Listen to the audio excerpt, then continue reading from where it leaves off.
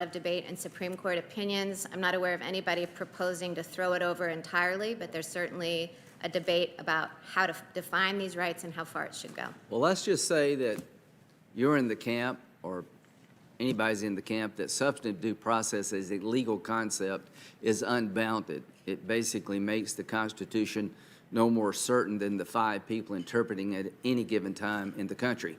Whatever rights they think you have, you get. Whatever rights they want to take away from you, they can. It's a pretty nebulous legal concept. That's sort of my view of it. I'm not imposing my views on yours. But then there's a thing called precedent. Let's say you didn't like a case decided under substantive due process. You thought the whole concept was constitutionally in error. How does precedent play? So precedent is the principle that cases that have been decided by the court before this one lands on the docket are presumptively controlling. And so, precedent comes from a concept called stare decisis, which is a shorthand for a longer Latin phrase that means stand by the thing decided and do not disturb the calm. So precedent is a principle that you're not going to overrule something without good reason or roil up the law without justification for doing so. So you could say the underlying analysis that led to any case, just case X, I reject that analysis, but I will now apply precedent to whether or not it should be reversed. Is that what you're telling us? That is, because Okay. precedent is... What are the factors would a judge look at in terms of overruling a precedent? Well, of course, the inquiry begins because there's been some argument that the precedent was wrong. But that's not enough to justify an overruling. You also consider... You could say structurally this case should, constitutionally it was wrongly decided, but that doesn't end the debate. Is that correct? No, that's right. You have to look at reliance interest. You have to look whether the law or the facts... Let's stop right quick. Reliance interest by who? Reliance interest by those who have relied on the precedent. So The people of the United States. people of the United States who've ordered their affairs around it. So the Heller case, people have relied upon the Second Amendment being an individual right. Is that correct? Precedent, yeah, presumably so. People have... Well, abortion would be the right to have abortion. That'd be a reliance factor, right?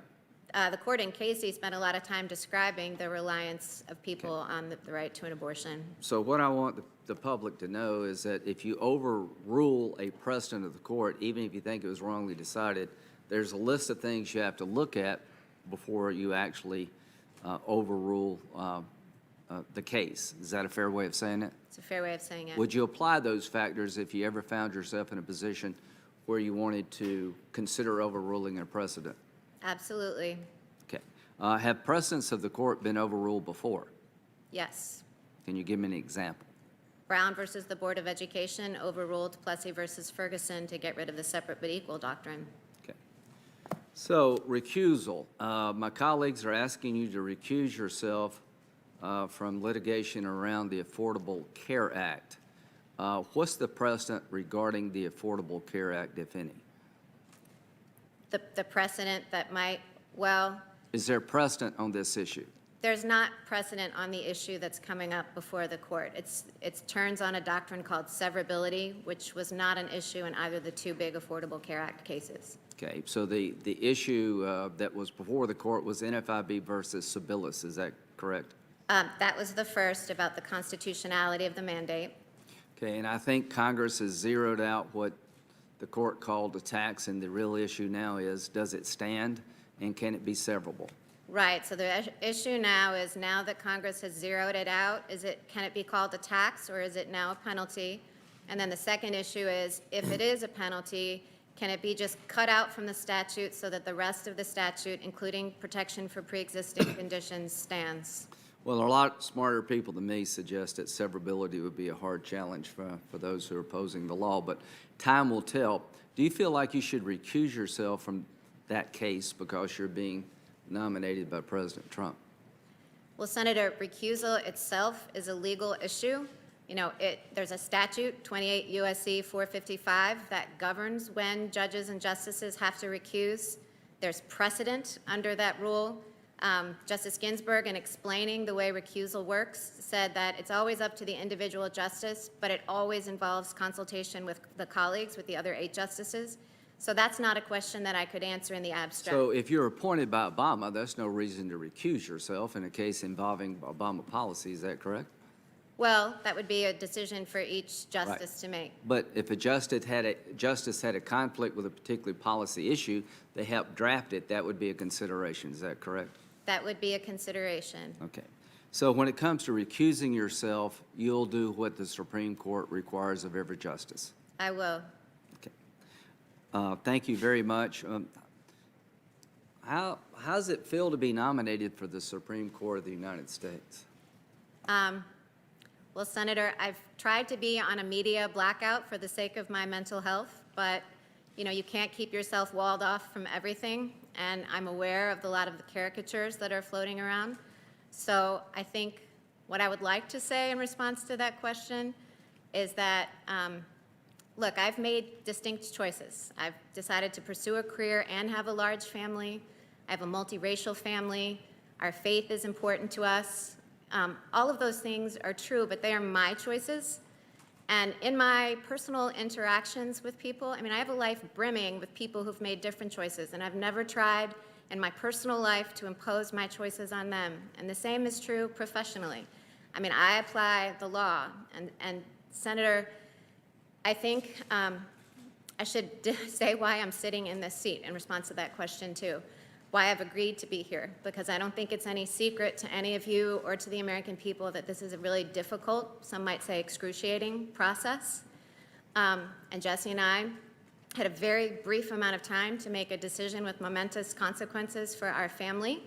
We knew that our lives would be combed over for any negative detail. We knew that our faith would be caricatured. We knew our family would be attacked. And so we had to decide whether those difficulties would be worth it, because what sane person would go through that if there wasn't a benefit on the other side? And the benefit, I think, is that I'm committed to the rule of law and the role of the Supreme Court in dispensing equal justice for all.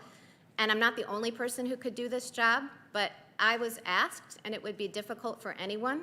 So why should I say someone else should do the difficulty if the difficulty is the only reason to say no? I should serve my country. And my family's all in on that because they share my belief in the rule of law. Well, thank you. I think a lot of people would say you got to be sort of insane to run for the Senate in this world, but the good news for you, we've all chosen kind of crazy stuff to do. I just end with this. I'm glad you said yes. I'm glad President Trump chose you. And really, before the people of the United States is a very basic question. Is it okay to be religiously conservative? Is it okay to be pro-life in your personal life? It clearly is okay to be progressive and be pro-choice and seek a seat on the Supreme Court. I think resoundingly yes. And here's why your nomination is so important to me. In my world, to be a young conservative woman is not an easy path to take. We have two women on this committee. They can talk about it better than I. So I want to thank President Trump for choosing you, and I will do everything I can to make sure that you have a seat at the table, and that table is the Supreme Court. And if anybody in the country, in my view, deserves to have a seat at the table based on the way they've lived their life and their capabilities in the law, it is you, Judge. God bless you. Thank you. Thank you, Chairman Graham. Senator Feinstein. Mr. Chairman, Judge, it's wonderful to see you here. Also with the family that I have been observing. They sit still, quiet. You've done a very good job. I have eyes in the back of my head, so they know I'm watching. I was wondering if you might introduce us to them. Sure. So I Them to have us. my husband, Jesse, my son, JP, my daughter, Emma, my daughter, Juliet, my daughter, Tess, my daughter, Vivian, and my son, Liam. And then behind them are my 6 siblings who are with me today. I'll start at the side right behind Vivian. It's my sister, Vivian, my sister, Eileen, my brother, Michael, my sister, Megan, and my sister, Amanda. And is Carrie in the room? And my sister, Carrie, is sitting right over there. You don't have a magic formula for how you do it and handle all the children and your job and your work and your thought process, which is obviously excellent, do you? It's improv. Yes, yes. Well, let me begin with a question that the chairman touched on. And it's of great importance, I think, because it goes to a woman's fundamental right to make the most personal decisions about their own body. And as a college student in the 1950s, I saw what happened to young women who became pregnant at a time when abortion was not legal in this country. I went to Stanford. I saw the trips to Mexico. I saw young women try to hurt themselves, and it was really deeply, deeply concerning. During her confirmation hearing before this committee in 1993, Ruth Bader Ginsburg was asked several questions about her views on whether the Constitution protects a woman's right to abortion. She unequivocally confirmed her view that the Constitution protects a woman's right to abortion.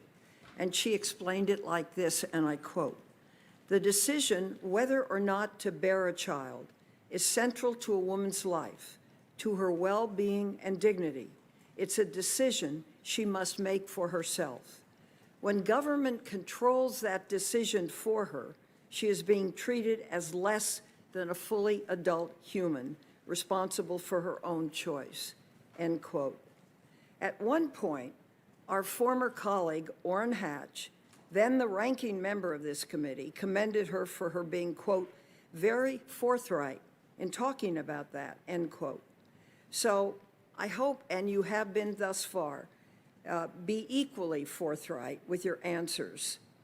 In Planned Parenthood of Southeastern Pennsylvania versus Casey, Justice Scalia, as was said earlier, joined the dissent, which took the position, and I quote, "We believe that Roe was wrongly decided and that it can and should be overruled, consistent with our traditional approach to stare decisis in constitutional cases."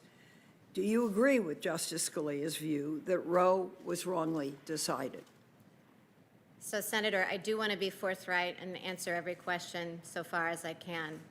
I think on that question, I'm going to invoke Justice Kagan's description, which I think is perfectly put. When she was in her confirmation hearing, she said that she was not going to grade precedent or give it a thumbs up or a thumbs down. And I think in an area where precedent continues to be pressed and litigated, as is true of Casey, it would be particularly, it would actually be wrong and a violation of the canons for me to do that as a sitting judge. So if I express a view on a precedent one way or another, whether I say I love it or I hate it, it signals to litigants that I might tilt one way or another in a pending case. So on something that is really a major cause with major effect on over half of the population of this country, who are women, after all, it's distressing not to get a straight answer. So let me try again. Do you agree with Justice Scalia's view that Roe was wrongly decided?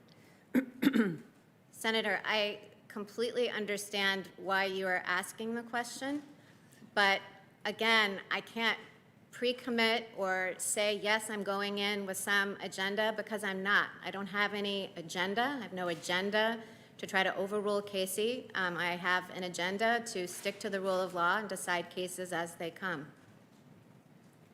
Well, as a person, I don't know if you'll answer this one either. Do you agree with Justice Scalia's view that Roe can and should be overturned by the Supreme Court? Well, I think my answer is the same, because, that's a case that's litigated. It could, its contours could come up again. In fact, do come up. They came up last term before the court. So I think, what the Casey standard is, and it's a contentious issue, which is, I know, one reason why it would be comforting to you to have an answer. But I can't express views on cases or pre-commit to approaching a case any particular way. Well, that makes it difficult for me, and I think for other women also on this committee, because this is a very important case, and it affects a lot of people, millions and millions of women, and you could be a very important vote. And I had hoped you would say, as a person, you've got a lovely family, you understand all the implications of family life. You should be very proud of that. I'm proud of you for that. But my position is a little different. You're going on the biggest court of this land with a problem out there that all women see one way or another in their life. And not all, but yeah, certainly married women do, and others too. And so the question comes, what happens? And will this justice support a law that has substantial precedent now? Would you commit yourself on whether you would or would not? Senator, what I will commit is that I will obey all the rules of stare decisis, that if a question comes up before me about whether Casey or any other case should be overruled, that I will follow the law of stare decisis, applying it as the court has articulated it, applying all the factors, reliance, workability, being undermined by later facts and law, just all the standard factors. And I promise to do that for any issue that comes up, abortion or anything else. I'll follow the law. Well, I think that's expected, and well, I guess I've gone as far as I can. Let me go to another issue. This country is facing great gun violence. There's been a surge in gun sales during the COVID-19 crisis, which has led to more lives being needlessly lost. According to the Gun Violence Archive, an independent research organization, there were 60 mass shootings in May alone. These shootings killed 40 people. They hurt 250 more. Also, there's been a troubling spike in gun sales. Americans bought approximately 2 million guns this past March. It's the second highest month ever for gun sales. That figure does not take into account all the gun sales that could not be completed because the purchaser failed a background check, a number that has also skyrocketed. For example, this past March, the FBI's background check system blocked 23,692 sales, more than double the 9,500 sales blocked in March of 2019. Do you agree that federal, state, and local governments have a compelling interest in preventing a rise in gun violence, particularly during a pandemic? Well, Senator, of course, the constitutionality of any particular measure that was passed by state or local governments or by this body would be subject to the same judicial process that I described with Senator Graham. What I will say, because this is just descriptive of Heller leaves room for gun regulations.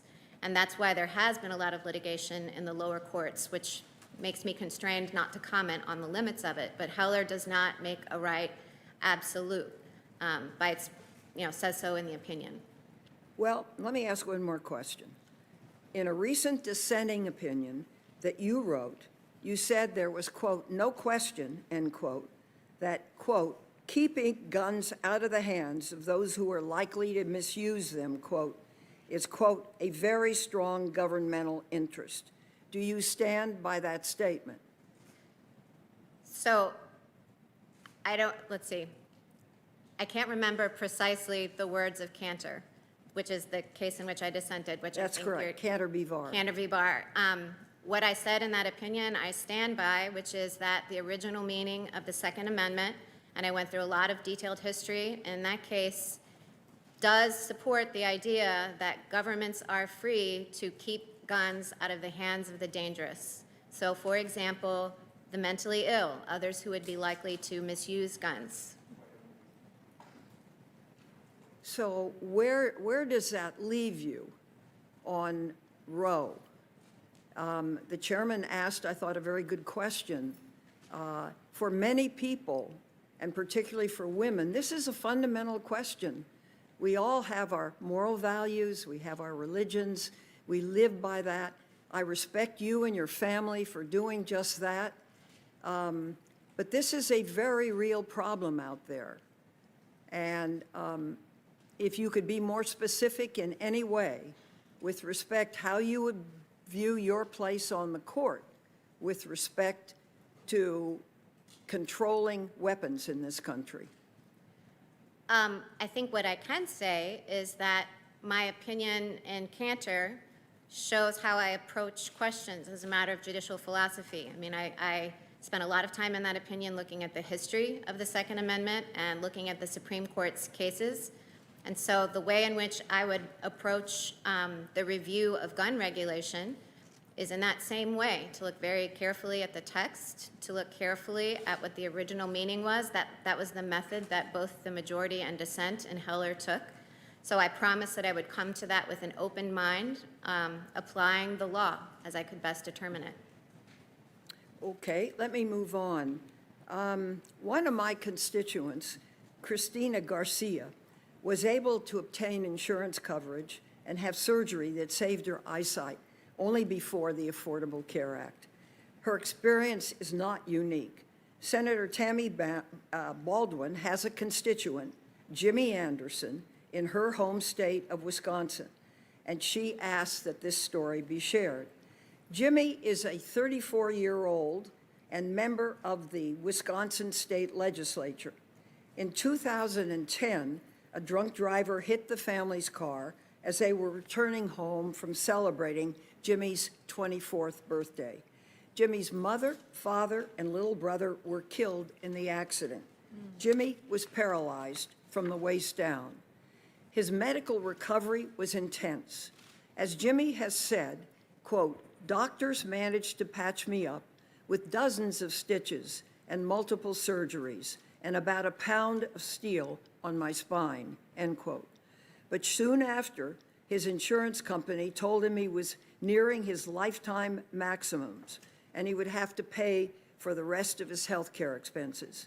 As Jimmy explains, quote, "With hundreds of thousands of dollars still left to go, I don't know what I was going to do. I was scared. I was terrified. I was just a student. I didn't have that kind of money." Fortunately, a few days later, the insurance company sent him another letter. This one informed him that the provisions of the ACA had kicked in, which meant there were no longer lifetime maximums and his care would be covered. In Jimmy's own words, "I was able to put my life back together, and I credit the Affordable Care Act for that." Judge Barrett, how should the loss of ACA's protection against lifetime coverage caps, caps that can be used to end coverage for life-saving care, factor into a court's consideration of the validity of the ACA? Senator, so far as I know, the case next week doesn't present that issue. It's not a challenge to pre-existing conditions coverage or to the lifetime maximum, relief from a cap. Well, what is your view? Of how it should factor in?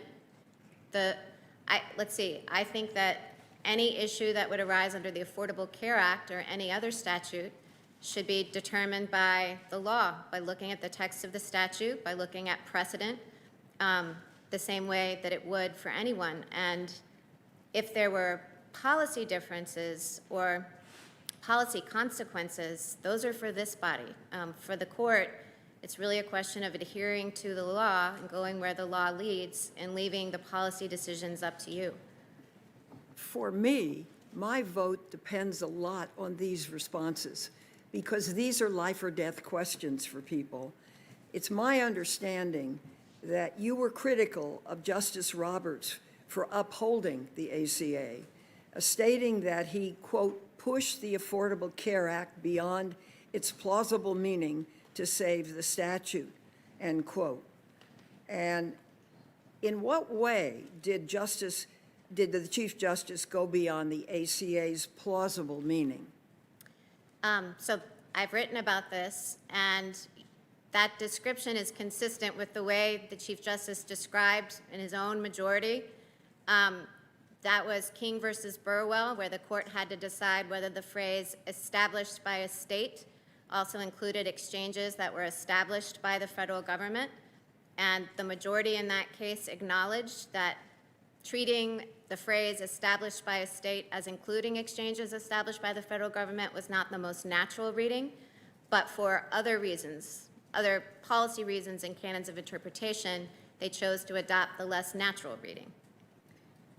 You see, for me, the case coming up, California v. Texas, puts a whole new weight on your nomination. Because the Affordable Care Act is now being so well accepted. I represent the largest state, as does Senator Harris, that we have. And there are just over 10 million people dependent on the activities under this act, and that they be sustained. And so there is really great concern about what your view is. That case is coming up. Can you give us at least your view? Well, Senator, the issue in the case that's coming up doesn't involve, it's not the same issue as the ones in NFIB versus Sebelius or King versus Burwell. It's a different issue. Well, So- then give us both. Well, let's see. So what I said, what you quoted to me, was that I thought that the interpretation of the phrase established by a state was stretched when the court held that it was established by the federal government. That's not the issue in California versus Texas. The issue in California versus Texas is if whether now that Congress has just completely, zeroed out the mandate, whether it's still a tax or a penalty, and even if so, is it constitutional? And then even so, is that fatal to the statute? There's a doctrine called severability, which sounds like legalese, but what it means is it okay with the statute? Could you just pluck that part out and let the rest of the statute stand? Or is that provision, which has been zeroed out, so critical to the statute that the whole statute falls? So really the issue in the case is this doctrine of severability, and that's not something that I've ever talked about with respect to the Affordable Care Act. Honestly, I haven't written anything about severability that I know of at all. So you have no thoughts on the subject? Well, it's a case that's on the court's docket, and the canons of judicial conduct, would prohibit me from expressing a view. Okay, I'll move on. On July 30th, 2020, President Trump made claims of voter fraud and suggested he wanted to delay the upcoming election. Does the Constitution give the President of the United States the authority to unilaterally delay a general election under any circumstances? Does federal law? Well, Senator, if that question ever came before me, I would need to hear arguments from the litigants and read briefs and consult with my law clerks and talk to my colleagues and go through the opinion writing process. So, if I give off-the-cuff answers, then I would be basically a legal pundit, and I don't think we want judges to be legal pundits. I think we want judges to approach cases thoughtfully and with an open mind. Okay, let me try something else. In 2017, in a case called EEOC v. AutoZone, the Seventh Circuit, your circuit, issued an opinion which permitted an employer to intentionally assign its employees to specific stores due to their race. The dissent in this opinion argued the decision permitted employers to legally establish separate but equal facilities, and argued, if upheld, this decision would be, quote, contrary to the position that the Supreme Court has taken in analogous equal protection cases as far back as Brown v. the Board of Education. The case was appealed to the full panel of the Seventh, and you sided, as I understand it, with the majority to deny a rehearing and let the opinion stand. Is that correct?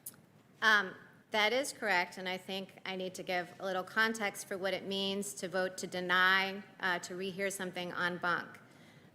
Our court, just like the Supreme Court and the certiorari process, doesn't take cases just because we think the panel got it wrong. There's a lot of deference to panels, and Rule 35 of the Rules of Appellate Procedure constrains and limits the times in which we take the resources of the full court to rehear a case. So I was not on that panel, and I did not express a view on the merits. A vote to deny to hear something en banc is like a vote not to deny certiorari, not a vote that expresses a view on the merits. Okay. It was a statutory case. It was not an equal protection case. Let me ask you a question as a person.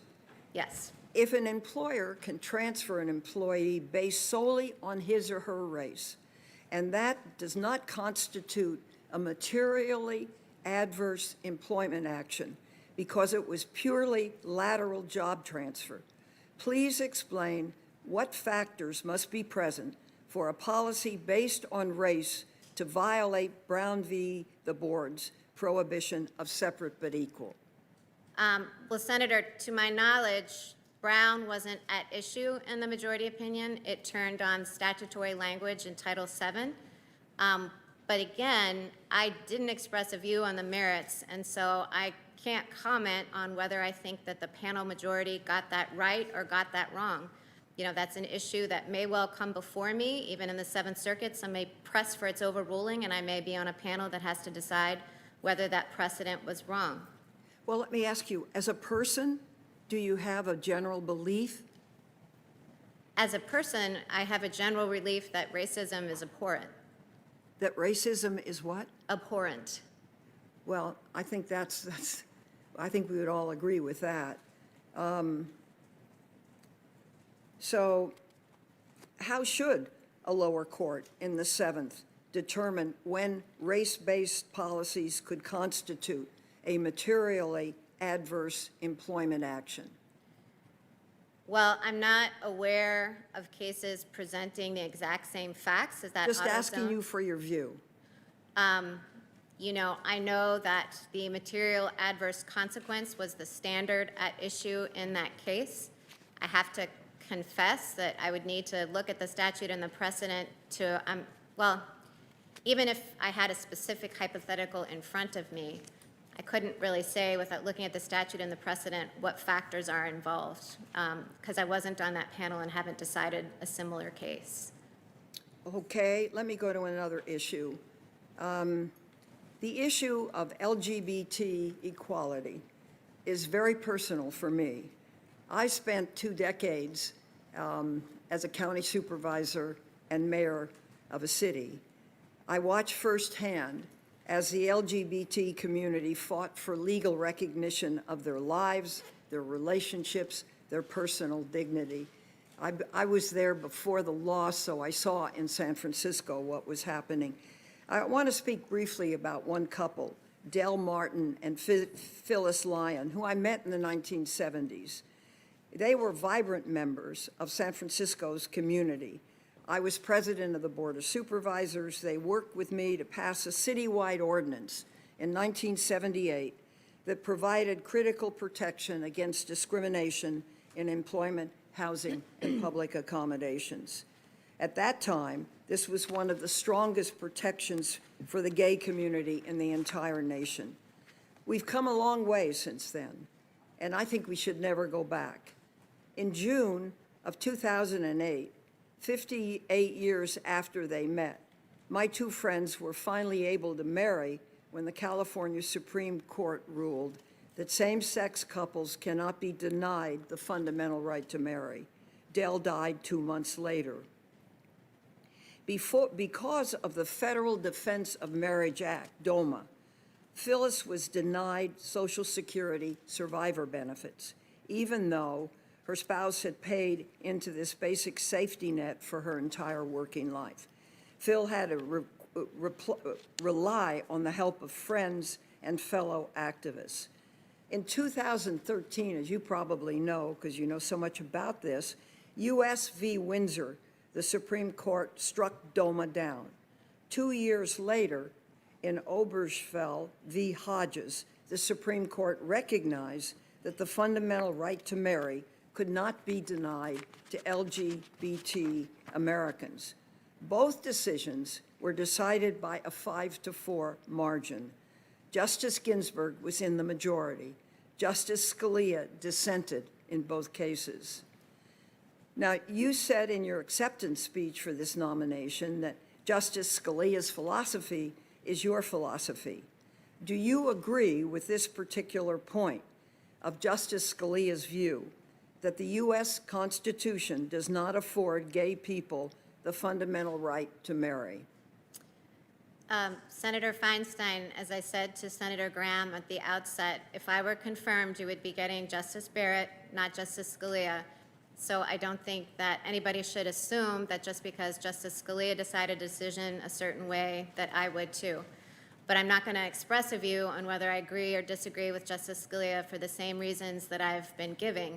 You know, Justice Ginsburg, with her characteristic pithiness, used this to describe how a nominee should comport herself at a hearing. No hints, no previews, no forecasts. That had been the practice of nominees before her, but everybody calls it the Ginsburg rule because she stated it so concisely, and it's been the practice of every nominee since. So I can't, and I'm sorry to not be able to embrace or disavow Justice Scalia's position, but I really can't do that on any point of law. Well, that's really too bad because it's rather a fundamental point for large numbers of people, I think, in this country. I understand you don't want to answer these questions directly, but you identify yourself with the justice that you, like him, would be a consistent vote to roll back hard-fought freedoms and protections for the LGBT community. And what I was hoping you would say is that this would be a point of difference where those freedoms would be respected. And you haven't said that. Senator, I have no agenda, and I do want to be clear that I have never discriminated on the basis of sexual preference and would not ever discriminate on the basis of sexual preference. You know, like racism, I think discrimination is abhorrent. On the questions of law, however, because I'm a sitting judge and because you can't answer questions without going through the judicial process, can't give answers to those very specific questions. Okay. Thank you very much. Thanks, Mr. Chairman. Thank you, Senator Feinstein. Senator Grassley. Yeah. Judge, welcome you again. And you can rest for a minute because I've got some things to say to my colleagues, but more importantly, so people around the country understand what's going on here. First of all, for your family and friends, I'm sure they're very proud and they ought to be. I think everybody recognizes your sharp intellect, a deep understanding of, and even great reverence for the Constitution.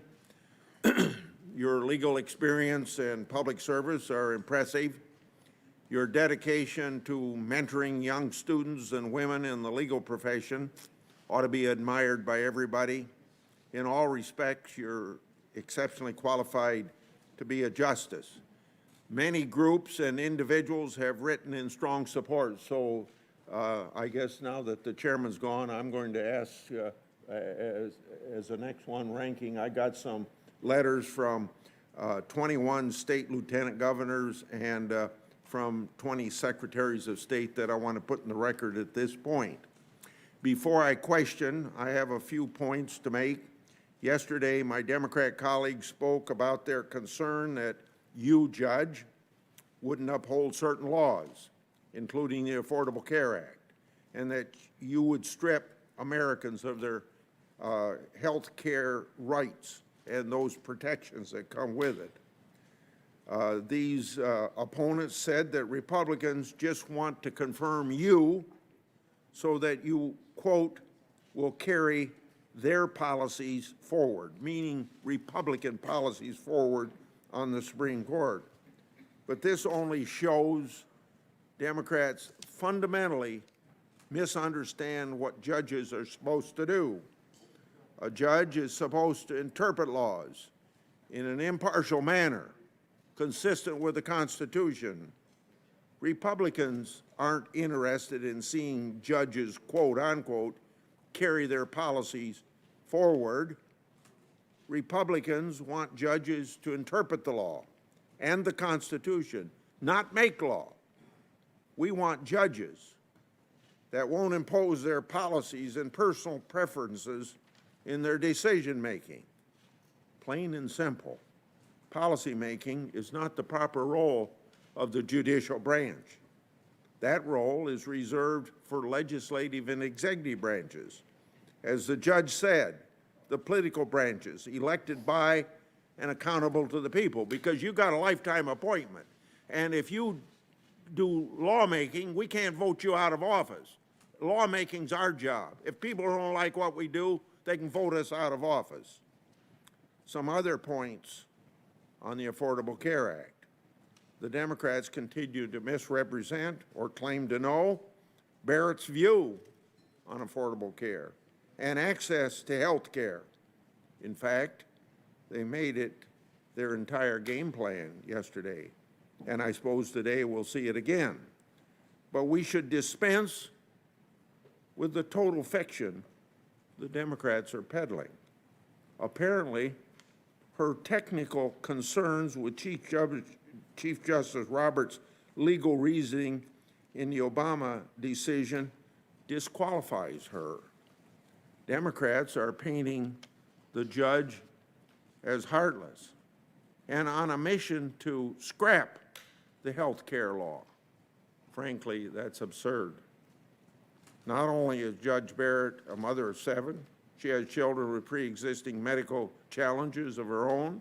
No one on this committee or anyone has any right to suggest that she doesn't care about access to health care or protection for the vulnerable. Now, getting back to the technical concerns about Roberts' Affordable Care Act opinion, first, and I got 4 points along this line, her comments dealt with Roberts' statutory interpretation of just one provision of the law. That provision is no longer even in effect. In 2017, Congress zeroed out the so-called tax, the tax connected with the individual mandate. The question before the court this fall are entirely separate. She never ruled on the Affordable Care Act, nor commented on how she'd vote, meaning the judge, how she would vote. So it's pointless to speculate, but we're going to get a lot of speculation during this election season, just 2.5 weeks before the election. Now, second point, lawyers and legal academics often consider a court reasoning even when they have no disagreement with the outcome of the case. For instance, the New York Times recently reported Ginsburg, before joining the Supreme Court, quote, wasn't really fond of Roe v. Wade. She didn't like how it was structured, end quote. I don't blame or don't know why Democrats have a different standard for you, Judge Barrett. Now, a third point. It's blatantly inconsistent for the left to use this line of attack. We all know that President Obama said that the ACA legislative mandate was not a tax. Even liberal Jeffrey Toobin said Roberts' argument was, quote, not a persuasive one, end quote. So Judge Barrett's analysis of Roberts' legal reasoning is well inside the mainstream. Now, a fourth point, more inconsistency. The same Democrats vilify Judge Barrett as a threat to those with pre-existing conditions. Well, it seems that those same people just filibustered the COVID relief bill that would have protected pre-existing conditions They're the ones that blocked the COVID relief legislation. Republicans stood ready to move forward with that bill and remain ready. Seems to me it's the other side who really playing politics with health care during a pandemic. The truth is, Judge Barrett already said, quote, "A judge must apply the law as written," end of quote. She further commented, quote, "to decide cases according to the rule of law, beginning to end of quote." That's what we should all look for judges to do. Now, for my first question. When Justice Scalia came to my office before his confirmation, and I think I brought this up with every nominee to the Supreme Court by Republican or Democrat nominees. I don't think I brought it up in my private conversation with you, but I always bring up, what's your attitude about legislative history? No, let me ask my sorry. question first. I'm sorry. I thought that was it. I think you probably know, Judge, how important it is. I want to know how important legislative history is to you. When is it appropriate to look to legislative history to interpret the statute? And are there some circumstances when more appropriate than other? And I'd like to also give your view on legislative history compared to what I heard from Scalia 35 years ago. Sure. So I'm very comfortable talking about the use of legislative history because that's a matter of interpretive philosophy. What governs, of course, is the text of the statute. So, the legislative history can never supersede the text, and it should never substitute for the text of the statute. Justice Scalia, as was well known, railed against the use of legislative history, and I think it was because at the time that Justice Scalia went on to the D.C. Circuit, before he was on the Supreme Court, the use of legislative history had really kind of gotten out of control. And many courts, were saying things. Justice Scalia in his book quotes this line from a brief, the legislative history being unclear, we turn to that other reliable guide in statutory interpretation, the statute.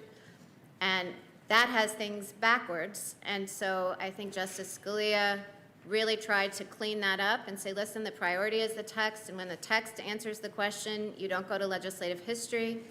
And there's some pragmatic reasons to be careful about doing so. Legislative history can be long. There's a famous quotation from Judge Leventhal that legislative history is like going to a cocktail party and picking out your friends. It can be easy to manipulate because there might be something in there for everyone.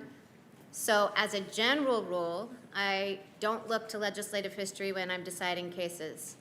I wouldn't say that it would never be relevant. Even Justice Scalia himself said that there could be instances, for example, if you were trying to determine whether a term used in a statute, how it was used, if it had a technical meaning or how it was understood, that might be an appropriate time to consult legislative history. Or Justice Scalia himself consulted it when he was trying to determine whether there had been an error in the way the statute was drafted. He looked to legislative history to see whether what seemed unthinkable actually was unthinkable. Now I'd like to go to a specific case. I'd like to go to United States versus Urarte, which involved the interpretation of Section 403 of the First Step Act, which I had a big part along with Senator Lee and Senator Durbin in getting that passed in 2018. This is the most significant criminal justice legislation in a generation. Our criminal justice system can't just punish and deter. It must also rehabilitate and promote successful reentry into society. The First Step Act accomplished these goals through prison and sentencing reform. It was well known that the goal of the First Step Act was to make smart and cost-effective changes to the criminal code and to reduce risk of recidivism. So I want to ask you about your dissent in this case. The issue was whether the sentencing reform provision of the First Step Act applied to a defendant whose sentence had been vacated. Here, the defendant had been convicted but not resentenced at the time of the First Step Act becoming law. The majority opinion cited the plain meaning of the First Step Act and congressional intent in finding that Section 403 would apply to a defendant with a vacated sentence. Your dissent, as I understand it, argued, among other things, that congressional intent shouldn't be heavily relied on since, quote, every statute requires a resolution of competing policy interests, end of quote. President Trump signed the First Step Act into law only 2 years ago, so wouldn't referencing congressional intent be accessible and relevant? And then another question, why did you find the majority relying on legislative history unpersuasive? So we did, the majority. It was a very, very difficult case. It was voted on en banc by our full court. And the quote from my dissent that you're pointing to was actually that we had a dispute about what the plain text of the statute required. And so that portion of my dissent that you just read was saying that I thought that the majority had permitted the policy goals of the act to supersede the text. And in dissent, I argued that the text drew the line after someone had been sentenced. So if someone had already been sentenced on the date of the First Step Act's passage, and the relevant language was, if a sentence had already been imposed, I thought with my dissenting colleagues, and this was consistent with the approach the Third Circuit had already taken, that meant if the person had already been through sentencing, in this case involved a resentencing. And resentencing can happen years after, and so it didn't seem to my dissenting colleagues and I that looking in the statute that the plain language of the text supported the majority's approach to it. Now, I think on my next question on the same case, you may have just partially answered it, but let me go ahead with my lead in and then also a question. Both the majority and your dissent in the case reviewed 403 of the Act under a plain reading of the text. As an author and leader in this law's passage, I'd like to discuss how a plain reading of the statute could lead to varying outcomes. The section in question contemplates when a sentence has been imposed on a defendant. According to the text of the statute and relevant case law, a defendant's sentence, if vacated, creates a clean slate. That means defendant is placed in the same position as if he had never been sentenced. But your dissent comes to the opposite conclusion on whether a sentence has been imposed. Note that I agree with you that the laws need to be read and interpreted literally. So my question is this: how could we come to different conclusions?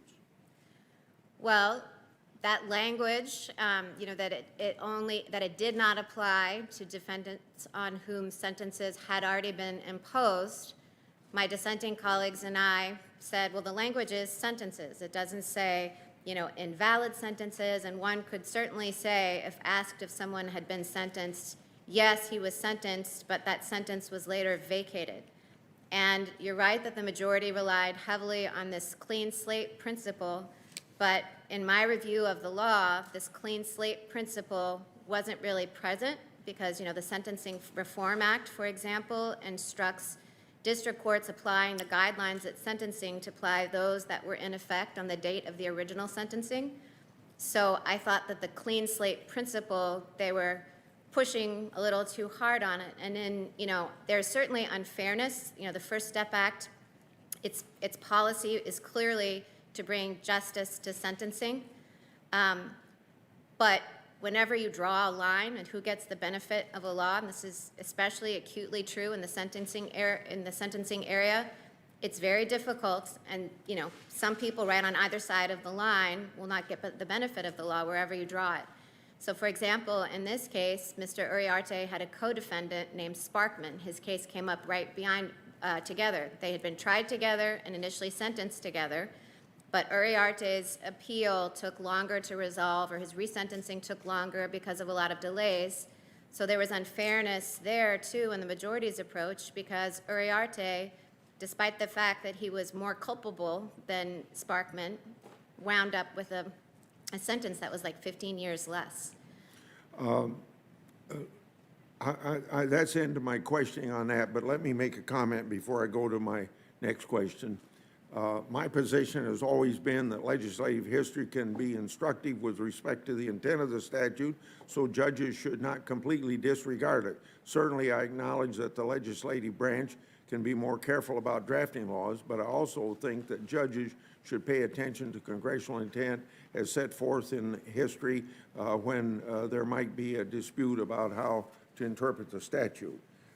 Justice Ginsburg, at her hearing, quote, and you've discussed this a little bit already, but I think it deserves emphasis because you're going to go through a lot of this business of maybe not being, and I know legitimately not being able to comment on a prospective case. So she said, quote, a judge sworn to decide impartiality can offer no forecast, no hints for what would show not only disregard for the specifics of this particular case, it would display disdain for the entire judicial process. Obviously, we all know, end of quote, we all know that that's the Ginsburg standard.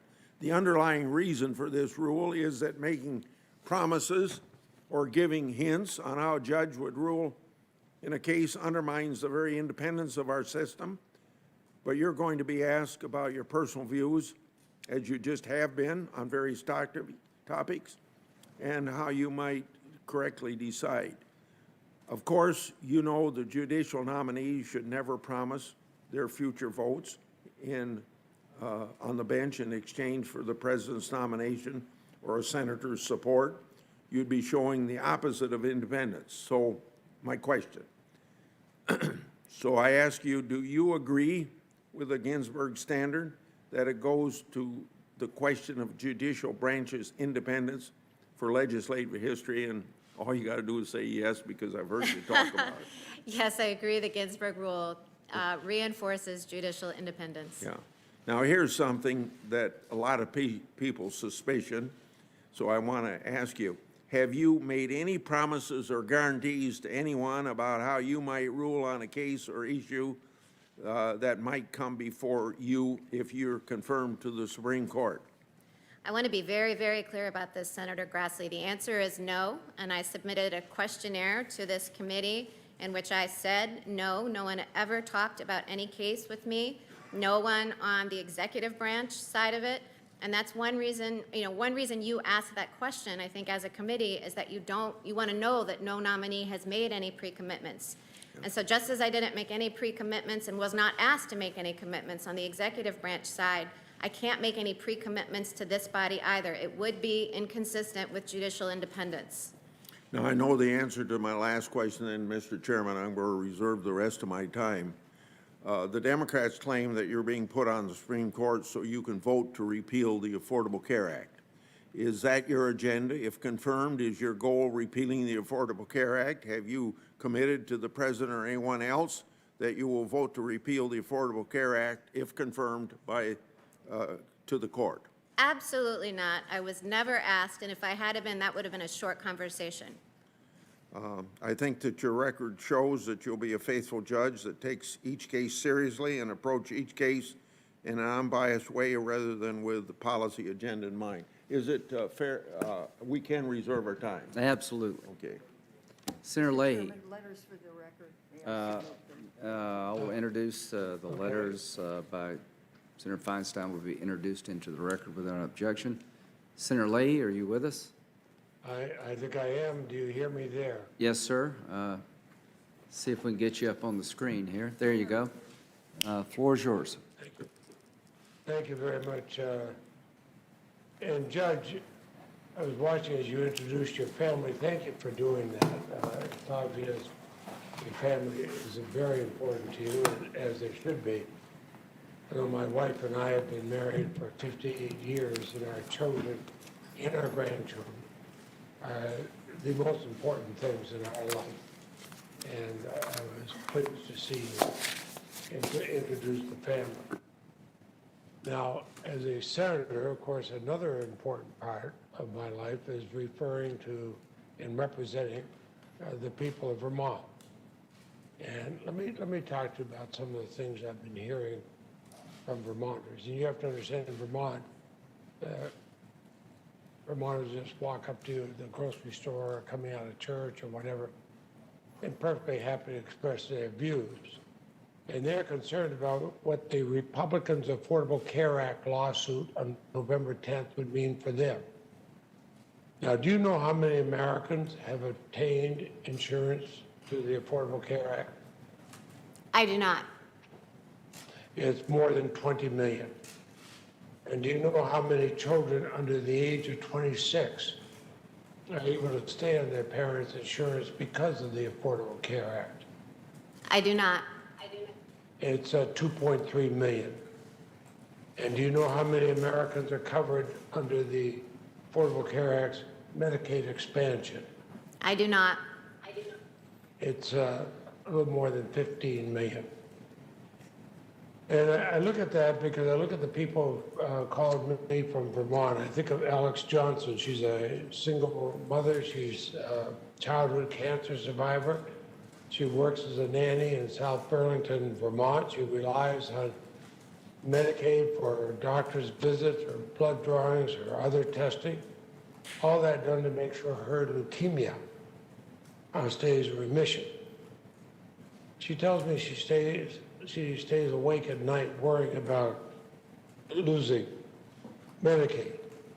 Now, if the Republicans are successful in what they're trying to do on November 10th, then Alex and actually 60,600 other Vermonters enrolled in Medicaid expansion are going to be left behind.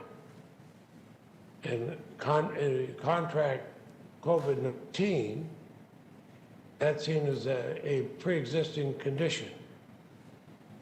Do you know approximately how many million Americans have tested positive for the coronavirus and survived? I do not.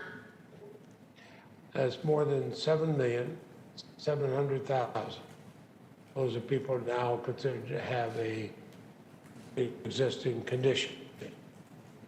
And one of the most common pre-existing conditions is diabetes. The CDC estimates that 34 million Americans, that's about 1 in 10 Americans, have diabetes. They show that the ACA's Medicaid expansion is the single most important factor for expanding access to affordable insulin. Leslie, a Vermonter diagnosed with late onset type 1 diabetes at the age of 25. For years, she has depended on Medicaid to keep her alive and out of bankruptcy. Now, President Trump recently claimed that he's made insulin as cheap as water. I wish he had told the truth on that. We all know it's not. Leslie now has insurance to pay for insulin. And without this insurance, do you know how much? Because unlike what the president says, insulin is not as cheap as water. Do you have an idea how much Leslie's out-of-pocket expenses for insulin would increase? No, I do not. Thank you. And I wouldn't expect you to. There's no reason why you should, but Leslie's costs would more than triple. It'd go up by $11,215 a year. That's in a state where the per capita income is $33,000. So I'm not suggesting that you're callous or indifferent to the consequences if the Affordable Care Act is overturned. You know that these are real cases, and I think you're a sympathetic person. But I do believe that the president selected you because he wanted somebody with your philosophy, and he had a reason for it. Now, some are going to pretend that it's a mystery, and that's what some of my colleagues have. What Justice Barrett would do when the Supreme Court takes up the latest attack on the ACA. President Trump has made it crystal clear. He's promised that his nominees would overturn the ACA. It's even in the official Republican Party platform. And when he said of the case to be argued next month, he said, we want to terminate health care under Obamacare. the ACA. And within hours of nominating you, he again repeated his hope that the ACA would be overturned. I know I mentioned my friend, the chairman, Senator Graham, knows the president as well as anyone here. He goes golfing with him. He spends a lot of time with him. And I think Chairman Graham knows that the president would not repeatedly promise the American people that his judges will overturn the ACA if he didn't mean it. And I think Senator Graham would have to agree that the president's confident Judge Barrett would side with him on November 10th. That's not necessarily a question of either one of you, but of course the chairman has an opportunity to respond at his time if he wants. But I think we know the president's confident. There's not been an issue in the last decade that's animated Republicans in Congress more than their zeal to overturn the Affordable Care Act. In fact, I counted up the other day, I was surprised at the answers.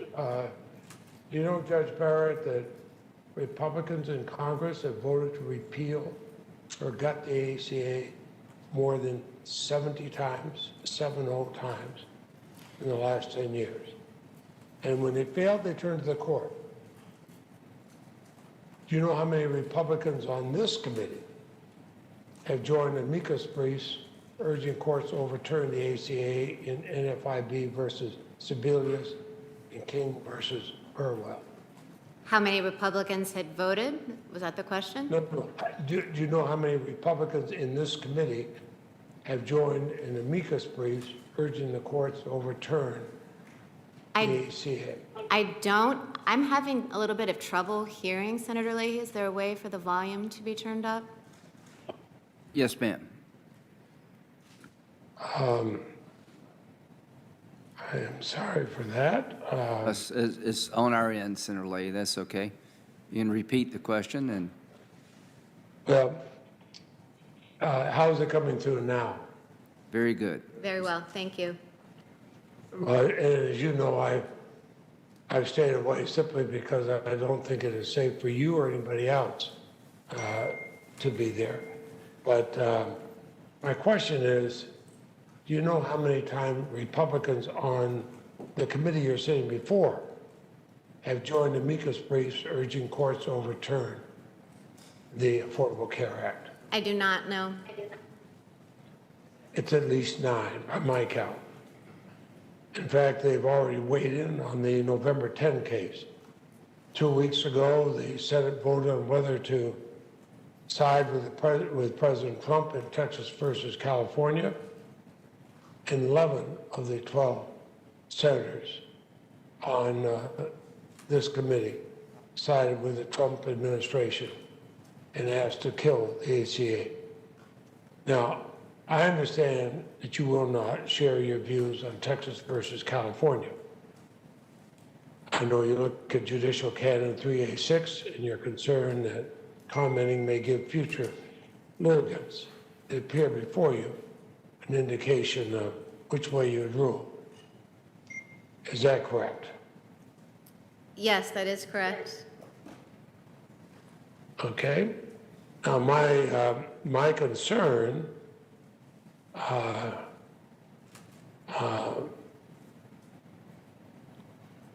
my concern is that you've already given us every indication. Every time you weighed in, it hasn't even been close. You've repeatedly disagreed with Chief Justice Roberts. What you said, you clearly believe the statute is unconstitutional. The president has made very clear he expects you to side with him. And let me tell you another area where he expects you to side with him. He expects you to side with him in an election dispute. He says he needs a 9th justice because he's counting on the court to look at the ballots. He says the election will be rigged. The recusal statute, 28 U.S.C. 455, requires recusal where impartiality might reasonably be questioned.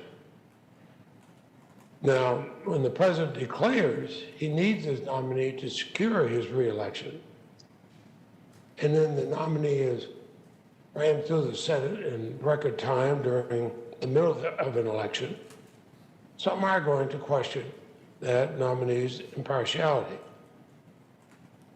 Would you, to protect confidence in both you and the court, would you commit to recuse yourself from any dispute that arises out of the 2020 presidential election? Senator Leahy, I want to begin by making two very important points, and they have to do with the ACA and with any election dispute that may or may not arise.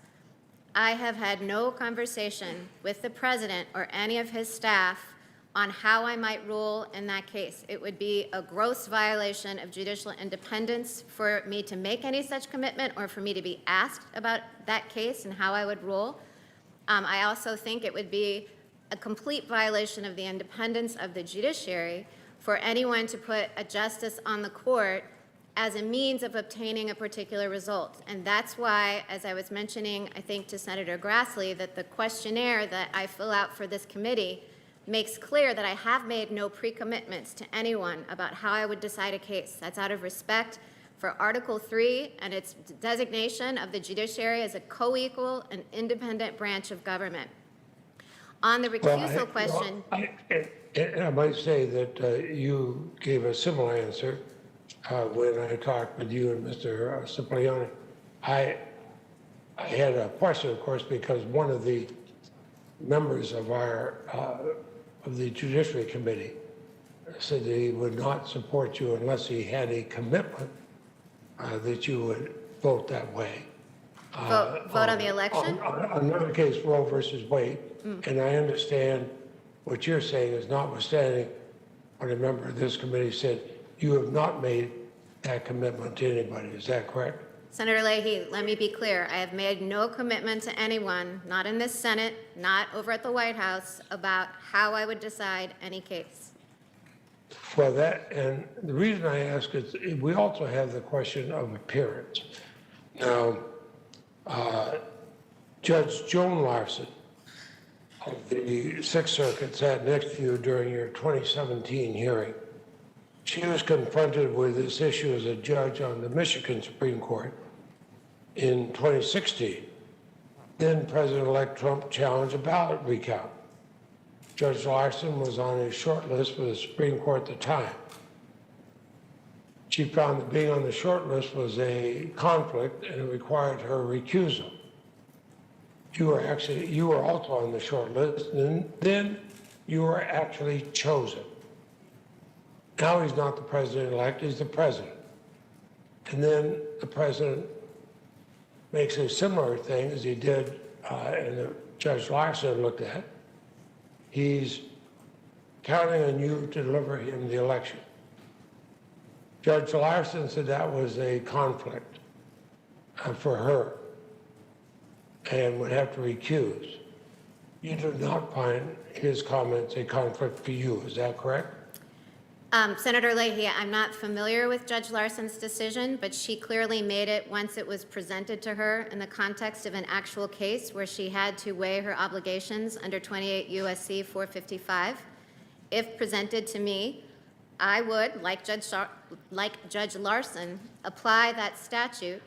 And I recently read a description by Justice Ginsburg of the process that Supreme Court justices go through in deciding whether to recuse. And it involves not only reading the statute, looking at the precedent, consulting counsel if necessary, but the crucial last step is that while it is always the decision of an individual justice, it always happens after consultation with the full court. So I can't offer an opinion on recusal without short-circuiting that entire process. Well, I think that what I worry about, and I've said over and over again, that if the courts are politicized, from the Supreme Court down through other courts, and I've argued cases in at all levels of our federal courts. I've always assumed the judges are totally impartial no matter what president had nominated them. But this president has not been subtle, and he expects his nominee to side with him in an election dispute. I'm thinking of the credibility of our federal courts, and I hope you would at least consider that. The president said he needs a ninth justice because he's counting on the court to look at the ballots in case he loses, because that would, if he lost, that meant the Democrats had rigged the election. The recusal statute, as you know as well as anyone, in 28 U.S.C. 455 requires a justice recuse herself in any proceeding in which impartiality might reasonably be questioned. Now, whether you like it or not, and I suspect you probably do not, the president has placed both you and the Supreme Court in the worst of positions. And so let me ask you a different type of question. I assume you agree with me that it's critical for Americans to have confidence in the Supreme Court. Is that true? That is true, and I agree with your earlier statement that the courts should not be politicized. Thank you. And I voted for an awful lot of Republican and Democratic nominated justices, as I did, of course, for Chief Justice Roberts, because I wanted to keep Supreme Court and other courts out of politics. But when the president repeatedly declares he needs his nominee as a way of securing his reelection, and that nominee is then rammed through the Senate in the middle of that election, well, you can see where the nominee's impartiality might be questioned. So my request is, in protecting confidence in both you and the court, are you able to commit to recuse yourself from disputes that arise out of the 2020 presidential election? Senator Leahy, I commit to you to fully and faithfully applying the law of recusal, and part of that law is to consider any appearance questions, and I will apply the factors that other justices have before me in determining whether the circumstances require my recusal or not. But I can't offer a legal conclusion right now about the outcome of the decision I would reach. Which is sort of boilerplate response on recusal. So let me ask you another question. You laid out the case for blocking President Obama's Supreme Court nominee, Judge Merrick Garland, for 10 months during election year. You have argued in part that Justice Scalia was the staunchest conservative on the court, and Justice Scalia and I were personal friends. I voted for him, and I agree with you on that. You claim that the moderate and eminently qualified Judge Garland would dramatically flip the balance of the court. You said it was not a lateral move. That's your quote. It was not a lateral move. So now you're nominated to replace Justice Ginsburg, perhaps the staunchest champion for civil rights of the court. You claim that philosophy of Justice Scalia is your own. Of course, he was the opposite side of Justice Ginsburg in countless civil rights cases. Would you say that replacing Justice Ginsburg by yourself is not a lateral move like you urged when you supported the blocking of President Obama's nominee, Judge Garland? Senator Leahy, I want to be very clear. I think that's not quite what I said in the interview. It was an interview that I gave shortly after Justice Scalia's death. And at that time, both sides of the aisle were arguing that precedent supported their decision. And I said, while I had not done the research myself, my understanding of the statistics was that neither side could claim precedent, that this was a decision that was the political branches to make. And I didn't say which way they should go. I simply said it was the Senate's call. I didn't advocate or publicly support the blockade of Judge Garland's nomination as you're suggesting. That's not what I'm suggesting. You said it was a lateral, it would not be a lateral move. What I was suggesting is that it was unsurprising that there was resistance as a political matter to that nomination because it would change the balance of the court. That's kind of, it's just a. I was surprised there was resistance insofar as there's so many, at that time, Republican members of the Judiciary Committee who had stated publicly before the vacancy that they thought Merrick Garland would be a good person to have on the court and somebody who could appeal to both conservatives, liberals, and moderates. But I have full respect for Judge Garland. I beg your pardon?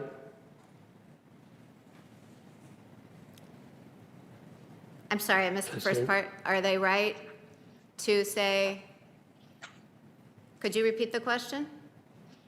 No, it's not a question. I was just saying that we had many members of our committee, a number of Republicans who prior to the vacancy had been saying Merrick Garland would be a good person for President Obama to nominate because he could appeal to moderates, conservatives, and liberals. And then of course, their response was, well, we can't have a nominee confirmed by one party that's in control of the Senate and nominated by a president of another party. Whereas I pointed out I was here when Democrats controlled the Senate and President Reagan nominated Anthony Kennedy, and in an election year, Democrats confirmed him. But let me go to another area. Three-judge panel of the Seventh Circuit struck down 3 provisions of an Indiana law restricting reproductive rights. The state of Indiana requested en banc review of just one of the provisions, the fetal tissue disposition provision. Court split on whether to review the case, leaving intact the panel decision striking down the law. You joined Judge Easterbrook in his dissent. But then the dissent went out of its way to address a separate provision not before the court, the so-called reason ban. Your dissent called a eugenic statute. Judge Barrett, the issue before your court was a narrow one. Why didn't you limit your dissent to the one issue the state of Indiana was asking you to review? So we dissenters from that denial of rehearing en banc, first of all, dissented, as you say, on the fetal remains disposition portion, which the Supreme Court wound up summarily reversing the panel. On the eugenics portion of the bill, it is true that the state of Indiana did not seek en banc rehearing on that, but we had many other states enter the case as amici, urging us to take that claim up. And what Judge Easterbrook's dissent did was explain why he actually thought it was an open question, but one best left to the Supreme Court. And we didn't reach any conclusion with respect to it. Well, and your, whatever position you took would not have changed the final decision of the court. Now, in 2006, you signed an open letter that's published in the South Bend Tribune. On one side, the advertisement describes the legacy of Roe versus Wade as barbaric.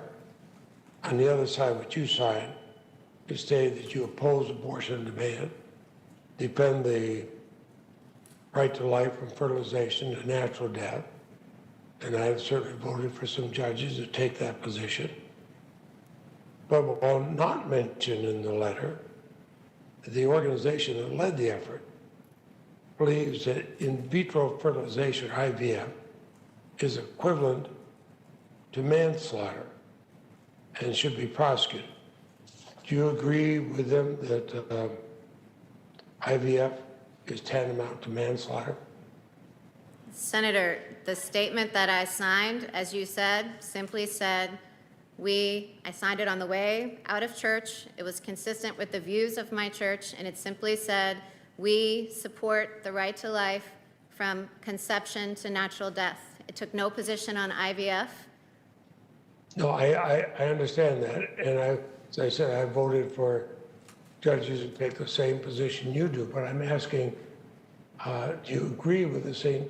Joseph County Right to Life that sponsored the ad that IVF is tantamount to manslaughter? Well, Senator, I signed the statement that you and I have just discussed, and you're right that the St. Joseph County Right to Life ran an ad on the next page, but I don't even think the IVF view that you're expressing was on that page, but regardless, I've never expressed a view on it, and for the reasons that I've already stated, I can't take policy positions or express my personal views before the committee. Okay. Because my personal views don't have anything to do with how I would decide cases, and I don't want anybody to be unclear about that. Let me talk about some of the positions you have taken. Before you became a judge, you were paid by the Alliance Defending Freedom, ADF, for 5 lectures. You gave them on originalism at the Blackstone Legal Fellowship. Now, I recall being asked about some of their controversies. Were you aware of ADF's decades-long efforts to recriminalize homosexuality?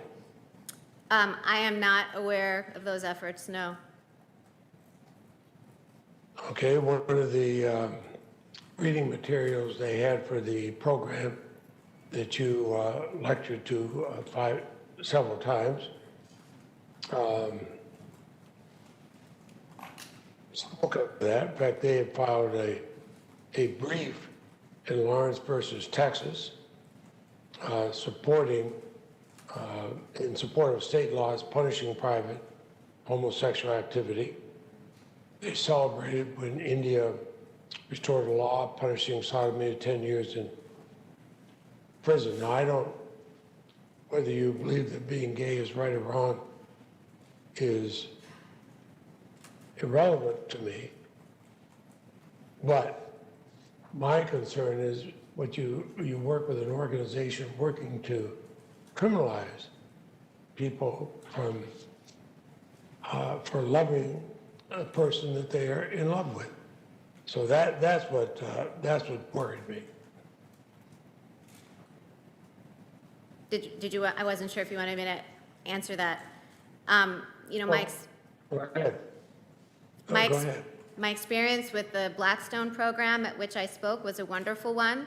It gathers, best and brightest Christian law students from around the country. And as you said, I gave a 1-hour lecture on originalism. I didn't read all of the material that the students were given to read. That had nothing to do with my lecture.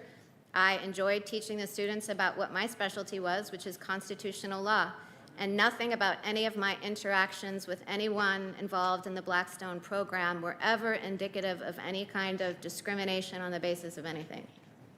Well, as you know, same-sex marriage, for example, and Senator Feinstein mentioned this at the beginning, is legal, certainly legal in my state, has been for some time. Do you feel that should be a crime? Same-sex marriage?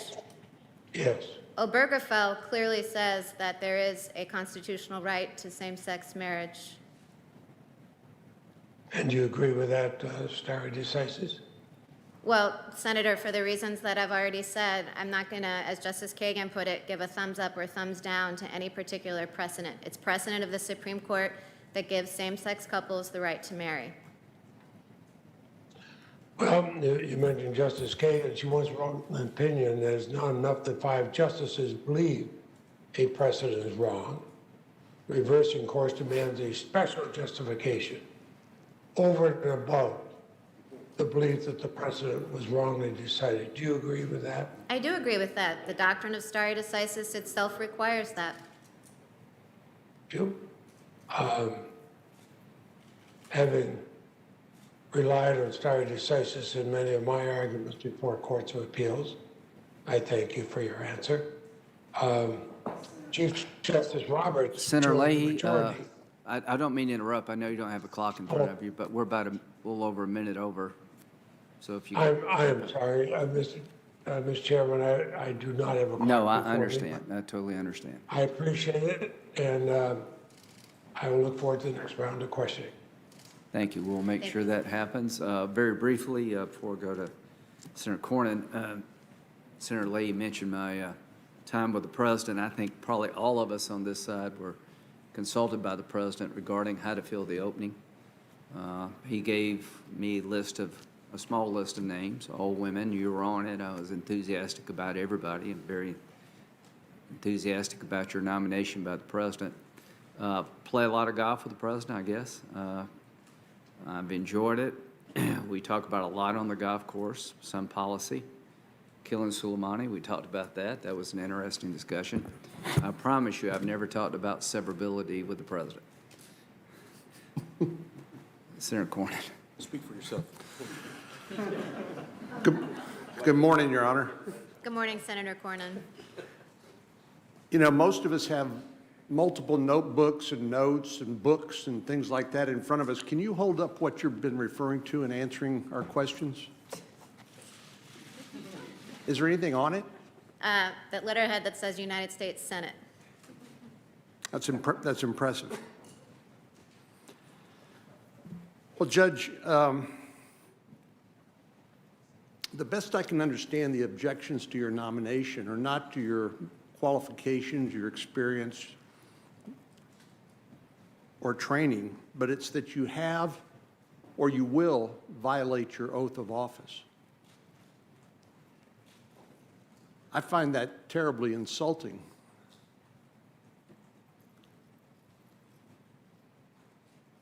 They suggest that you can't be unbiased in deciding a case you haven't even participated in yet. I find that insulting as well. You know, maybe almost as pernicious as attacking somebody for their faith and suggesting that that disqualifies them from holding a public office is the attack that's being made on judicial independence, something that Chief Justice Rehnquist, among others, observed the crown jewels of the American Constitution and the American system. But I want to just take a little walk down memory lane here. You know, there are a lot of people who guessed how judges would actually rule on cases, and almost always they've been spectacularly wrong. I was struck by just a couple. Harry Truman said, whenever you put a man, and that he's talking about a man, but a man or woman on the Supreme Court, he ceases to be your friend. He said some more colorful things, too. But Theodore Roosevelt said about Oliver Wendell Holmes, Jr., he said, I could carve out of a banana a judge with more backbone than that. And as I think about people like Harry Blackmun, nominated by Richard Nixon, who wrote Roe versus Wade. As I think about Warren Burger, you know, they were called the Minnesota Twins, and obviously over time they became sort of polar opposites on the court. I think about the attacks on Neil Gorsuch for his unwillingness to make a prior commitment on LGBT issues. He wrote the Bostock case extending Title VII of the Civil Rights Act to gay or transgender individuals. Obviously, those predictions were wrong. And then, since we're talking about the ACA, it's the ACA versus ACB, I guess. Chief Justice Roberts was the one who wrote the opinion upholding the Affordable Care Act, as you know. So I would just say that all of these predictions about how judges under our independent judiciary will make decisions are just pure speculation. But I think they're worse than speculation. I think they're propaganda in order to try to make a political point. So, Judge, you're not willing to make a deal. No, Senator Cornyn, I'm not willing to make a deal, not with the committee, not with the president, not with anyone. I'm independent.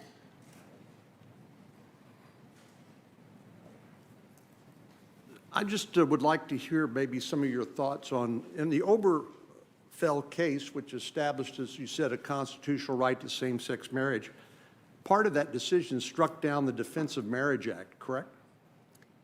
Yes, I believe so. That was a bill that Joe Biden voted for? I don't know Well, about that. I do. Okay. Joe Biden voted for it, Pat Leahy, and Bill Clinton signed it into law. Can you just, I'm not asking you to get into the details, but just sort of differentiate for everybody listening what the approach of a legislator is in voting for a piece of legislation as opposed to the role of a judge in interpreting the constitutionality of a piece of legislation? Are they the same or are they different? They're quite different. A judge isn't expressing a policy view.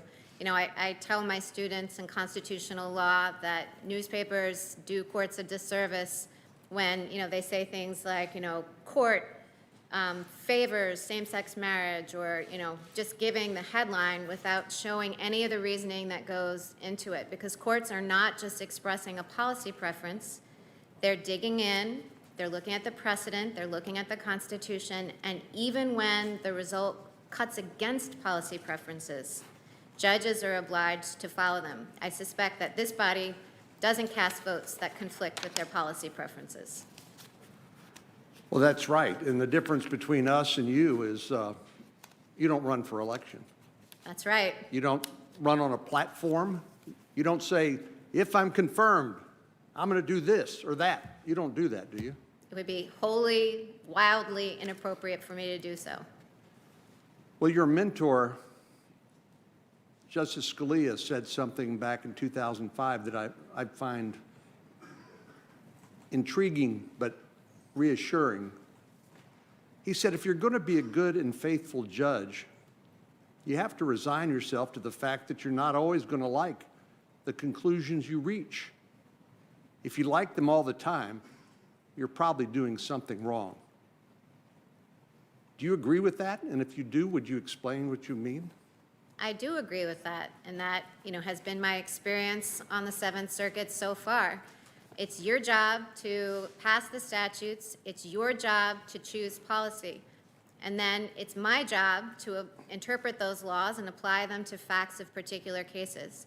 And they don't always lead me to results that I would reach if I were, you know, queen of the world and I could say, you win, you lose, or this is how I want it to be, because I just don't have the power by fiat to impose my policy preferences or choose the result I prefer. That's just not my role. I've got to go with what you guys have chosen. Well, why in the world would the American people surrender their right to govern themselves through their elected representatives and through the Constitution to 9 people who don't even run for election and who serve for life? Why in the world should the American people do that? Well, I think part of the rationale for courts adhering to the rule of law and for judges taking great care to avoid imposing their policy preferences is that it's inconsistent with democracy. Nobody wants to live in accord with the law of Amy. I'm sure my children don't even want to do that. So I can't, as a judge, get up on the bench and say, you're going to live by my policy preferences because I have life tenure and you can't kick me out if you don't like them.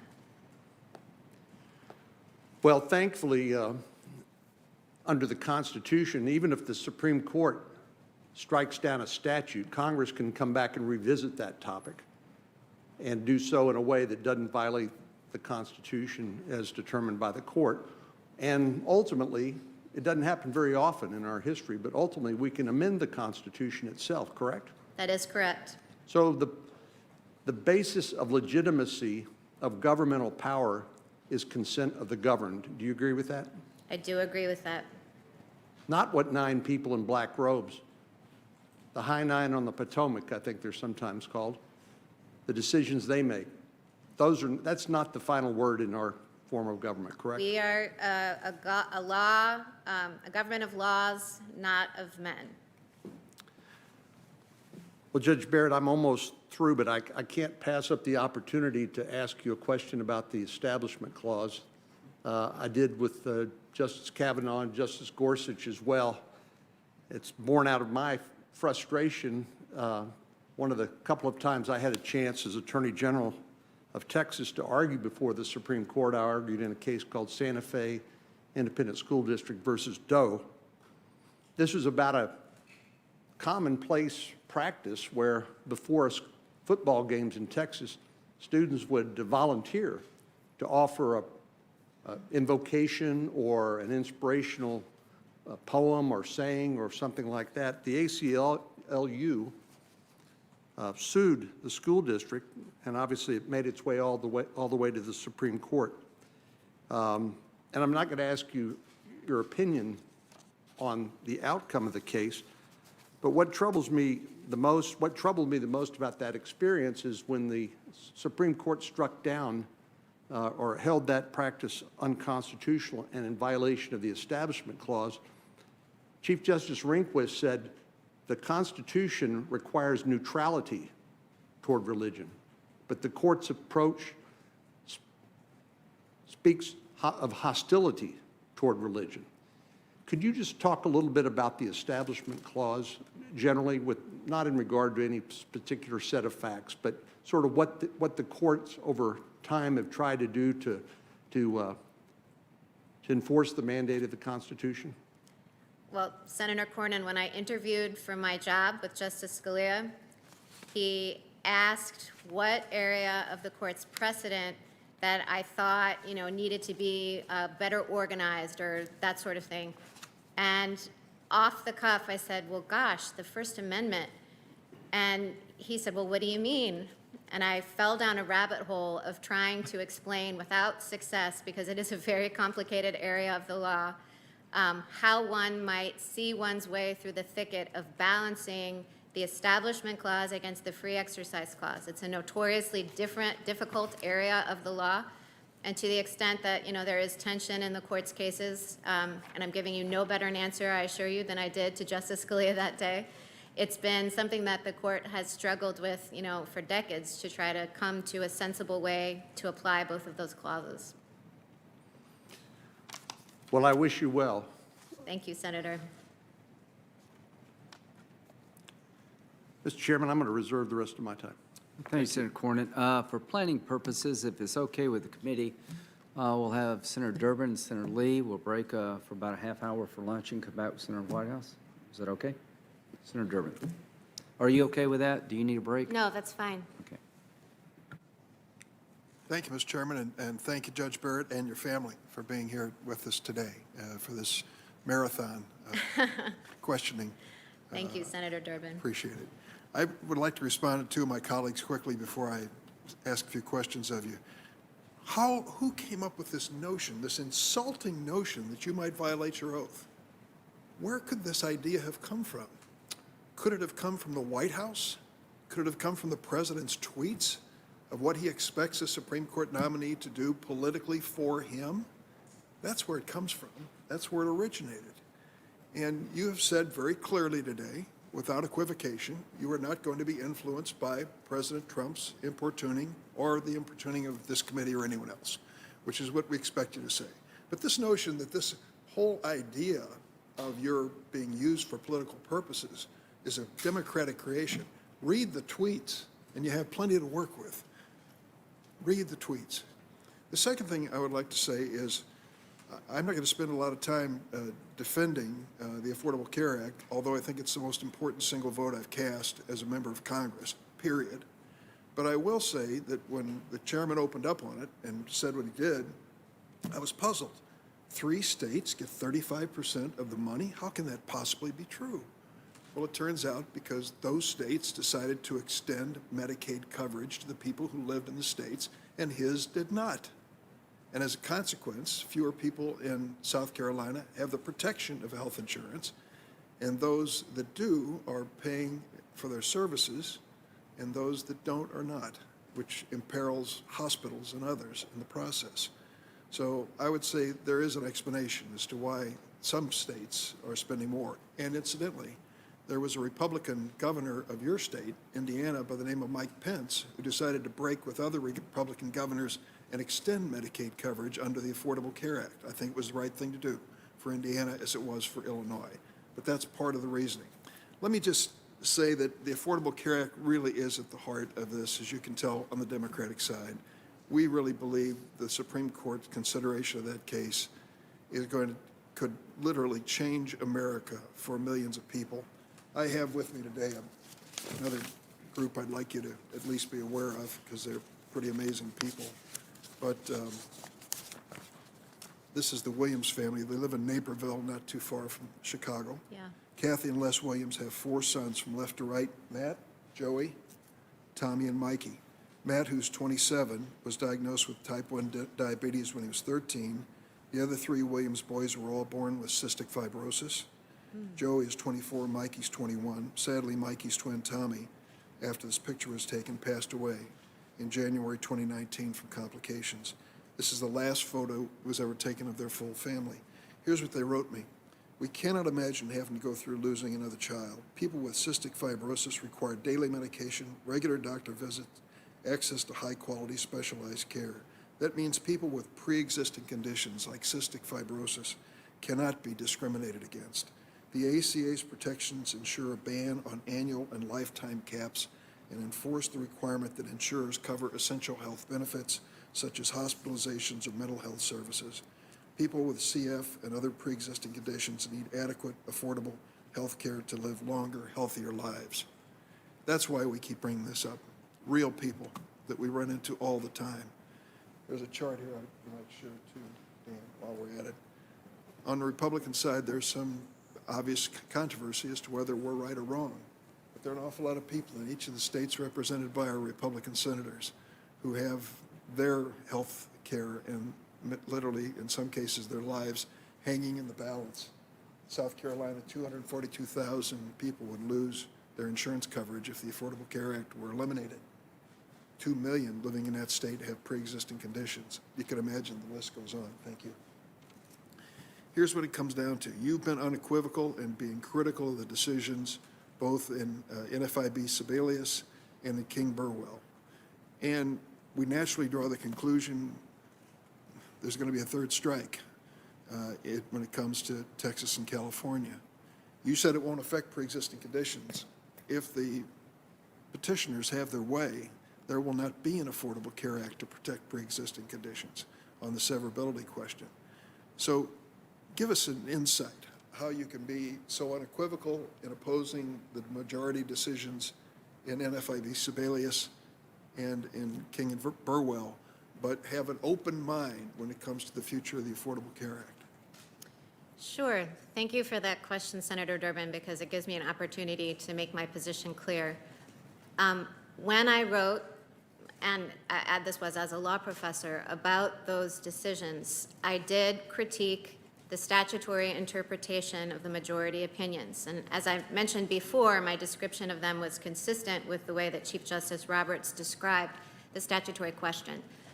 But I think that your concern is that because I critiqued the statutory reasoning, that I'm hostile to the ACA, and that because I'm hostile to the ACA, that I would decide a case a particular way.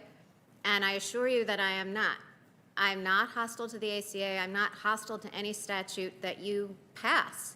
And the cases on which I commented, and we can talk at another time, I guess, about the context, the distinctions between academic writing and judicial decision-making, but those were on entirely different issues. So to assume that because I critiqued the interpretation of the mandate or the phrase established by a state means that on the entirely different legal question of severability, I would reach a particular result just assumes that I'm hostile, and that's not the case. I apply the law, I follow the law, you make the policy. So let's talk about that for a moment from a different issue perspective. Bear with me for a couple questions. Have you seen the George Floyd video? I have. What impact did it have on you? Senator, as you might imagine, given that I have 2 black children, that was very, very personal for my family. Jesse was with the boys on a camping trip out in South Dakota, so I was there, and my 17-year-old daughter, Vivian, who's adopted from Haiti, all of this was erupting. It was very difficult for her. We wept together in my room, and then it was also difficult for my daughter, Juliet, who's 10. I had to try to explain some of this to them. I mean, my children, to this point in their lives, have had the benefit of growing up in a cocoon where they have not yet experienced hatred or violence. And for Vivian, you know, to understand that there would be a risk to her brother or the son she might have one day of that kind of brutality has been an ongoing conversation. It's a difficult one for us, like it is for Americans all over the country. And so I'd like to ask you, as an originalist who obviously has a passion for history, I can't imagine that you could separate the two, to reflect on the history of this country. Where are we today when it comes to the issue of race? Some argue it's fine. Everything's fine, and you don't have to even teach children about the history of slavery or discrimination. Others say there's implicit bias in so many aspects of American life that we have to be very candid about and address. Others go further and say, no, it's systemic racism that's built into America, and we have to be much more pointed in our addressing it. How do you feel? So I think it is an entirely uncontroversial and obvious statement, given, as we just talked about, the George Floyd video, that racism persists in our country. As to putting my finger on the nature of the problem, you know, whether, as you say, it's just outright or systemic racism, or how to tackle the issue of making it better, those things, you know, are policy questions. They're hotly contested policy questions that have been in the news and discussed all summer. So while, you know, as I did share my personal experience, I'm very, you know, happy to discuss the reaction our family had to the George Floyd video. Giving broader statements or making, you know, broader diagnoses about the problem of racism is kind of beyond what I'm capable of doing as a judge. Well, I would doubt that. I just don't believe you can be as passionate about originalism and the history behind language that we've had for decades, if not centuries, without having some thought about where we stand today. But I'm not going to press you on that. I'm going to take you to a case which I have read and reread, Cantor versus Barr. And you know the case well because it's already been referred to. And it clearly is a case where you had your day in court. You wrote the sole dissent. In a 64-page case, 37 pages were your dissent. So you gave to the court, I assume, a pretty full accounting of your thoughts on the subject. And here's the way I understand the case. A fellow named Ricky Cantor from Mequon, Wisconsin, invented some pads to put in a shoe to be sold to particularly older Americans under Medicare to relieve foot pain.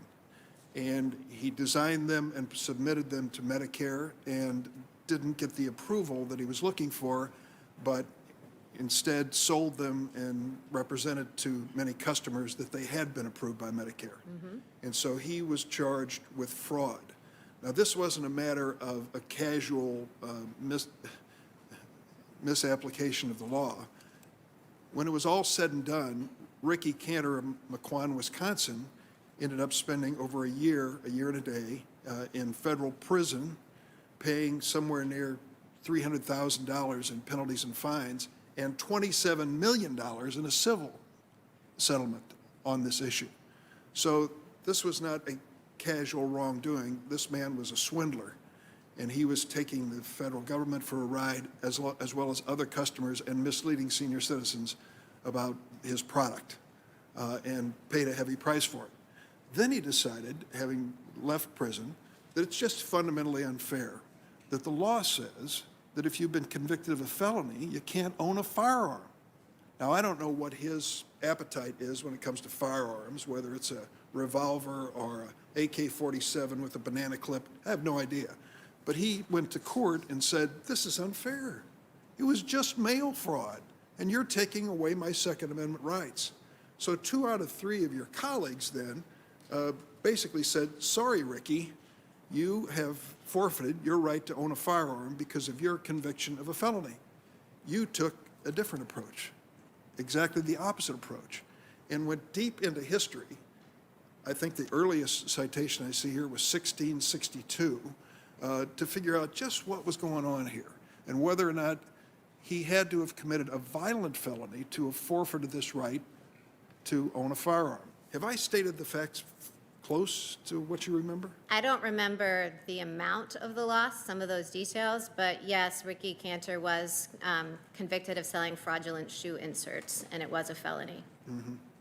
$27 million settlement along the way. So I'd like to take you into your thinking on this. When the Heller decision was handed down, Justice Scalia expressly said, I'm not taking away the authority of government to impose limitations based on felonies, not violent felonies, felonies and mental illness. He said as much in the Heller decision. And yet, this man who was your inspiration, as you've told us all, you decided he was wrong and that it had to be a violent felony. Can you explain why? I can. So we've talked about precedent, and in my court, the Seventh Circuit, there is precedent saying that that phrase doesn't control, as you know, my colleague Judge Frank Easterbrook has said a number of times, that judicial opinions aren't statutes and shouldn't be read as if they were. So Heller obviously wasn't about the scope of the right, you know, its application to felons or those who are mentally ill, et cetera. And so that passage was dicta. It didn't fully dive down into it. But what I did was apply Heller's methodology, both Justice Scalia's majority opinion and Justice Stevens' dissent used an originalist methodology to answer that question. And I concluded that based on that history, one couldn't take the right away simply because one was a felon, that there had to be a showing of dangerousness. And I didn't rule out the possibility that the government might be able to make that showing about Ricky Cantor. But I think we could all agree that we ought to be careful of saying that because someone's a felon, they lose any of their individual rights. I want to get to that point, but I'd like to stick with this for just a moment more. I'm honored to represent the city of Chicago and the state of Illinois. It's a great city, but it has great problems too, and one of them is gun violence. On the average, we know in America, 100 Americans are killed every day by gunfire, 40,000 per year. In the city of Chicago, more than 3,200 people have been shot just this year, 3,200. According to the city's gun trace report in 2017, the majority of illegally used or possessed firearms recovered in Chicago are traced back to states with less regulation over firearms, such as Indiana and Mississippi. The 2017 report found that Indiana alone was the source of 21% of all Chicago's recovered crime guns. We know how it works. Where you live, you know how it works. There's a traffic between Chicago, northern Indiana, and Michigan going on constantly. Gun shows are held in Gary, Indiana, and other places. And when they're selling these firearms without background checks, unfortunately, these gangbangers and thugs fill up the trunks of their cars with firearms and head into the city of Chicago and kill everyone from infants to older people. It's a horrific situation. Law enforcement is fighting it, trying to get Indiana to at least do background checks at these gun shows with limited success. And we are trying to apply the standards that you disqualify yourself from buying a firearm to felonies and mental illness. And you want to take away part of that protection with your decision in this case. Because if you eliminate felonies and just confine it to violent felonies, you're opening up more opportunities for people to buy firearms, are you not? Well, Senator, you referred to gang members and thugs buying guns in Indiana and taking them across the border. And certainly that, if they had felony convictions for doing the kinds of things that members of gangs and thugs do, nothing in Cantor says that the government can't deprive them of firearms. And nothing says, in my opinion, that the government can't deprive Ricky Cantor of having firearms. They simply had to make a showing of dangerousness before they did so. And nothing in the opinion opines at all on the legality of background checks and gun licensing. Those are all separate issues. But the majority zeroes in and says what you've just said is totally impractical, that we are going to go case by case and decide, well, what kind of felonies and what kind of person. And then they go on to produce evidence. I could read the numbers here, but you know them well because you wrote the dissent, where the likelihood of committing a violent felony after being convicted of a felony is pretty dramatic. And they're saying to us, don't force us to make it case by case. We want to make it by category. It's the only practical way to deal with the thousands, if not millions, of people who are buying firearms. You are aware of the fact that even those who are so-called not violent felons, quote, only felons, like Ricky Cantor, have a propensity to commit violent felonies in the future, are you not? There was no evidence of that in the case. And we, on courts, for example, the Armed Career Criminal Act, that's a federal statute, have to make judgments categorically all the time about what count as crimes of violence. So I don't think that's beyond the ken of courts in any area to identify which felonies are violent and, which felonies are not. So let's But excuse me, but Yeah. I want to address that issue. Let's go to page 21 of the opinion. And what the court said, the majority in the court, they quoted Yancey, most felons are nonviolent, but someone with felony conviction on his record is more likely than a non-felon to engage in illegal and violent gun use. For example, one study, this goes on to say, 210,886 nonviolent offenders found that 1 out of 5 were rearrested for a violent crime within 3 years. So the evidence is there. It is there for the court to consider, and you ignored it. Senator, I didn't ignore it. As I recall, that evidence in the studies were unclear. And let's see, I can't remember as I'm sitting here the details of all the statistics, but I did consider it, and I recall saying something in the opinion about the reliability of those studies, because they didn't say whether someone had been convicted of a nonviolent crime but had later been convicted of a violent crime as well. I mean, felonies cover a broad range of things, including selling pigs without a license in some states, redeeming too many bottle caps in Michigan. I mean, so felonies now cover a broad swath of conduct, not all of which seems indicative of whether someone's likely to abuse a firearm. So let me take you, I'm not going to go so far back in history, but I'm going to take you back in history for a moment and note that when that Second Amendment was written and you did the analysis of it, we were talking about the likelihood that a person could purchase a muzzle-loading musket. We are now talking about virtual military weapons that can kill hundreds of innocent people. It is a much different circumstance. Maybe an originalist pins all their thinking to that musket, but I've got to bring it to the 21st century. And the 21st century has people being killed on the streets of Chicago because of the proliferation of deadly firearms. But let me bring it closer to home and tie up the George Floyd question with where I'm headed. There's also a question as to whether the commission of a felony disqualifies you from voting in America. And the history on that is pretty clear. In an article, the American Journal of Sociology found that many felony voting bans were passed in the late 1860s and 1870s when implementation of the 15th Amendment and its extension of voting rights to African Americans were ardently contested. It still goes on today with voter suppression. But we know that in Reconstruction, in the Jim Crow era, in Black Code era, that was used, a felony conviction was used to disqualify African Americans from voting in the South and many other places. The Sentencing Project today has found that more than 6 million Americans can't vote because of a felony conviction, and 1 out of every 13 black Americans have lost their voting rights. The reason I raise that is that in your dissent, You said disqualifying a person from voting because of because of a felony is okay.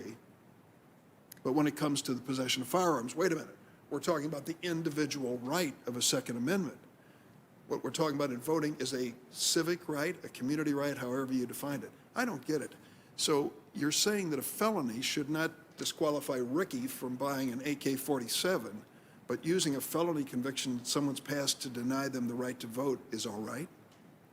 Senator, what I said was that the Constitution contemplates that states have the freedom to deprive felons of the right to vote. It's expressed in the constitutional text, but I expressed no view on whether that was a good idea, whether states should do that. And I didn't explore in that opinion, because it was completely irrelevant to it, what limits, if any, there might be on a state's ability to curtail felon voting rights. Did you not distinguish the Second Amendment right from the right to vote, calling one an individual right under the Constitution and the other a civic right? That's consistent with the language in the historical context, the way the briefs described it, and it was part of the dispute in Heller of whether the Second Amendment was an individual right or a civic one that was possessed collectively for the sake of the common good. And everybody was treating voting as one of the civic rights. Well, I will just tell you that the conclusion of this is hard to swallow. The notion that Mr. Cantor, after all that he did, should not be even slowed down when he's on his way to buy a firearm. My goodness, it's just a felony. It's not a violent felony that he committed. And then to turn around on the other hand and say, well, but when it comes to taking away a person's right to vote, that's the civic duty. It's something that we could countenance. That really goes back to the original George Floyd question. That was thinking in the 19th century that resulted in voter suppression and taking away the right to vote from millions of African Americans across this country, and it still continues to this day. I just don't see it. I think the right to vote should be given at least as much respect as any Second Amendment right. Do you? Senator, the Supreme Court has repeatedly said that voting is a fundamental right, and I fear that you might be taking my statement in Cantor out of context. What I said in that opinion was distinguishing between, it was a descriptive statement of the state of the court's case law, comparing it to stripping felons of Second Amendment rights.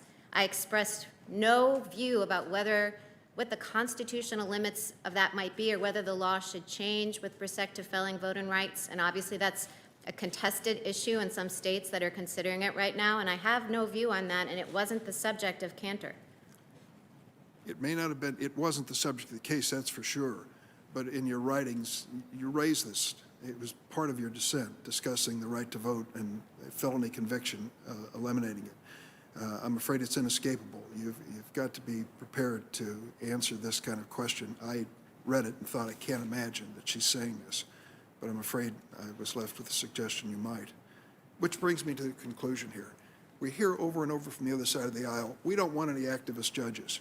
We want judges who are going to go back to the original document, literally take it word for word, put it in a historical context, and don't get in the way of making laws. We make the laws, you're a judge, you stay away from them. And yet, when we look at this case, the notion of what disqualifies you from buying a firearm was being rewritten by the dissenting judge and saying, when we say felony, we just mean violent felony. Well, the word violent isn't in there, but you found it, or at least found reference to it. It's not the only time this has happened. In Citizens United and its progeny, Republican-appointed justices struck down bipartisan campaign finance reform to unleash a flood of dark money into our political system. Part of that flood is paying for the ad campaign promoting your nomination for the Supreme Court. I know you've said you've gone radio silent in following the media. I don't blame you. I do the same thing politically. But I can just tell you, I've seen them. They are beautiful, expensive ads boosting your nomination for the Supreme Court from organizations we've never heard of, spending millions of dollars to make sure you get on the Supreme Court. Citizens United opened the door for that. And in Shelby County, conservative justices gutted the Voting Rights Act to unleash a wave of voter suppression across the country, going back to the George Floyd moment. Unfortunately, a lot of it is for racial purposes. And this is an example, 2 or 3 examples that I've given here, of activist judges rewriting the law, abolishing the law. people have to get real. As I said to you on our phone conversation, I don't think you put the facts here and the law here and 9 justices come to the same conclusion. Cases are 5-4, 6-3, 7-2 unanimous. People see things differently based on their backgrounds, their values, their experience. And I think it's simplistic to think this is a robotic performance. Once we put a judge on the bench, they just go back, read the Constitution, and rule. It's not that simple. And I think you've acknowledged that by saying even originalists disagree with one another. Is that true? Yes, law is hard and it's complicated, and people who approach it from different jurisprudential perspectives will sometimes reach different results. I mean, I think that's hard to deny because, as you say, every vote from the Supreme Court isn't unanimous, and sometimes it is, but cases don't get to the Supreme Court unless the circuits disagree among themselves. So it's hard. But to the extent, Senator Durbin, that you're suggesting that I have some sort of agenda on felon voting rights or guns or campaign finance or anything else, I can assure you and the whole committee that I do not. I didn't say that, and I wouldn't say that. But I will say that you come, if you're successful in this pursuit, you come to the Supreme Court with life experiences. You come to the Supreme Court having read a lot, I'm sure, and drawn some conclusions in your own mind about certain things and certain issues. Everyone on the court has that same background. They bring something to it that is just not generic, it's individual. And that's the point I'm making. There's an individualism to this. The class of originalists on the Supreme Court are not all going to vote the same on every case. And I think merely saying originalism does not absolve you or us from observing the obvious. There are going to be differences. I think, would you like to say something? I don't want to cut you off. No, that's okay. Okay, thank you very much. Thank you, Senator. Senator Durbin, we'll go to Senator Lee, and after that, we'll take a 30-minute lunch break and start back with Senator Whitehouse. Senator Lee. Thank you, Mr. Chairman. I have 2 letters for the record that I'd like to have admitted. They're authored by former law clerks of Judge Barrett's. Without objection. I'd encourage all of my colleagues to read them. They're outstanding and provide great insight into Judge Barrett's immense qualifications. Judge Barrett, moments ago, we went through a rather interesting set of exchanges. One of my colleagues, I hope I misunderstood him, seems to have suggested that it's a political talking point for you to decline to indicate how you would rule on a particular case or a particular type of case. To the extent that that's what any colleague has suggested, I'd remind that colleague that's just wildly incorrect. It's wildly incorrect with canons of judicial ethics, with federal law, with the statement laid out by Justice Ruth Bader Ginsburg in her own confirmation proceedings before this very body in this very room nearly 30 years ago. It is imperative that you uphold those standards, and I applaud you for doing so. And I think on no planet is it appropriate for anybody to suggest that that's a political talking point for you to say, I'm not going to indicate how I'm going to rule in a particular case. Justice Ginsburg did, in fact, say it well, and some of this has been quoted today. I'm going to quote it again just for good measure. She said, judges in our system are bound to decide concrete cases, not abstract issues. A judge sworn to decide impartially can offer no forecast, no hints, for that would show not only disregard for the specifics of a particular case, it would display disdain for the entire judicial process. Similarly, because you are considering my capacity for independent judging, my personal views on how I would vote on a publicly debated issue were I in your shoes, were I a legislator, are not what you will be closely examining. That's what she said. She said it well. It was true in 1993, and it remains true today. I want to turn next to a line of questioning that you just finished, that you just completed. I, too, have read the Cantor case, and I am thrilled that we've got a jurist who is willing, when looking at somebody whose constitutional rights are about to be taken away, thrilled to have a jurist who's willing to consider a pre-deprivation review for that individual. Is it unusual, Judge Barrett, to consider someone's constitutional rights on an individualized basis before having a specifically enumerated, constitutionally protected right removed? That would be very, very unusual. It'd be very, very unusual, and it would be unwise, would it not? Well, I think what I could say to that, just to be careful about how much law I'm analyzing, is that the 14th Amendment Due Process Clause certainly guarantees to each individual due process before liberty is taken away. I also appreciated the thorough analysis that you undertook, making clear that our rights in this area don't just date back a few decades. They don't just date back to the 60s. They don't date just back to the 1780s or the 1760s. They date back at least to the 1660s. I mean, they go way, way back. There's a lot of history that went into what became the Second Amendment. There were conflicts. This involved not just partisan conflicts, but conflicts between the king and subjects.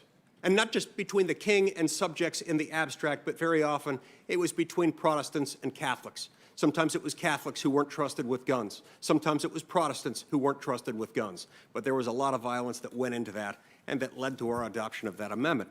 I appreciated your historical analysis of this, your willingness to be thorough, to make sure that when someone's constitutionally protected rights are taken into account, you're going to do your homework. You're going to do your homework even if it's hard. You're going to do it even if you've got colleagues who aren't willing to go there. That's what judicial leadership is. Judicial leadership involves willingness to stand alone. Judge Barrett, one of the things that came out to me as I read your opinion in the Cantor case is that your commitment to textualism and originalism are in fact real. They're not feigned. This is the kind of thing you can't fake. This isn't something you make up at the last minute. And yes, I agree with Senator Durbin. Being a textualist and originalist doesn't guarantee a particular result, a particular outcome in any particular case. But it does indicate a style, a preference. Tell me why textualism and originalism are important to you. Because I think that both statutes and the Constitution are law. They derive their democratic legitimacy from the fact that they have been enacted in the case of statutes by the people's representatives, or in the case of the Constitution, through the Constitution-making process. And I, as a judge, have an obligation to respect and enforce only that law that the people themselves have embraced. As I was saying earlier, it's not the law of Amy, it's the law of the American people. And I think originalism and textualism, to me, boil down to that, to a commitment to the rule of law, to not disturbing or changing or updating or, adjusting in line with my own policy preferences, what that law requires. And is it the subjective motivation, the subjective intent of an individual lawmaker or drafter of a constitutional provision that we're looking at, or is it original public meaning? And if so, what's the difference between those two?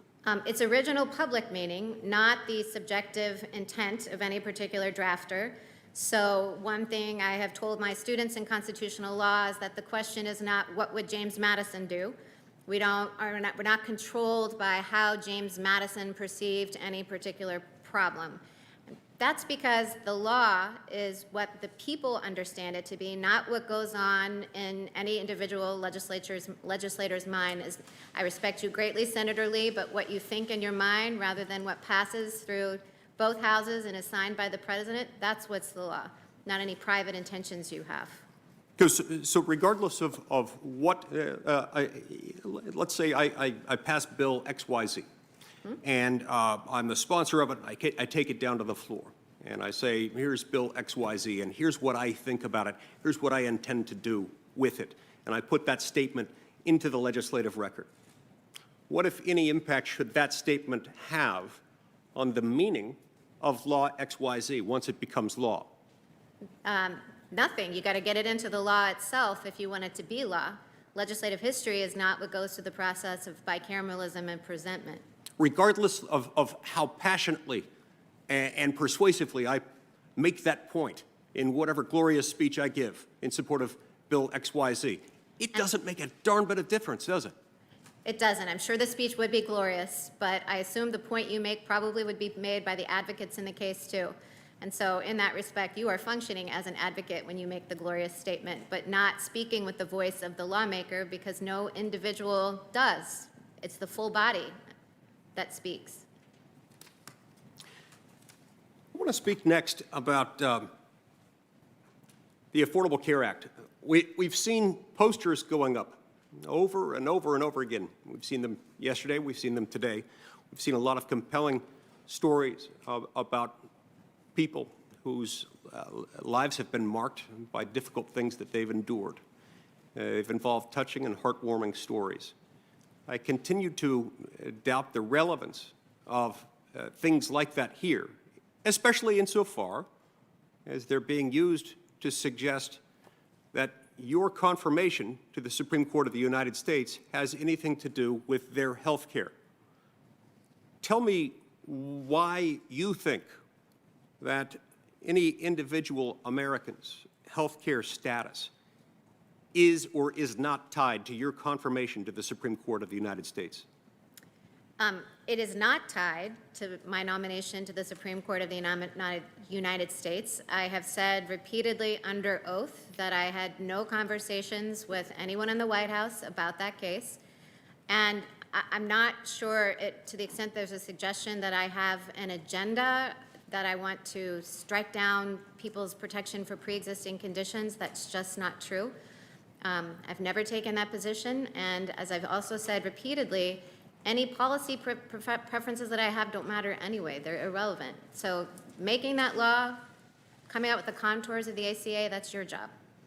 It is our job. It is the job of policy-making branches of government. It's the job of whatever combination of state and federal lawmakers and other policymakers have. But a judge is not a policymaker. When Congress passes a law, Congress is in charge of making sure that that law works. Insofar as that doesn't work or that law ends up being stricken down, it's our job to replace it with something that does work, whether constitutionally or otherwise in all respects. That's our job, not yours. You made some comments a few years ago, comments with which I wholeheartedly agree. Raising a criticism with Chief Justice Roberts and his majority decision in NFIB versus Sebelius. A decision, and don't worry, I'm not going to ask you to weigh in on this. You made those comments at the time, and they're not relevant to me now, but I set this up for reasons I'll explain in a moment. He rewrote the Affordable Care Act, not just once, but twice, in substantive ways, in order to save that law from an otherwise inevitable finding of unconstitutionality, because that law, as written by this Congress, was in fact unconstitutional in two material respects at issue in NFIB versus Sebelius. Blatantly unconstitutional. He effectively acknowledged that the law, as written, couldn't pass constitutional muster. And so he rewrote it, not just once, but twice, in order to save it. That's water under the bridge. That happened. It's inexcusable that he did that. He misused the judicial authority. That case has absolutely nothing to do with California versus Texas. It has absolutely nothing to do with the question of severability in that case. Would it be fair to say that my very strong opinions that I've just expressed do not indicate how I would feel, how I would lean were I a jurist in California versus Texas? I think you're correct, Senator Lee, that the question, the legal issue is entirely different in California versus Texas. Severability is its own independent doctrine and has nothing to do with the statutory interpretation questions presented in Sebelius. In many circumstances in this country, we see emotionally charged issues that boil and boil for a long time. They can't always be resolved. Not everybody's going to agree on everything.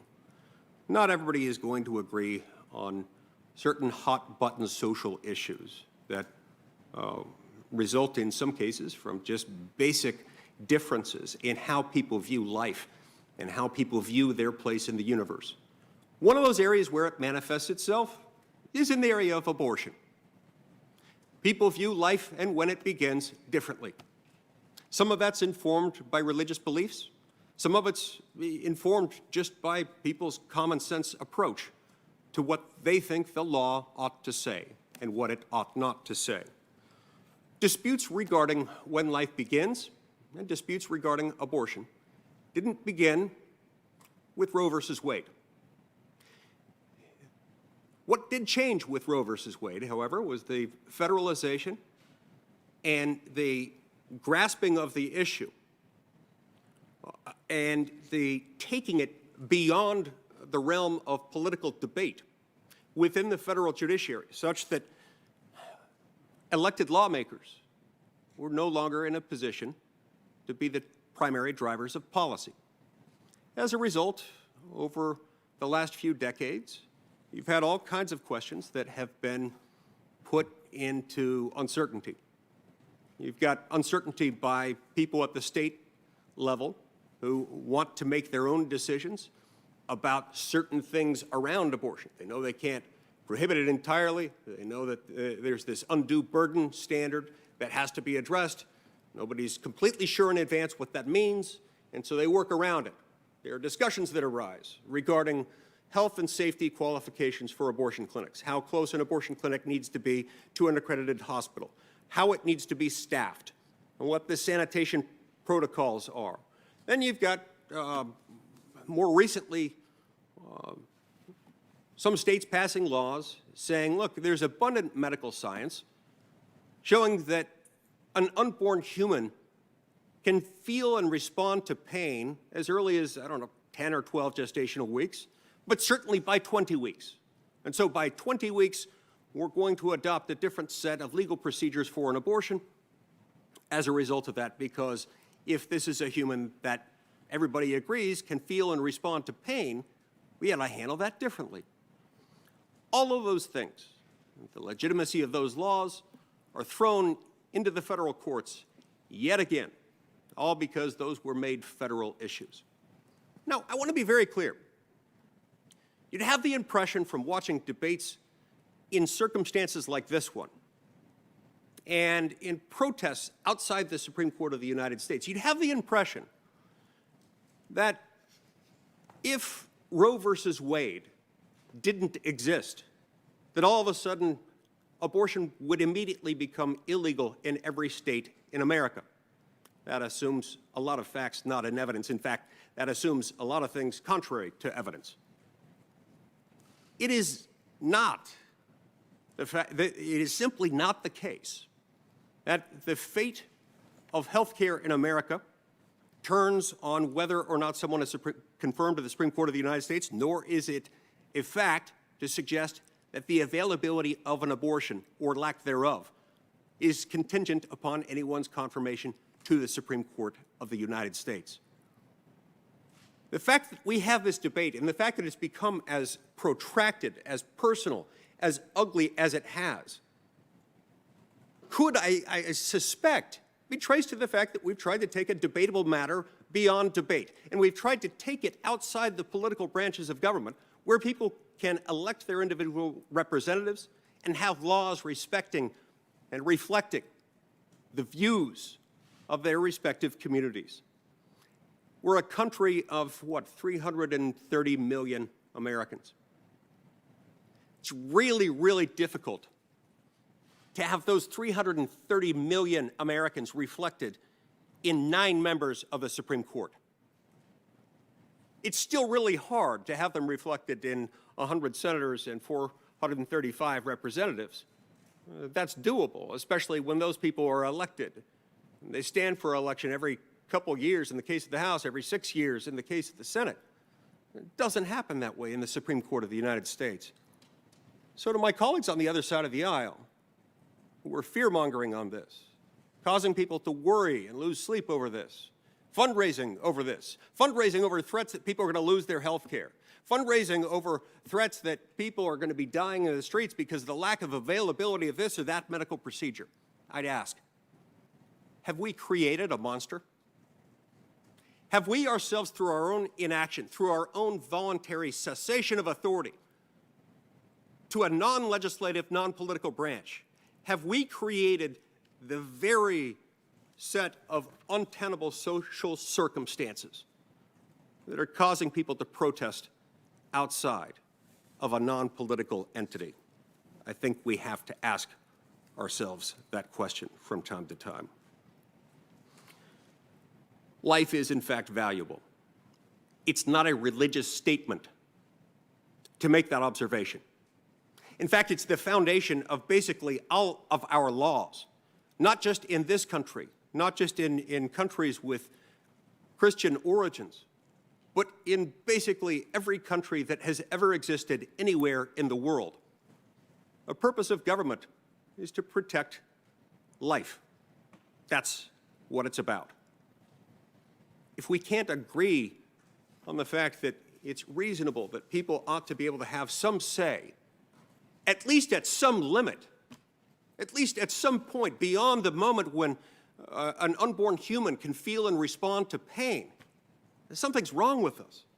And if we're going to leave those things perpetually in the hands of the unelected, it might be really convenient for political fundraising within Congress, but it's not good for the United States of America.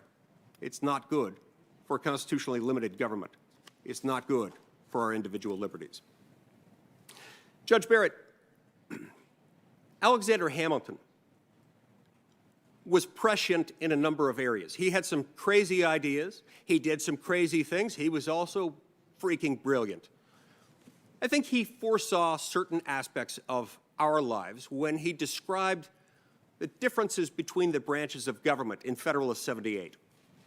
And in Federalist 78, he said that the legislative branch, Congress, being a political branch, a branch whose job it is to make policy, to make law, was possessed with will, and that what's possessed by the judicial branch is not will, but judgment. He then went on to explain that it's really important to maintain that clear distinction between will and judgment, lest you have the judicial branch consisting of people who are not elected by the people, not accountable to the people at the regular intervals, and who serve basically for the rest of their lives so long as they're on good behavior. You can't have them exercising will because it's not their job. What do you think he meant? What's the difference between will and judgment? I think will is the imposition of policy preferences as happens in the making of law. Judgment is evaluating that law for its consistency with the Constitution, for example, or, to give another example, to interpret what that law means.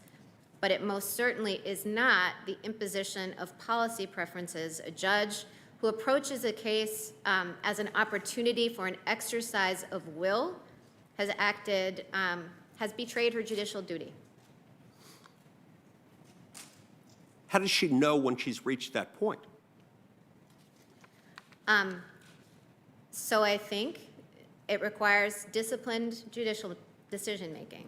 So you approach the text, you treat it as a text, you treat it as law. You know, I've described originalism and textualism, so I won't belabor that point.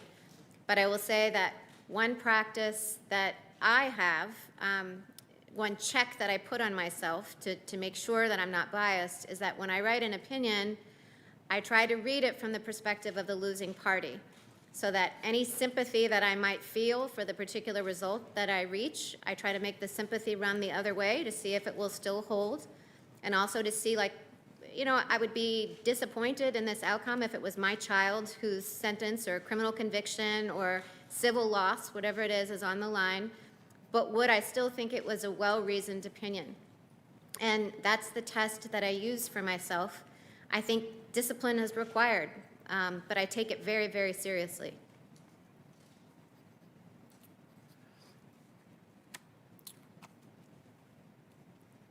As we've had this conversation today, one of the arguments that's been made by some of my colleagues is referred to activism, and has accused, if I understood the argument correctly, some textualist, originalist jurists as having engaged in activism.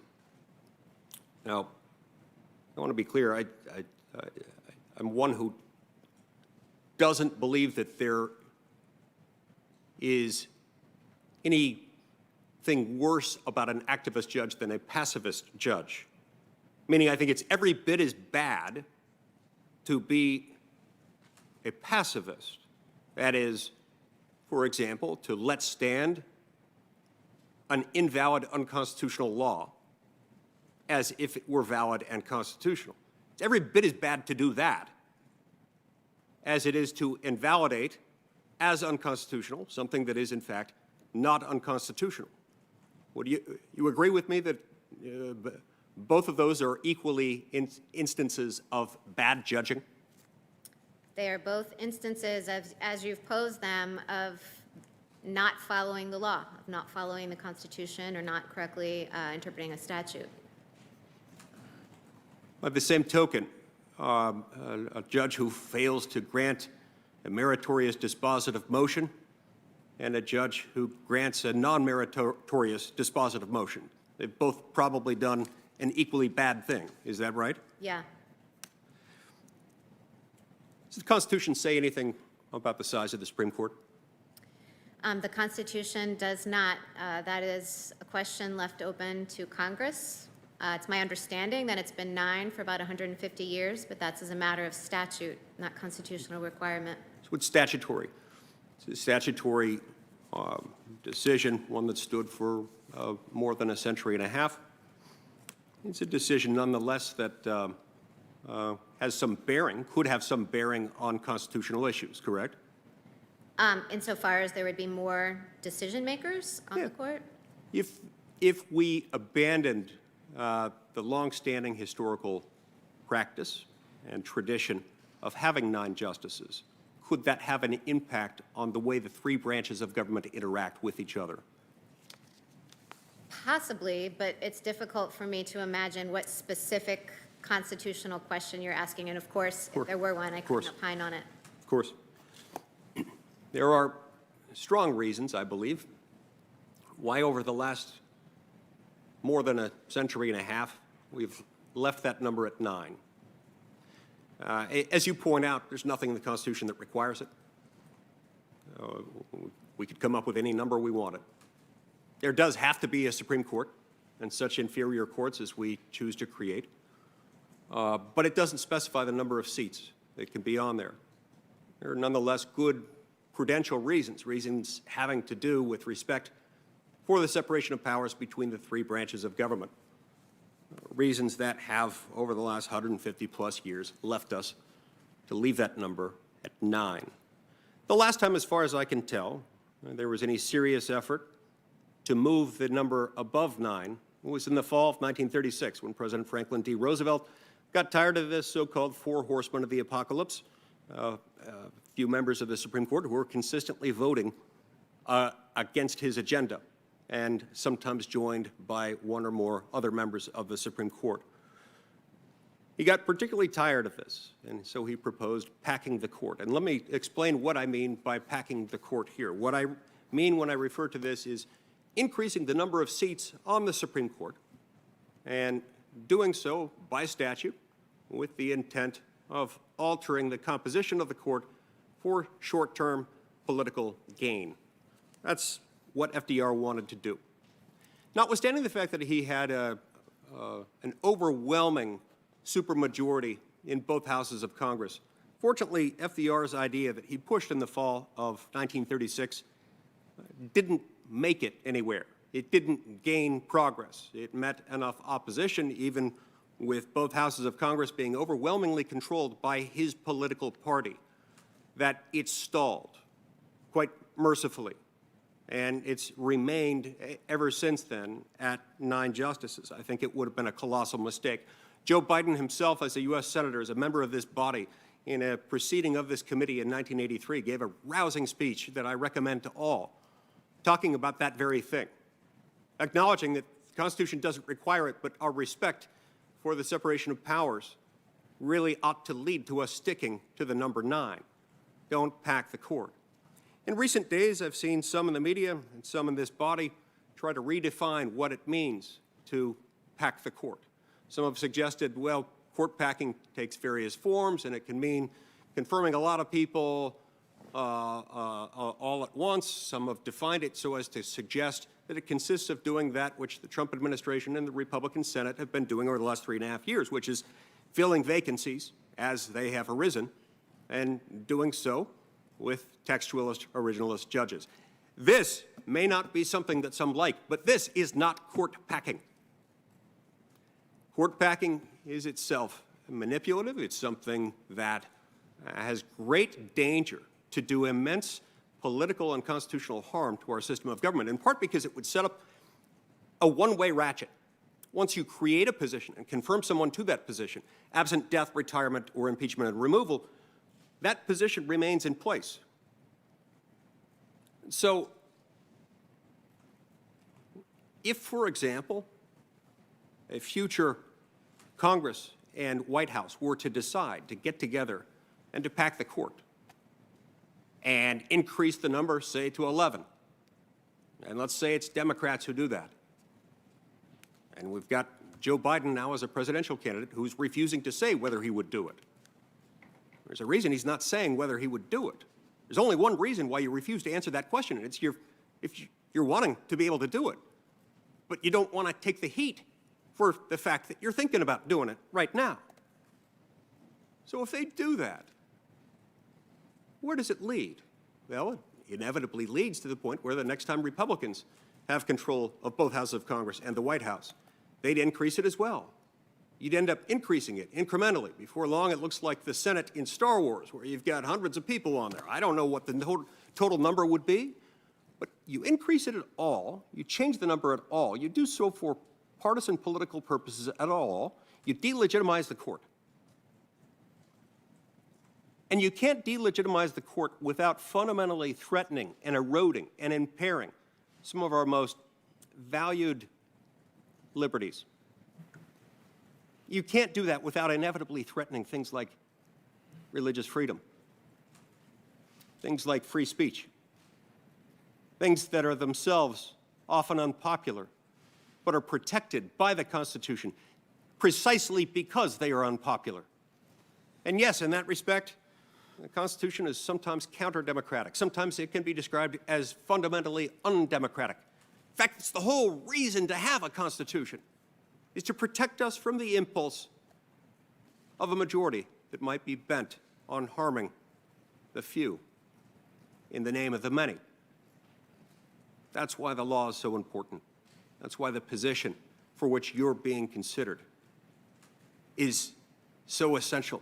That's why we've got to do our job to make sure that the only people who get the job for which you've been nominated fit the bill. You, Judge Barrett, are someone in whom I have immense confidence, immense trust, and I look forward to voting, to confirming you for that very position.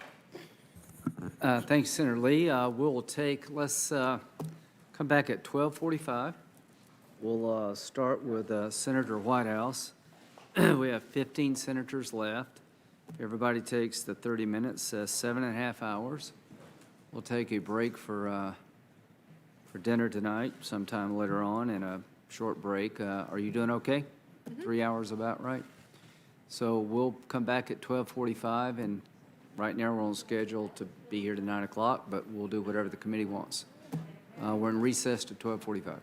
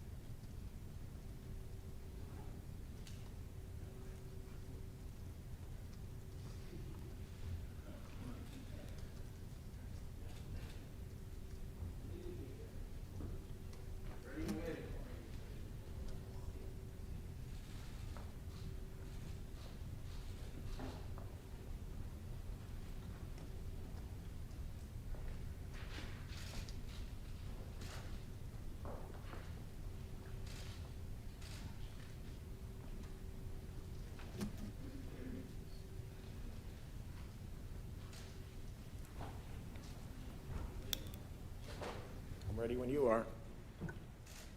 Are we live? Are we going up? Order, Senator Whitehouse. Thank you, Chairman. Judge Barrett, you can take a bit of a breather on your return to the committee, because what I want to do is go through with the people who are watching this now, the conversation that you and I had when we spoke on the telephone. You were kind enough to hear out a presentation that I made, and I intend to ask some questions in that area, but it doesn't make sense to ask questions if I haven't laid the predicate, particularly for viewers who are watching this. So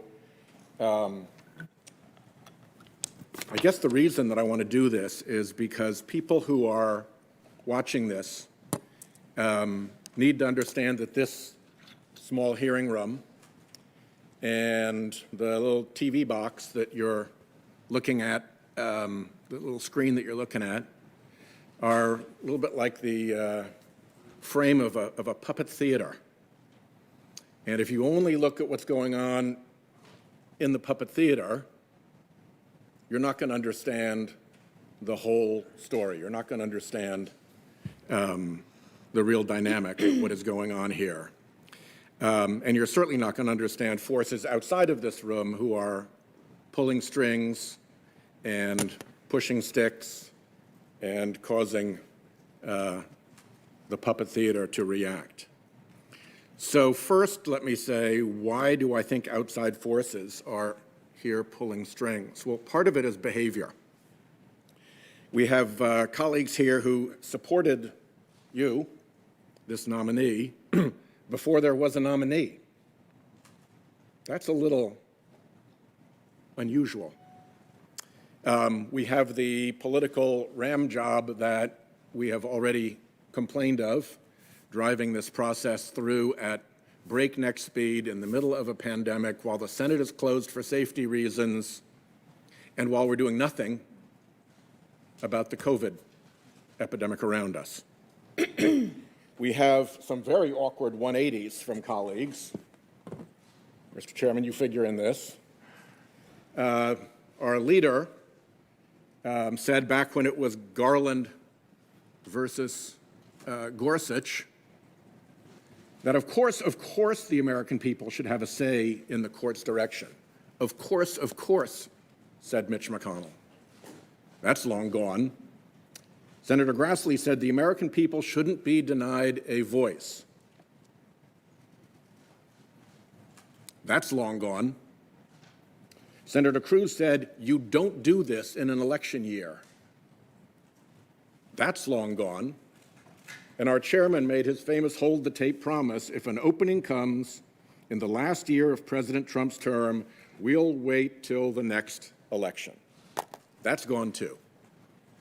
So there is a lot of hard to explain hypocrisy and rush taking place right now.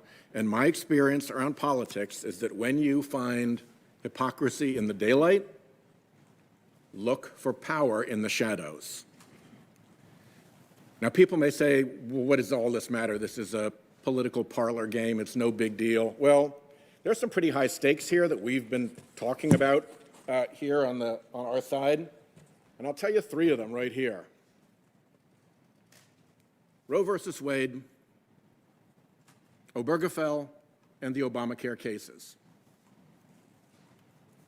Here's the GOP platform, the Republican platform, the platform of my colleagues on the other side of this aisle say that a Republican president will appoint judges who will reverse Roe, Obergefell, and the Obamacare cases.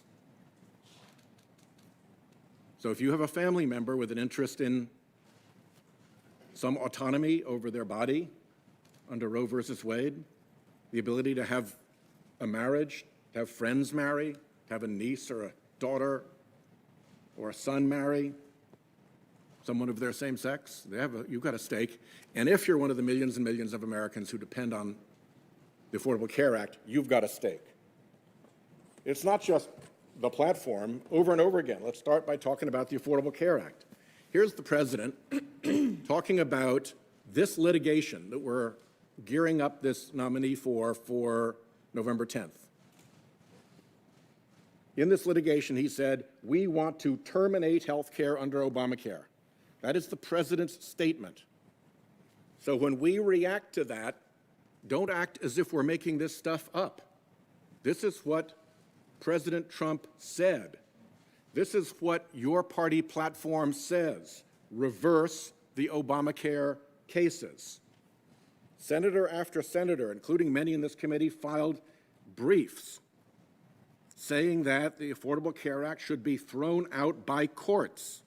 Why is it surprising for us to be concerned that you want this nominee to do what you want nominees to do? One quick stop on NFIB v. Sebelius, because a lot of this has to do with money. This is an interesting comparison. National Federation of Independent Businesses, until it filed the NFIB versus Sebelius case, had its biggest donation ever of $21,000. In the year that it went to work on the Affordable Care Act, 10 wealthy donors gave $10 million. Somebody deserves a thank you. So let's go on to Roe v. Wade. Same thing. Same thing. The president has said that reversing Roe v. Wade will happen automatically because he's putting pro-life justices on the court. Why would we not take him at his word? The Republican Party platform says it will reverse Roe. Why would we not comment on that and take you at your word? Senators here, including Senator Hawley, have said, I will vote only for nominees who acknowledge that Roe v. Wade is wrongly decided. And they're pledged to vote for this nominee. Do the math. That's a really simple equation to run. The Republican brief in June Medical said Roe should be overruled. So don't act surprised when we ask questions about whether that's what you're up to here. And finally, out in the ad world that you have spared yourself wisely, Judge Barrett, the Susan B. Anthony Foundation is running advertisements right now saying that you are set to give our pro-life country the court that it deserves. There's the ad with the voiceover. She's set. She's set. And then Roe, Obamacare cases, and Obergefell, gay marriage. National Organization for Marriage, the big group that opposes same-sex marriage, says in this proceeding, all our issues are at stake. Republican platform says it wants to reverse Obergefell.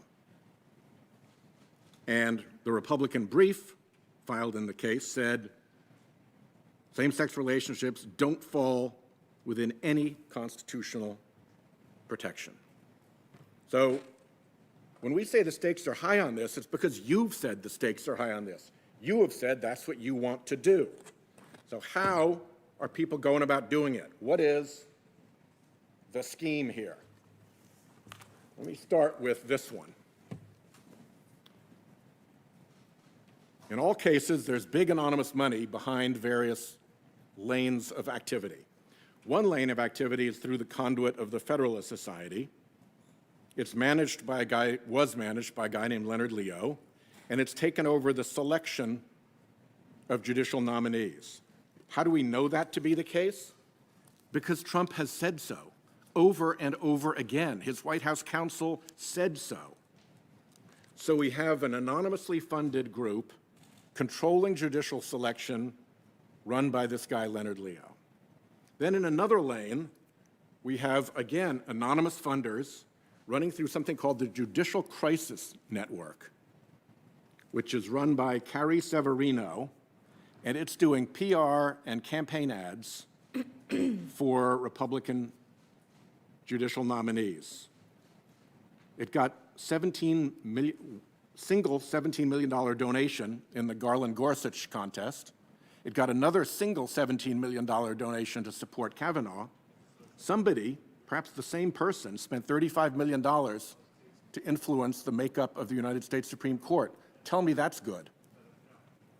And then over here, you have a whole array of legal groups, also funded by dark money, which have a different role. They bring cases to the court.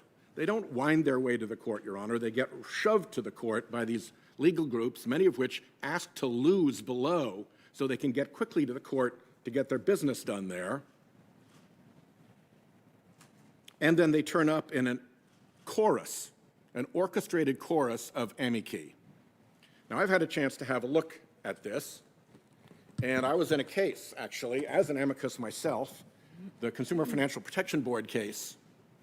And in that case, there were 1, 2, 3, 4, 5, 6, 7, 8, 9, 10, 11 amicus briefs filed, and every single one of them was a group funded by something called Donors Trust. Donors Trust is a gigantic identity scrubbing device for the right wing so that it says Donors Trust is the donor without whoever the real donor is. It doesn't have a business. It doesn't have a business plan. It doesn't do anything. It's just an identity scrubber. And this group here, the Bradley Foundation, funded 8 out of the 11 briefs. That seems weird to me when you have amicus briefs coming in little flotillas that are funded by the same groups but nominally separate in the court. So I actually attached this to my brief as an appendix. Center for Media and Democracy saw it, and they did better work. They went on to say which foundations funded the brief writers in that CFPB case. Here's the Bradley Foundation for $5.6 million to those groups. Here's Donors Trust, $23 million to those brief writing groups. The grand total across all the donor groups was $68 million to the groups that were filing amicus briefs, pretending that they were different groups.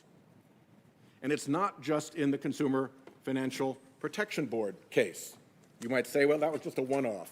Here's Janus, the anti-labor case that had a long trail through the court, through Friedrichs and through Knox and through other decisions. And SourceWatch and ProPublica did some work about this. Here's Donors Trust and Donors Capital Fund, and here's the Bradley Foundation, and they totaled giving $45 million to the 1, 2, 3, 4, 5, 6, 7, 8, 9, 10, 11, 12, 13, 14, 15 groups that filed amicus briefs pretending to be different groups, and both of the lawyer groups in the case. Funded by Donors Trust, funded by Bradley Foundation in Janus. This is happening over and over and over again, and it goes beyond just the briefs. It goes beyond just the amicus presentations. The Federalist Society, remember this group that is acting as the conduit and that Donald Trump has said is doing his judicial selection? They're getting money from the same foundations. From Donors Trust, $16.7 million. From the Bradley Foundation, $1.37 million. From the same group of foundations total, $33 million. So you can start to look at these, and you can start to tie them together. The legal groups, all the same funders over and over again, bringing the cases and providing this orchestrated chorus of amici. Then, the same group also funds the Federalist Society over here. The Washington Post wrote a big expose about this, and that made Leonard Leo a little hot, a little bit like a burned agent. So he had to jump out, and he went off to go and do anonymously funded voter suppression work. Guess who jumped in to take over the selection process in this case for Judge Barrett?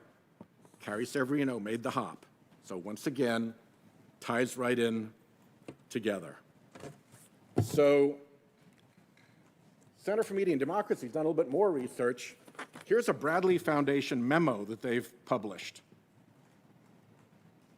The Bradley Foundation is reviewing a grant application asking for money for this orchestrated amicus process.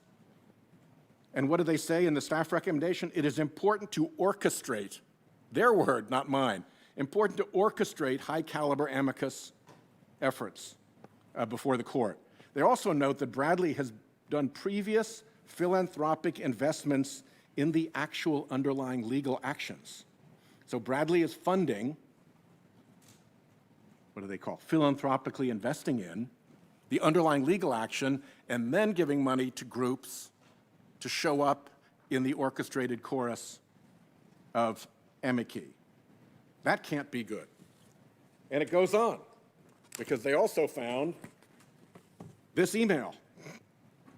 This email comes from an individual at the Bradley Foundation, and it asks our friend Leonard Leo, who used to run the selection process, is there a 501c3 nonprofit to which Bradley could direct any support of the 2 Supreme Court amicus projects other than Donors Trust? I don't know why they wanted to avoid the reliable identity scrubber Donors Trust, but for some reason they did.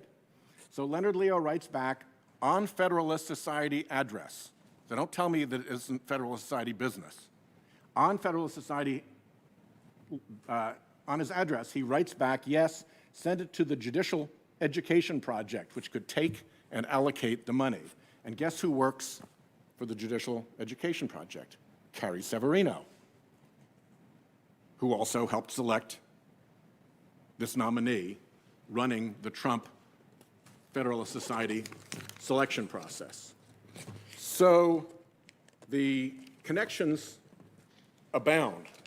In the Washington Post article, they point out that the Judicial Crisis Network's office is on the same hallway in the same building as the Federalist Society, and that when they sent their reporter to talk to somebody at the Judicial Crisis Network, somebody from the Federalist Society came down to let them up. This, more and more, looks like it's not 3 schemes, but it's 1 scheme, with the same funders selecting judges, funding campaigns for the judges, and then showing up in court in these orchestrated amicus flotillas to tell the judges what to do.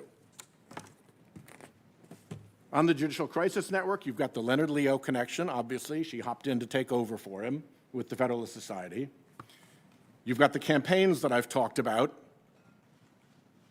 where they take $17 million contributions. That's a big check to write, $17 million.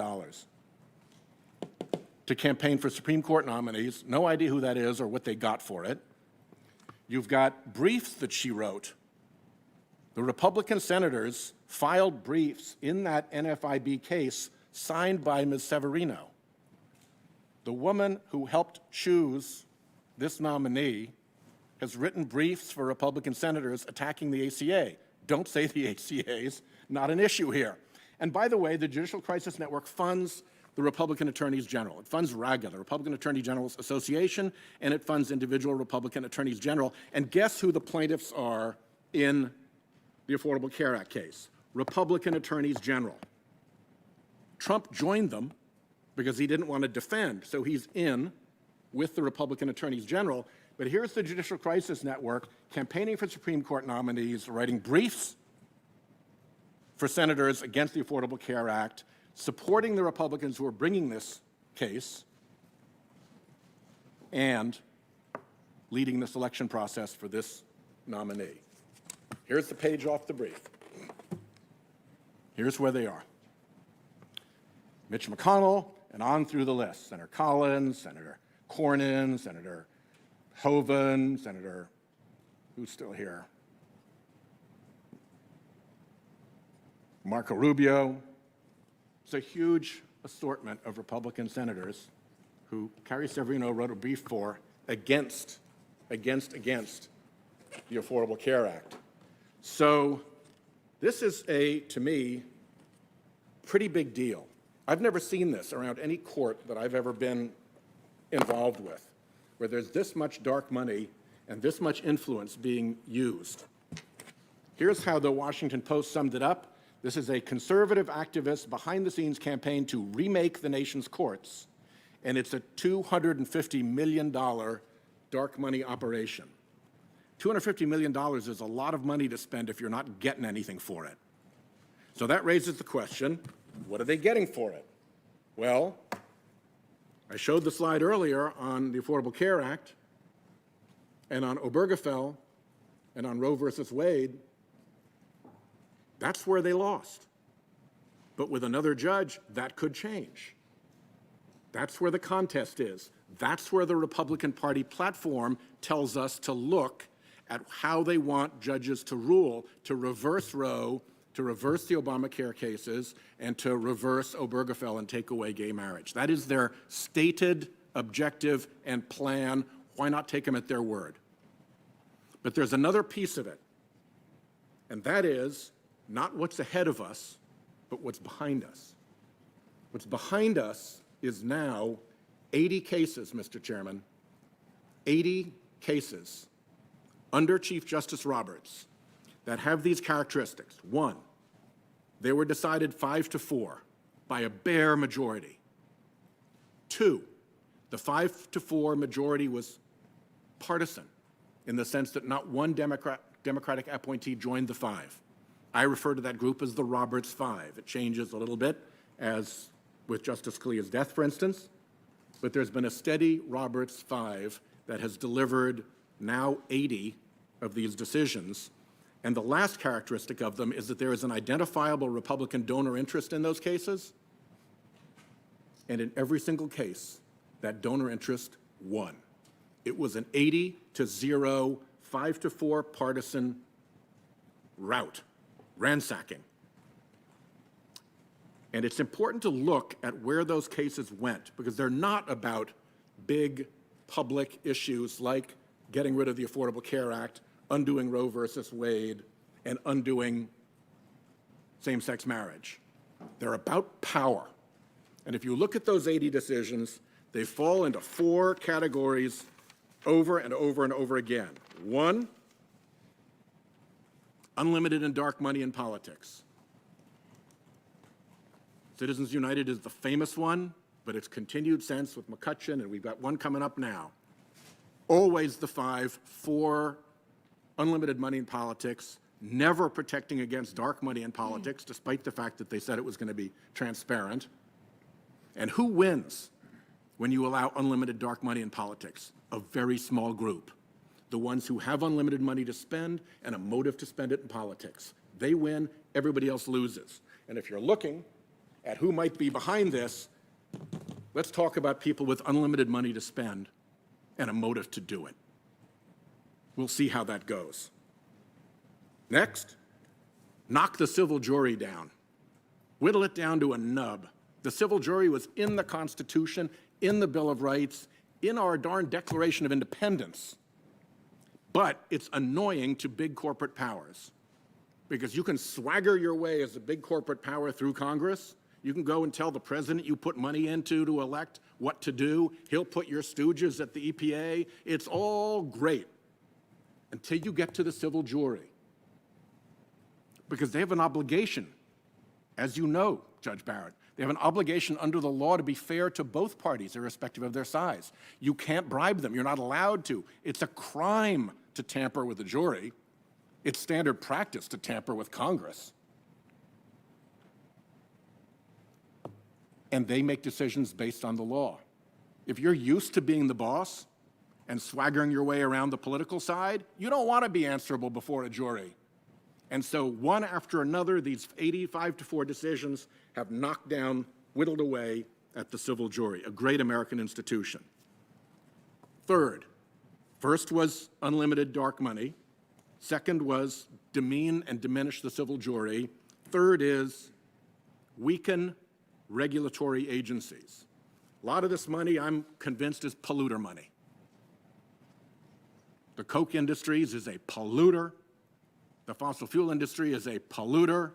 Who else would be putting buckets of money into this and wanting to hide who they are behind donors' trust or other schemes?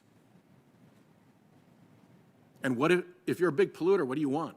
You want weak regulatory agencies. You want ones that you can box up and run over to Congress and get your friends to fix things for you in Congress. Over and over and over again, these decisions are targeted at regulatory agencies to weaken their independence and weaken their strength. And if you're a big polluter, a weak regulatory agency is your idea of a good day. And the last thing is in politics, in voting. Why on earth the court made the decision a factual decision, not something appellate courts are ordinarily supposed to make, as I understand it, Judge Barrett, the factual decision that nobody needed to worry about minority voters in pre-clearance states being discriminated against or that legislators would try to knock back their ability to vote. These 5 made that finding in Shelby County against bipartisan legislation from both houses of Congress, hugely passed on no factual record. They just decided that that was a problem that was over on no record, with no basis, because it got them to the result that we then saw. What followed? State after state after state passed voter suppression laws. One so badly targeting African Americans that the 2 courts said it was surgically tailored to get after minority voters. And gerrymandering, the other great control. Bulk gerrymandering, where you go into a state, like the Red Map Project did in Ohio and Pennsylvania, and you pack Democrats so tightly into a few districts that all the others become Republican majority districts. And in those states, you send a delegation to Congress that has a huge majority of Republican members, like 13-5, as I recall, in a state where the 5, the party of the 5, actually won the popular vote. You've sent a delegation to Congress that is out of step with the popular vote of that state. And court after court figured out how to solve that, and the Supreme Court said, nope, 5-4 again, nope, we're not going to take an interest in that question. In all these areas where it's about political power for big special interests and people who want to fund campaigns and people who want to get their way through politics without actually showing up, doing it behind donors' trust and other groups, doing it through these schemes, over and over and over again, you see the same thing. 80 decisions, Judge Barrett. 80 decisions, an 80-0 sweep. I don't think you've tried cases, but some cases, the issue is bias and discrimination. And if you're making a bias case, as a trial lawyer, Lindsey Graham is a hell of a good trial lawyer. If he wanted to make a bias case, Dick Durbin's a hell of a good trial lawyer. If they wanted to make a bias case and they could show an 80-0 pattern, A, that's admissible, and B, I'd love to make that argument to the jury. I'd be really hard-pressed to be the lawyer saying, no, 80-0 is just a bunch of flukes. All 5-4, all partisan, all this way. So something is not right around the court. And dark money has a lot to do with it. Special interests have a lot to do with it. Donors' trust and whoever's hiding behind donors' trust has a lot to do with it. And the Bradley Foundation orchestrating its amici over at the court has a lot to do with it. So I thank you, Judge Barrett, for listening to me now a second time. And I think this gives you a chance for you and I to tee up an interesting conversation tomorrow. And I thank my colleagues for hearing me out. Thank you, Senator Whitehouse. Senator Cruz. Oh, Mr. Chairman, can I put 3 letters in unanimous consent? Without objection. Thank you. Thank you, Mr. Chairman. Judge Barrett, welcome. Congratulations on being nominated. Congratulations on enduring the confirmation proceedings. And I think it is a particularly good thing. We've made it through what I guess you would call the top of the lineup of the questioning. And some of the smartest and frankly most effective questioners on the Democratic side. And I think it speaks volumes that collectively they've had very few questions for you. And most effective. He's getting back. And virtually none calling into question Pointing that out to. your credentials, Make the which cut. are impeccable, Didn't make the cuts. your record, and what I think has been an extraordinary life you've led. So that should be the source of great satisfaction in terms of the scholarly record and judicial record that you've spent a lifetime building. I want to start by asking you a question. Why is the First Amendment's protection of religious liberty, why is that important? Well, I think it's broadly viewed that the framers protected, and ratifiers protected, the free exercise of religion because, for reasons that we all know from history of persecuted religious minorities fleeing to the United States, that enshrining that protection, it was one of the Bill of Rights because it was considered so fundamental. And why does that matter to Americans? What difference does that make in anybody's life? Well, I think all of the Bill of Rights, each and every one of them, is important to Americans because we value the Constitution, including religious liberty. Well, how about the free speech protections of the First Amendment? Why are those important?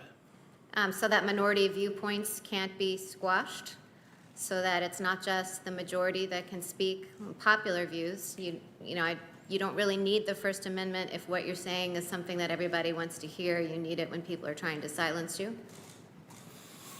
And how about the Second Amendment? Why is the right to keep and bear arms important?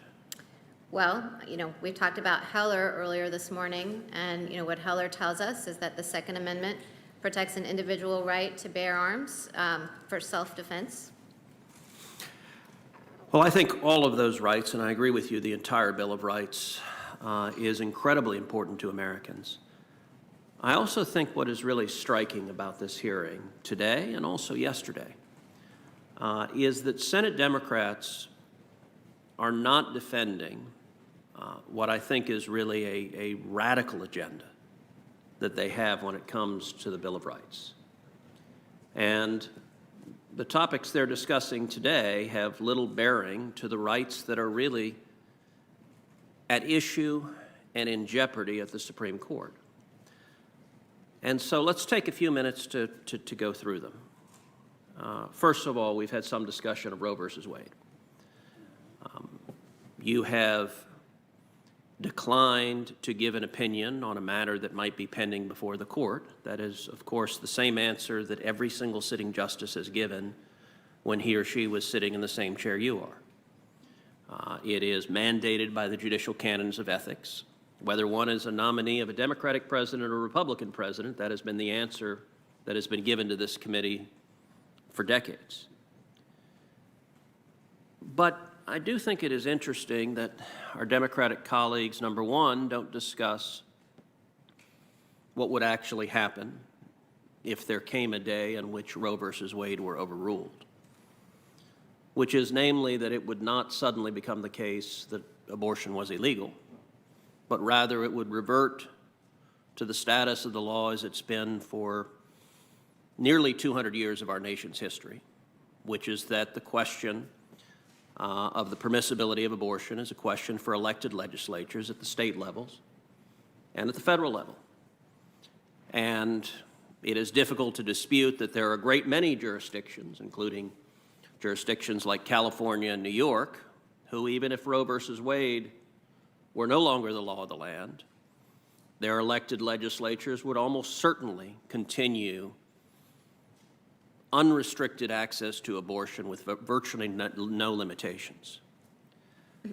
What I find interesting, though, is that our Democratic colleagues do not discuss what is really the radical position of the most liberal justices on the Supreme Court, which is that no restrictions whatsoever are permissible when it comes to abortion. Yesterday, one of the Democratic senators made reference to the case Gonzalez versus Carhart. I'm quite familiar with that case, and I represented Texas and a number of other states as amici in that case. That case concerned the constitutionality of the federal ban on partial birth abortion. That was legislation that passed Congress, was signed into law, that made the really gruesome practice of partial birth abortion illegal. overwhelming majority of Americans believe partial birth abortion should be prohibited, even those who identify as pro-choice. A significant percentage of Americans don't want to see that gruesome practice allowed. Supreme Court, by a vote of 5-4 in Carhart versus Gonzalez, upheld the federal ban on partial birth abortion. That means there were 4 justices ready to strike it down, ready to conclude that you can't ban partial birth abortion, that you can't ban late-term abortion. And by the way, other restrictions that are at question include parental consent laws, parental notification laws. None of our Democratic colleagues want to talk about the justices they want to see on the court would strike down every single reasonable restriction on unlimited abortion on demand that the vast majority of Americans support. How about free speech?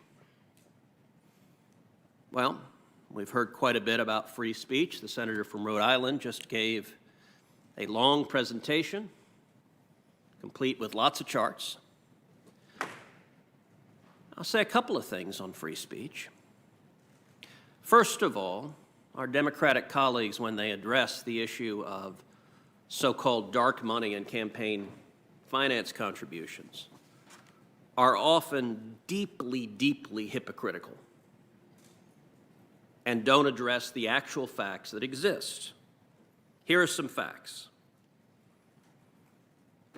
Of the top 20 organizations spending money for political speech in the year 2016, 14 of them gave virtually all of their money to Democrats, and another 3 split their money evenly. So only 3 of the top 20 gave money to Republicans. What did that mean in practice?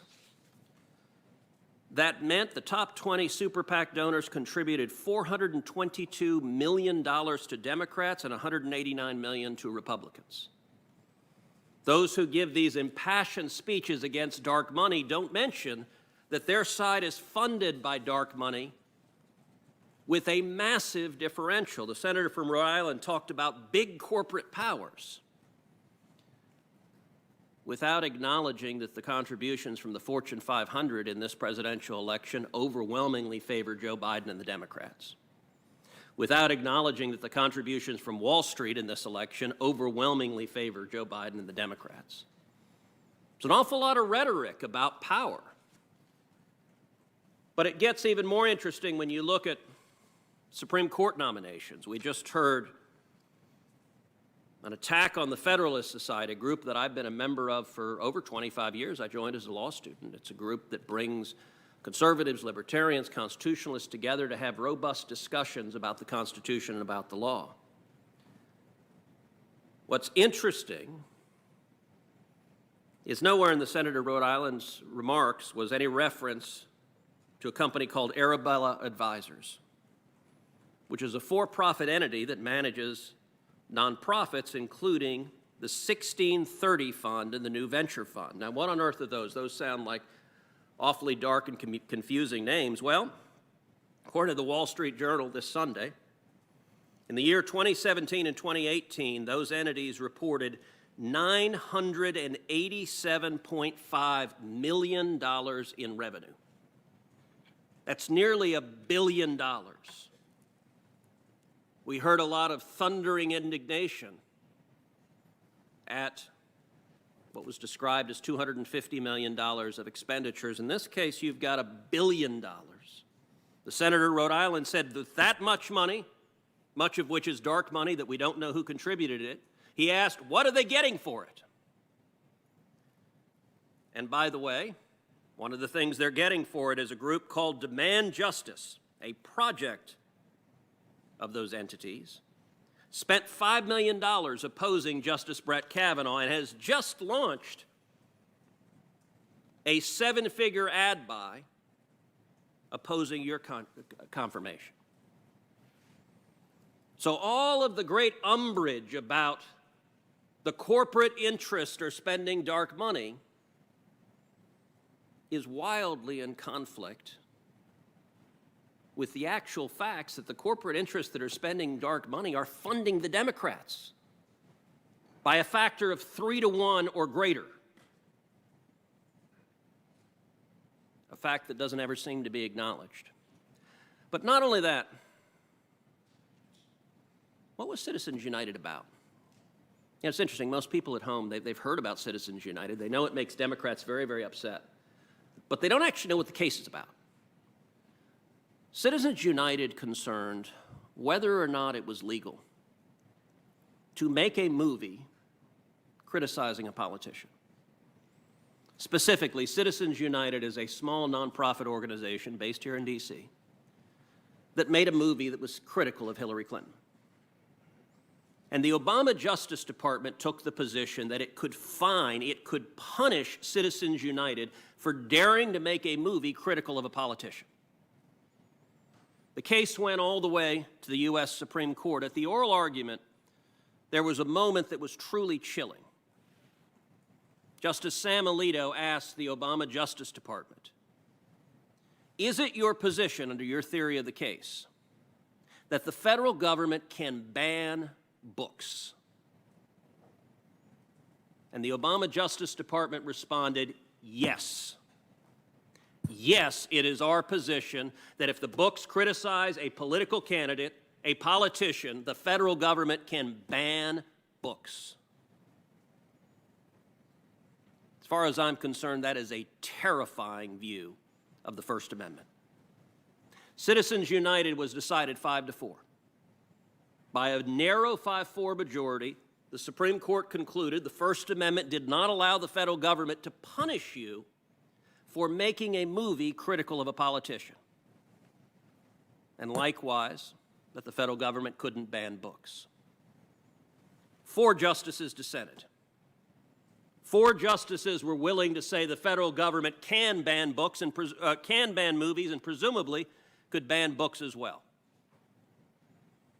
When Hillary Clinton was running for president, she explicitly promised every justice she nominated to the court would pledge to overturn Citizens United. By the way, Hillary Clinton said she would demand of her nominee something you have rightly said that this administration has not demanded of you, which is a commitment on any case as to how you will rule. Democrats have shown no compunction in expecting their nominees to make a promise. Here's how I'm going to vote on a pending case. Judicial ethics be damned. Or how about the Second Amendment? We've heard some reference to the Heller decision. Senator from Connecticut yesterday talked about reasonable gun control and gun safety provisions. Well, that, of course, was not what was at stake in the Heller decision. Number one, majority decision in Heller, Justice Scalia's opinion, acknowledges reasonable provisions, things like prohibitions on felons in possession are permissible. Your opinion in the Cantor decision likewise acknowledged that restrictions preventing dangerous criminals from receiving firearms are entirely consistent and permissible under the Second Amendment. But the issue at Heller was much more fundamental. It was whether the Second Amendment protects an individual right to keep and bear arms at all.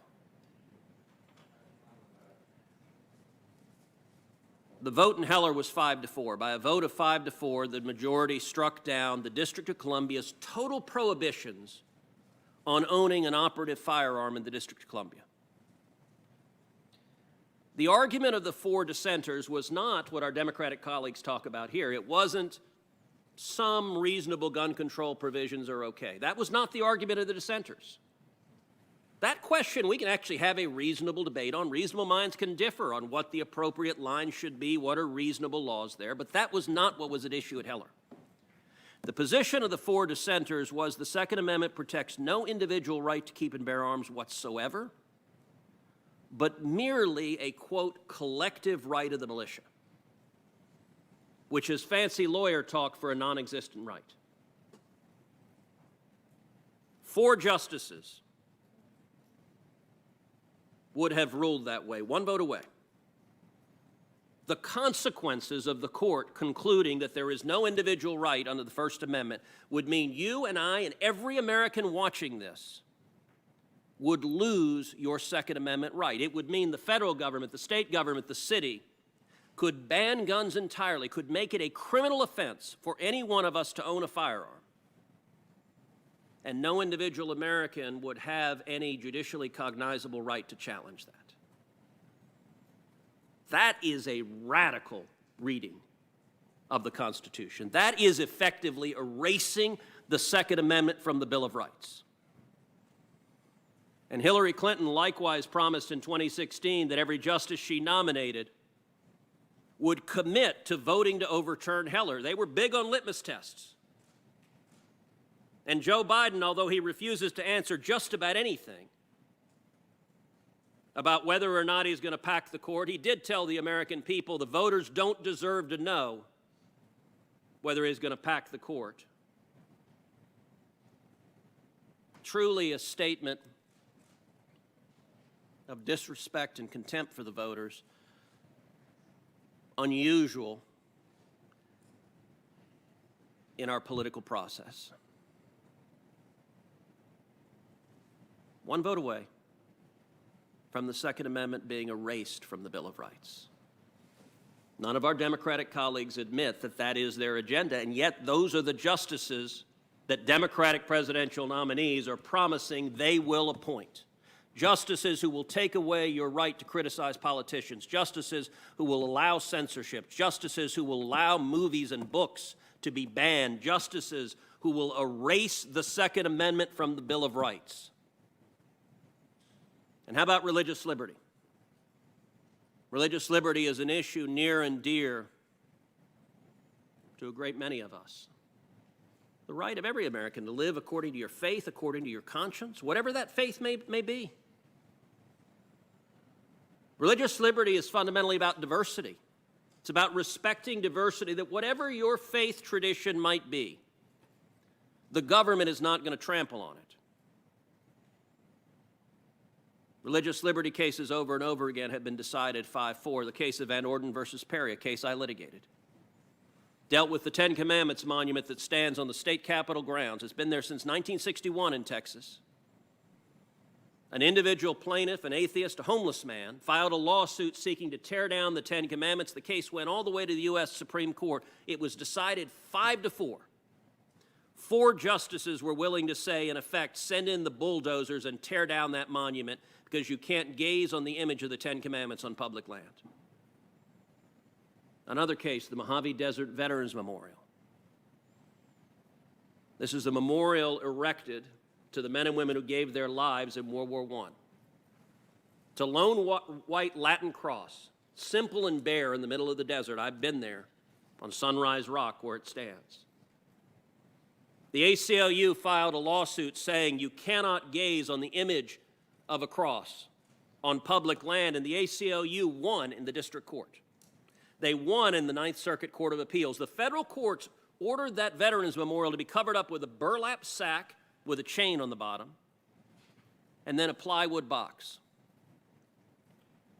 When the case went to the U.S. Supreme Court, I represented 3 million veterans pro bono for free, defending that Veterans Memorial. We won 5-4, and there were 4 justices prepared to say, tear down the Veterans Memorial, and under the reasoning that they put forth, they were not far away from saying, bring out the chisels and remove the crosses and the stars of David on the tombstones of the men and women that gave their lives at Arlington Cemetery defending this nation. That is a radical view, and we're 1 vote away. That is utterly contrary to the text of the First Amendment, to the understanding of the First Amendment.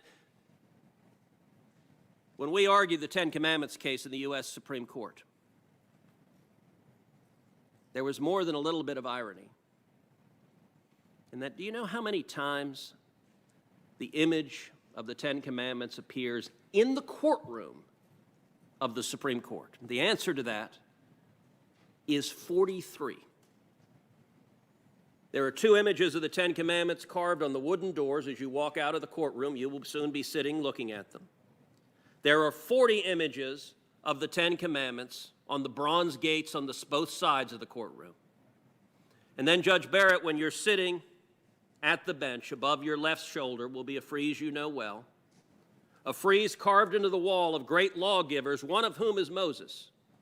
He is standing there holding the Ten Commandments, the text of which is legible in Hebrew, as he looks down upon the justices, and 4 justices were willing to say, in effect, bring out the sandblasters, because we must remove God from the public square.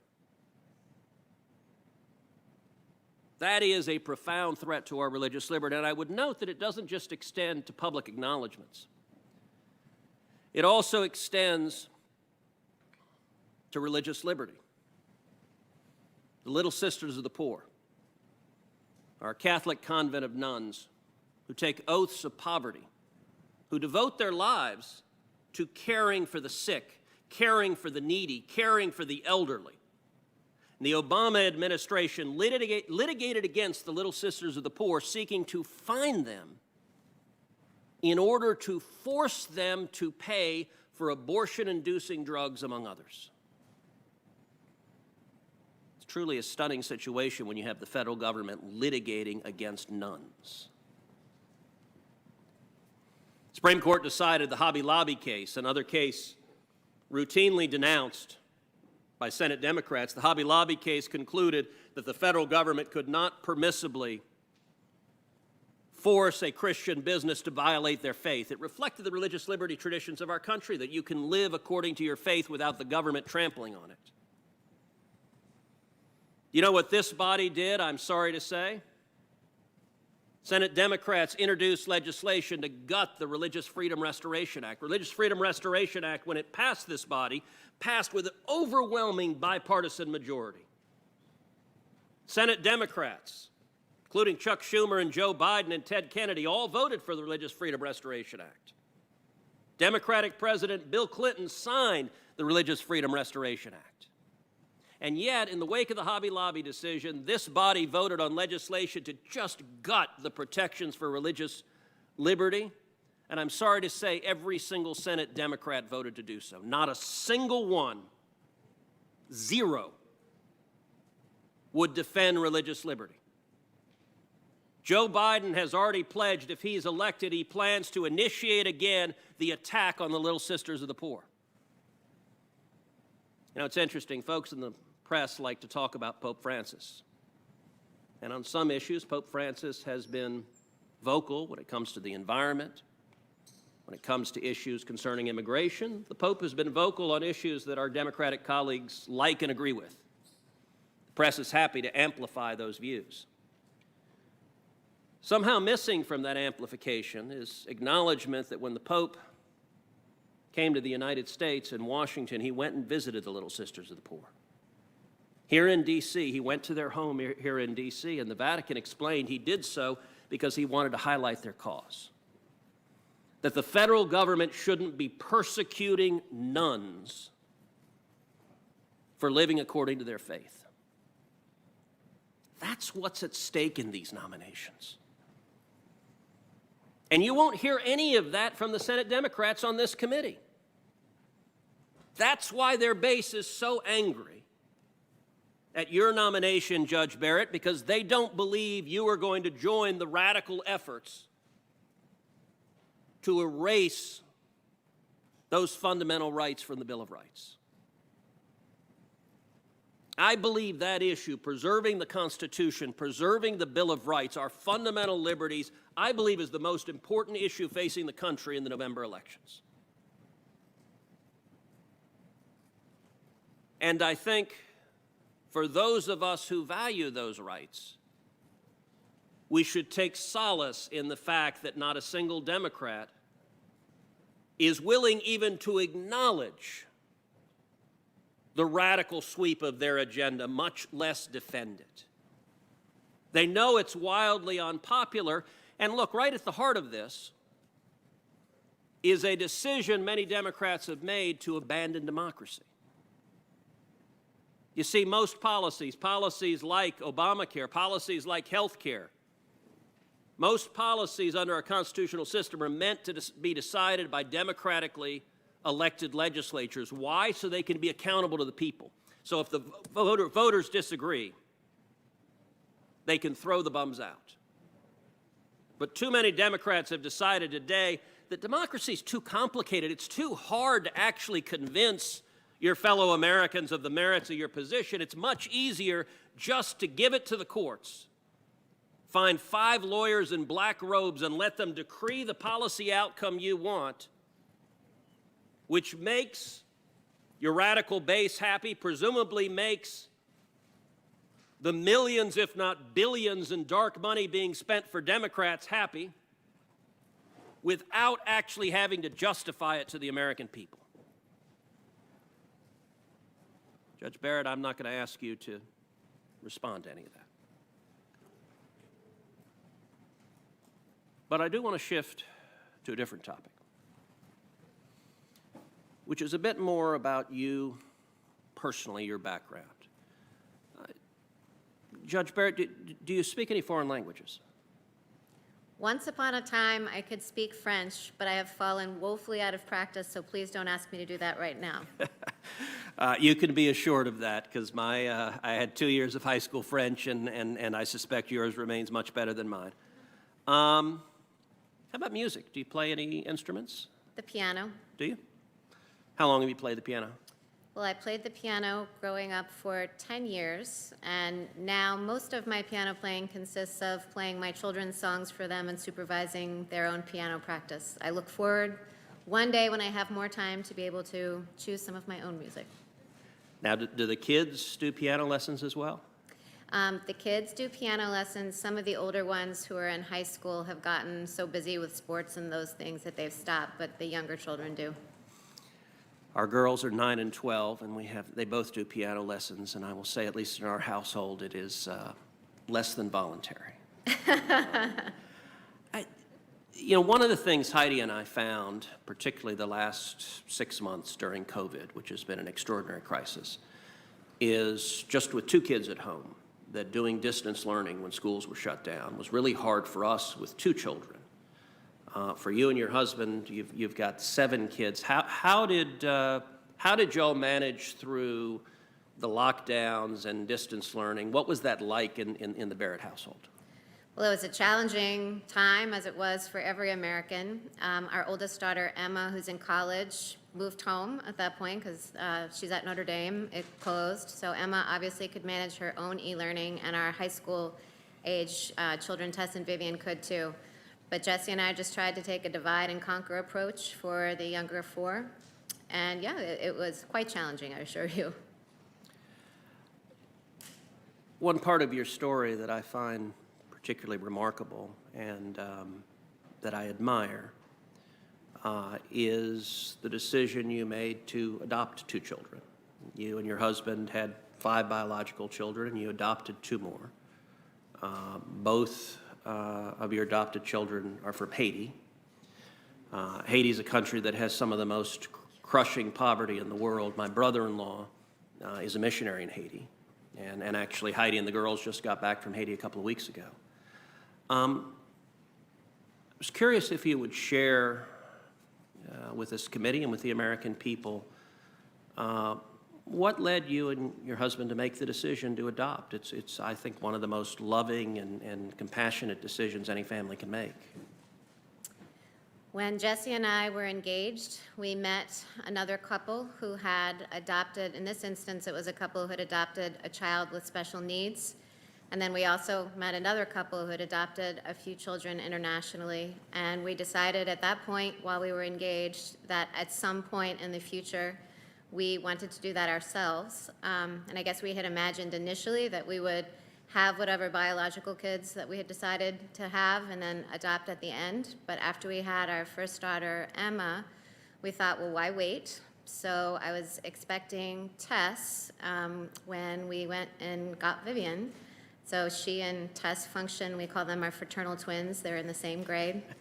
And it really has enriched our family immeasurably. And once we had adopted Vivian, at that point, then we made the decision that we definitely wanted to adopt again. And so several years later, John Peter entered our family. So your children have been wonderfully well-behaved. I think you're an amazing role model for little girls. What advice would you give little girls? Well, what I'm saying is not designed, my brother now has left, I was just thinking of what my dad told me before the spelling bee about anything boys can do, girls can do better. And since my sons are sitting behind me, I will also say, but boys are great too. Thank you. Thank you. Senator Klobuchar. Thank you very much, Mr. Chair. Welcome again, Judge. Since I have the draw to always follow Senator Cruz, I did want to make one thing clear after listening to that for a half hour, that Joe Biden is Catholic and he is a man of faith. And then I want to turn to something else, and that is that we need a reset here, in my mind, for the people at home, a bit of a reality check. That this isn't normal right now. We have to understand that what people are dealing with, that 7.7 million people have gotten this virus, that 214,000 Americans have died. And for people watching at home and wondering what we're all doing in this room right now, and maybe you're home because you lost your job, or maybe you got your kids crawling all over your couch right now. Maybe you're trying to teach your first grader how to do a mute button to go to school. Or maybe you've got a small business that you had to close down or that's struggling. We should be doing something else right now. We shouldn't be doing this. We should be passing coronavirus relief like the House just did, which was a significant bill that would have been a big help. And I think people have to know that right now. And whether you're Democrat, Independent, or Republican. And that's why I started out yesterday by telling people that they need to vote.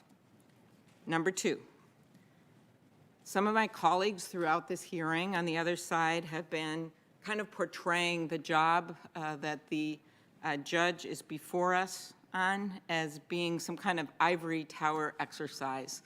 I think one of my friends called it related that you'd be dealing with the dormant commerce clause. Well, I'm sure that might be true, but we also know that this is the highest court in the land, that the decisions of this court have a real impact on people. And I appreciated, Judge, that you said that you didn't want to be a queen. I actually wouldn't mind being a queen around here, if the truth be known. I wouldn't mind doing it, and kind of a benevolent queen and making decisions so we could get things done. But you said you wouldn't let your views influence you and the like, but the truth is the Supreme Court rulings, they rule people's lives. They decide if people can get married. They decide what schools they can go to. They decide if they could even have access to contraception. All of these things matter. So I want to make that clear. And the third reset here that I think we need to have is that this hearing is not normal. It is a sham. It is a rush to put in a justice. The last time that we had a vacancy so close to an election was when Abraham Lincoln was president. And he made the wise decision to wait until after the election. The last time we lost a justice so close to an election. That's what he did. Today, we are 21 days from the election. People are voting. Millions of people have already cast their ballots. And I go to the words of Senator McConnell. The last time we had a situation in election year, he said, the American people should have a voice in the selection of their next Supreme Court justice. Therefore, this vacancy should not be filled until we have a new president. That set the precedent that so many of you have embraced, or at least you did a few years ago, and that is that in an election year, the people choose the president, and then the president nominates the justice. So why is this happening? Well, that's a good question. This guy, our president, he is the one that decided to plop a Supreme Court nomination in the middle of an election when people's health care is on the line with a case before the court on November 10th. So let's see what he said about the Supreme Court. Well, one of President Trump's campaign promises in 2015 was that his judicial appointments will do the right thing on Obamacare. You can see it right here. And in fact, Judge, just one day after you were nominated, this is like a few weeks ago, he said also on Twitter that it would be a big win if the Supreme Court strikes down the health law. So, Judge, my first question, do you think we should take the president at his word when he says his nominee will do the right thing and overturn the Affordable Care Act? Senator Klobuchar, I can't really speak to what the president has said on Twitter. He hasn't said any of that to me. And what I can tell you, as I have told your colleagues earlier today, is that no one has elicited from me any commitment in a case or even brought up a commitment in the case. I am 100% committed to judicial independence from political pressure. So whatever people's, party platforms may be or campaign promises may be, the reason why judges have life tenure is to insulate them from those pressures. So I take my oath seriously to follow the law, and I have not pre-committed, nor would I pre-commit to decide a case any particular way. Okay, and I think this life tenure, this idea that you have, just for everyone out there, a job for life, makes this even more important for us to consider where you might be. And I know you have not said how you would rule on this case that's coming up right after the election, where the president had said it would be a big win if the Supreme Court strikes down the law. But you have directly criticized Justice Roberts in an article in my own state in one of the Minnesota Law School journals. It was in 2017. It was the same year you became a judge. And when Roberts writes the opinion to uphold the Affordable Care Act, you said he, quote, pushed the Affordable Care Act beyond its plausible meaning to save the statute. Is that correct? Senator Klobuchar, I just want to clarify, is this the constitutional commentary publication that you and I discussed? Yes, 'Cause it I haven't is. done that. That Okay. it is, but it's still a No, University of Minnesota law. Yes. Okay, I just wanted to be sure because Yep, I hadn't published in the I Minnesota just, Law Review. again, did you ask that question? Did you say that he pushed the Affordable Care Act beyond its plausible meaning to save the statute? One thing I want to clarify is you said that I criticized, Chief Justice Roberts, and I don't attack people, just ideas. So that was Okay. just designed to make a comment about his reasoning in that case, which as I've said before, is consistent with the way the majority opinion characterized it as the less plausible reading of the statute. Okay, so you didn't agree with his reasoning in the case that upheld the Affordable Care Act? What I said, and was this King versus Burwell or NFIB versus Sebelius? That was NFIB versus Sebelius. Sebelius. I'll get to King versus Burwell in a second. What I said with respect to NFIB versus Sebelius is that the interpretation that the majority adopted, construing the mandate to be a tax rather than a penalty, was not the most natural reading of the statute. But I it was made no still the comment. reading that Justice Roberts got to. Now, you also criticized, as you pointed out by bringing up King v. Burwell, another case where the court ruled in favor of the health law. This was in a 2015 National Public Radio interview. And you acknowledged that the result of people being able to keep their subsidies under the Affordable Care Act would help millions of Americans. Yet you praised the dissent by Justice Scalia, saying the dissent had, quote, the better of the legal argument. Is that correct? I did say that, yes. Okay, so then would you have ruled the same way and voted with Justice Scalia? Well, Senator Klobuchar, one of the plus sides or the upsides of being an academic is that you can speak for yourself, that a professor professes and can opine, but it's very different than the judicial decision-making process. So it's difficult for me to say how I would have decided that case if I had to go through the whole process of judicial decision-making that I was describing this morning. Now, having been a judge for 3 years, I can say I appreciate greatly the distinctions between academic writing or academic speaking and judicial decision-making, such that a judge might look at an academic and say, easy for you to say, because you're not on a multi-member court. You're not constrained by stare decisis. You don't have real parties in front of you, consulting with litigants, consulting with your clerks.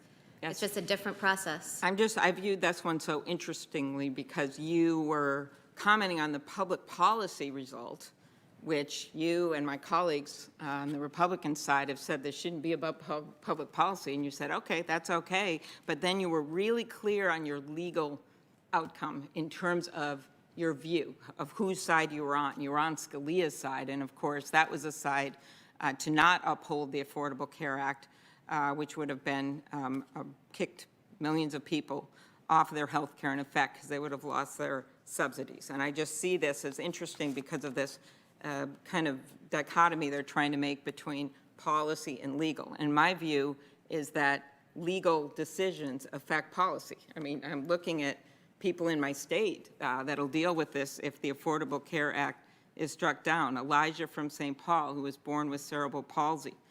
Because of the Affordable Care Act, he is now 16 and is a proud Boy Scout. Casey, whose brother lives in Alexandria, and he has chronic kidney failure, and he needs a transplant. Without the ACA, that'd be that. Or Burnett from the suburbs of St. Paul, whose daughter has multiple sclerosis, depends on benefits under the ACA. Liliana of Fridley, who has a 21-year-old son with autism and needs her children to be able to stay on her insurance until she's 26. Melanie, a senior from Duluth who's being treated for ovarian cancer and needs access to the Affordable Care Act. So my point is that these are real-world situations. And so I get that you're not saying how you'd rule on these cases. So what does that leave us with here to try to figure out what kind of judge you would be? And I was thinking last night of when I was growing up, we would go up to northern Minnesota, and we didn't have a cabin, but we had friends that did, and we would go on these walks in the woods with my mom, and she loved to show all the tracks on that path, whether they were deer tracks, and she'd have us figure out what they were, or elk, or maybe even a bear, and we would follow these tracks down that path. And you'd always think, is there going to be a deer around the corner that we're going to see? And very rarely was there one. But we would follow the tracks. And so when I look at your record, I just keep following the tracks. That's what I've got to do. And so when I follow the tracks, this is what I see. You consider Justice Scalia one of the most conservative judges in the history of the Supreme Court as your mentor. You criticized the decision written by Justice Roberts upholding the Affordable Care Act. That is, to me, one big track. Even if you didn't consider yourself criticizing him personally, you criticized the reasoning. You then said in another case about the Affordable Care Act that you would that you liked the legal reasoning, that he had the better legal argument, that Justice Scalia had the better legal argument. You have signed your name to a public statement featured in an ad, a paid ad, that called for an end to what it called, the ad called, the barbaric legacy of Roe v. Wade, which ran on the anniversary of the 1973 Supreme Court decision. You disagreed with long-standing precedent on gun safety, which said that felons shouldn't be able to get guns, something that was pretty important to me when I had my old job in law enforcement. This is something that Senator Durbin asked you about. You suggested that you agree with the dissent in the marriage equality case, Obergefell, that it wasn't the role of the court to decide that same-sex couples had the right to be married. I think this was in a lecture you gave where you said the dissent's view was that it wasn't for the court to decide. People could lobby in state legislatures. And all this takes me to one point as I follow those tracks down that path. And it takes me to this point where I believe, and I think the American people have to understand, that you would be the polar opposite of Justice Ginsburg. She and Justice Scalia were friends, yes, but she never embraced his legal philosophy. So that is what concerns me. And I want to turn to an area where I think Justice Ginsburg, whose seat we are considering you for, was truly a hero. And that was the area of voting rights. and that was the area of elections. I think that, what did the president say here? He said, September 23rd, 2020, I think this, he means the election, will end up in the Supreme Court. And I think it's very important that we have 9 justices.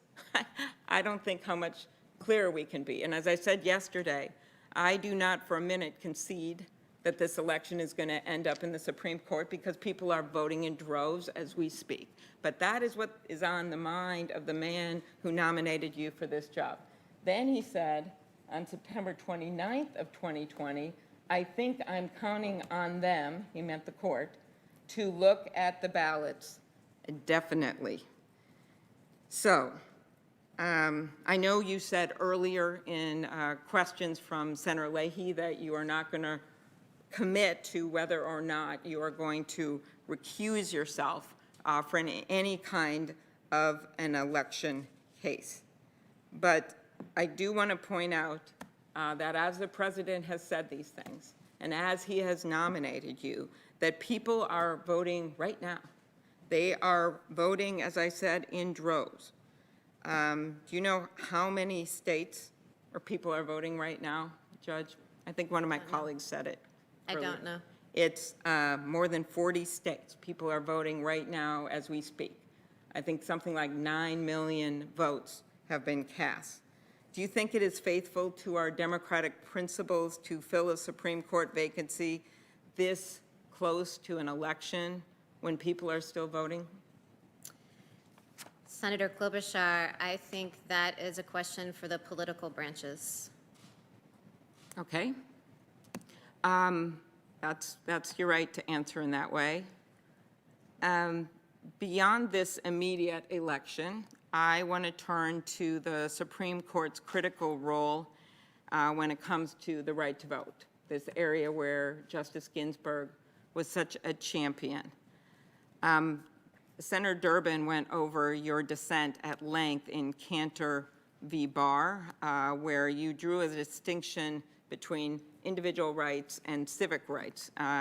And you wrote that historically, felons should be disqualified from exercising certain rights, like the right to vote and to serve on juries. So my question is this next line, where you said, these rights belonged only to virtuous citizens. What does that mean? Senator, I would need to look at the article to clarify, but as I'm sitting here, I don't think I said felons should lose voting rights. I think what I was talking about is that Could. 14th Amendment, yeah, that. But it wasn't an article, just to be clear, right? This is your dissent. Oh, my dissent. Yeah, I think it's your dissent in Cantor v. Yes, you're right. And it says felons could be disqualified from exercising certain rights, like the rights to vote and serve on juries. But apart from that clause, you said these rights belong only to virtuous citizens. That's what I'm trying to understand what that means. So the argument in the case, those who were challenging Heller and those who were arguing on the side of the government in the Cantor case is that the Second Amendment is a civic right. And that is how the Supreme Court itself framed the debate, as a distinction between civic rights and individual rights, with voting being a civic right. And in literature, in the historical literature, which was at play in that case. Okay, but how would you define the word virtuous? Because it doesn't appear in the Constitution. Well, I'm Senator, just trying to know what that means, because we're living at a time where a lot of people are having their voting rights taken away from them. So what's virtuous? Okay, well, Senator, I want to be clear that that is not, in the opinion, designed to denigrate the right to vote, which is fundamental. The distinction between civic and individual rights is one that's present in the court's decisions, and it has to do with a kind of a jurisprudential view of what rights are. And the virtuous citizenry idea is a historical and jurisprudential one. It certainly does not mean that I think that anybody gets a measure of virtue and whether they're good or not and whether they're allowed to vote. That's not Okay. what I said. Okay, now let me ask you this in a different way, because now let's go to the real world here. So in Justice Ginsburg's dissent in Shelby, where a 5-4 court struck down a key provision of the Voting Rights Act. She described the right to vote as a fundamental right in our democratic system. And I assume you agree with this, because you just said that, let's not get to her dissent. You agree with the concept that it's a fundamental right, because you just As I just said, yeah, the court has repeatedly said it was Okay, fundamental. so she also wrote in her dissent that the Constitution uses the words right to vote in 5 separate places, the 14th, 15th, 19th, 24th, and 26th amendments. Each of these amendments, this is still her talking, not me, each of these amendments contains the same broad empowerment of Congress to enact appropriate legislation to enforce the protected right. The implication is unmistakable. Under our constitutional structure, Congress holds the lead rein in making the right to vote equally real for all U.S. citizens. Do you agree with Justice Ginsburg's conclusion that the Constitution clearly empowers Congress to protect the right to vote? Well, Senator, that would be eliciting an opinion from me on whether the dissent or the majority was right in Shelby County, and I can't express a view on that, as I've said, because it would be inconsistent with the judicial rule. Okay, so here's my problem. So you go out of your way in the case that Dick Durbin was discussing to make this distinction between voting rights and gun rights, but now you won't say whether or not you agree with Ginsburg. And so my view is, just based, again, following those tracks on this case, that you are most likely with the majority, but I know you're not going to answer this. But what I do want you to know is this, and this is where it gets interesting because of what Justice Ginsburg predicted in that dissent. According to the Brennan Center, over 20 states since that case came out that withdrew, that took away part of the protections from the Voting Rights Act, over 20 states have now made more restrictive voting laws than they did before that case. Doesn't that suggest to you that Justice Ginsburg had the better of the argument when she wrote that throwing out pre-clearance when it has worked and is continuing to work to stop discriminatory changes is like throwing away your umbrella in a rainstorm because you are not getting wet? Do you think that that's true? And I mean, it seems to me that the proof is in the pudding. Like basically, this rainstorm that she said would come has come with all these states, including a number of them that my colleagues over there represent, have enacted stricter laws. Has it happened?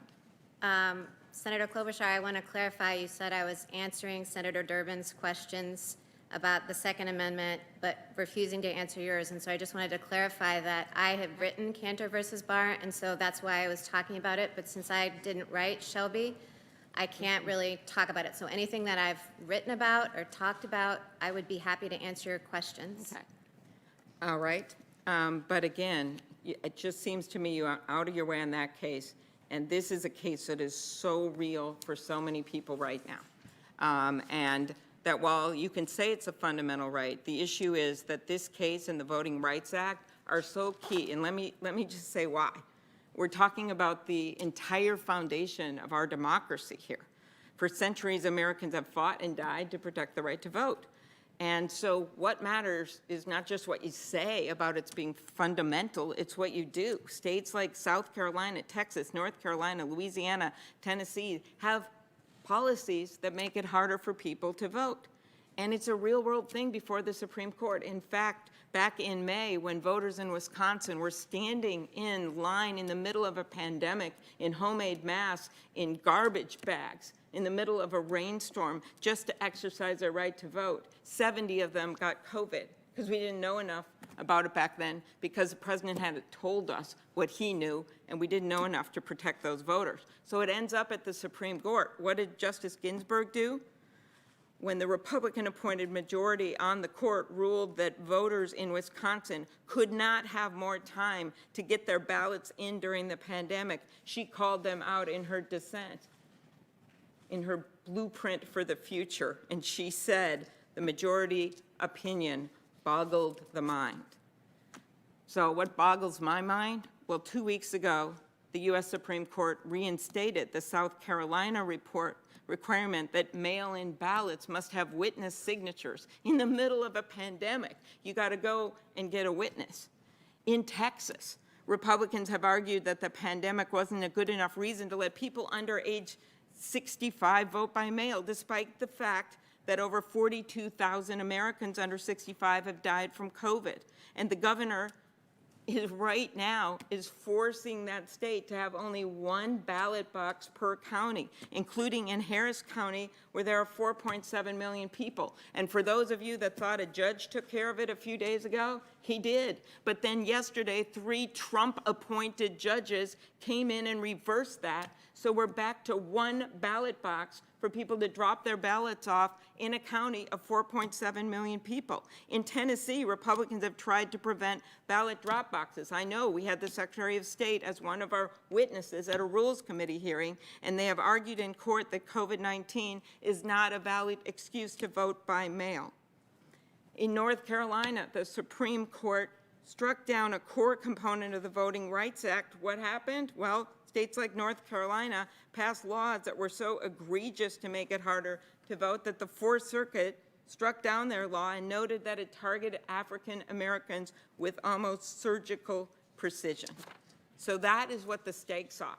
And that is why not having Justice Ginsburg on the court right now is so frightening to so many Americans out there. And that is why we are asking you these questions about voting. So let me turn to another election question, gerrymandering. In 2015, Justice Ginsburg wrote the majority opinion in Arizona State Legislature for the Arizona Independent Redistricting Commission, holding that it was constitutional for the people of Arizona to amend the state constitution to establish an independent redistricting commission. Because of this case and Justice Ginsburg's opinion, many argue now that Arizona has fairer electoral maps.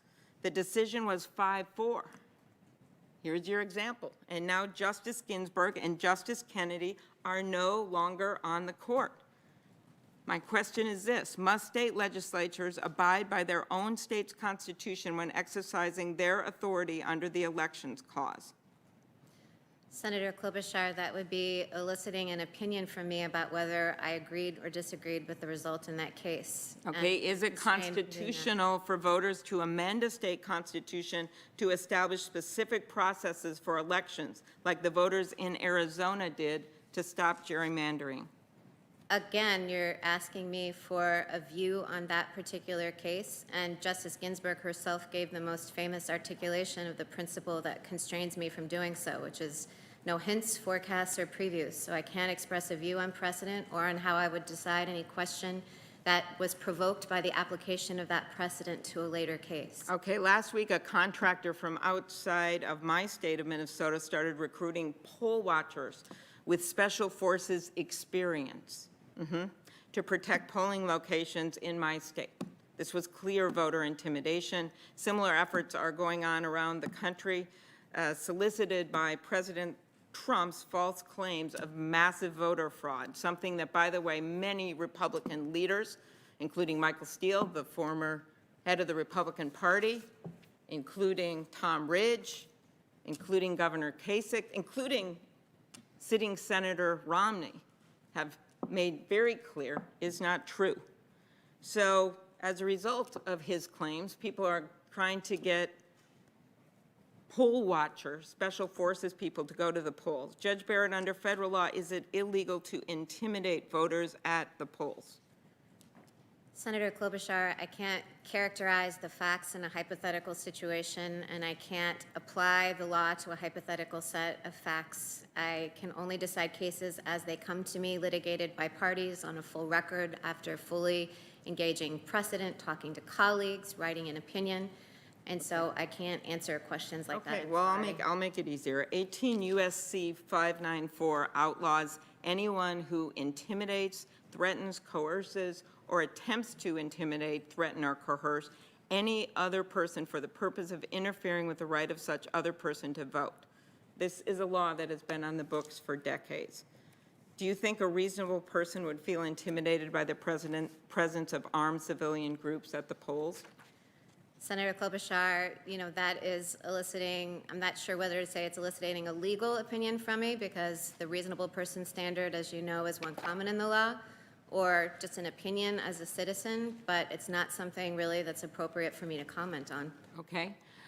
Here's one that I think is selection of electoral college electors. You know that each state has laws that dictate how electoral college electors are selected. Judge Barrett, in 1932, the Supreme Court in Smiley v. Home, a case involving my state, ruled that the Minnesota State Legislature could not change election rules unilaterally. Do you agree that the unanimous opinion in Smiley v. Home, which has never been questioned by any other Supreme Court case, is settled law? Well, I'll say two things about that. First of all, I was not aware of that case, so you've taught me something. Okay. But secondly, I can't comment on the precedent, give thumbs up or thumbs down in Justice Kagan's words. Okay, well, why don't we end there with precedent? I think that's a good way to end here.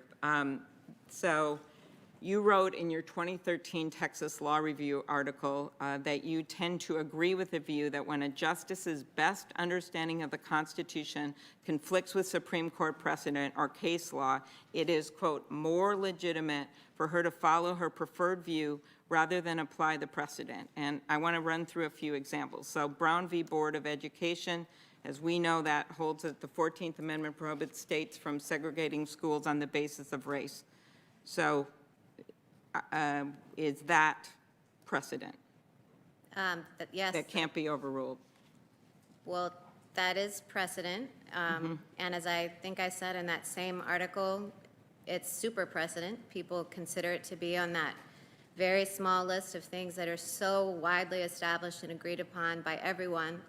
Calls for its overruling simply don't exist. Okay. Well, you also separately acknowledged that in Planned Parenthood v. Casey, the Supreme Court's controlling opinion talked about the reliance interests on Roe v. Wade, which it treated in that case as super precedent. Is Roe a super precedent? How would you define super precedent?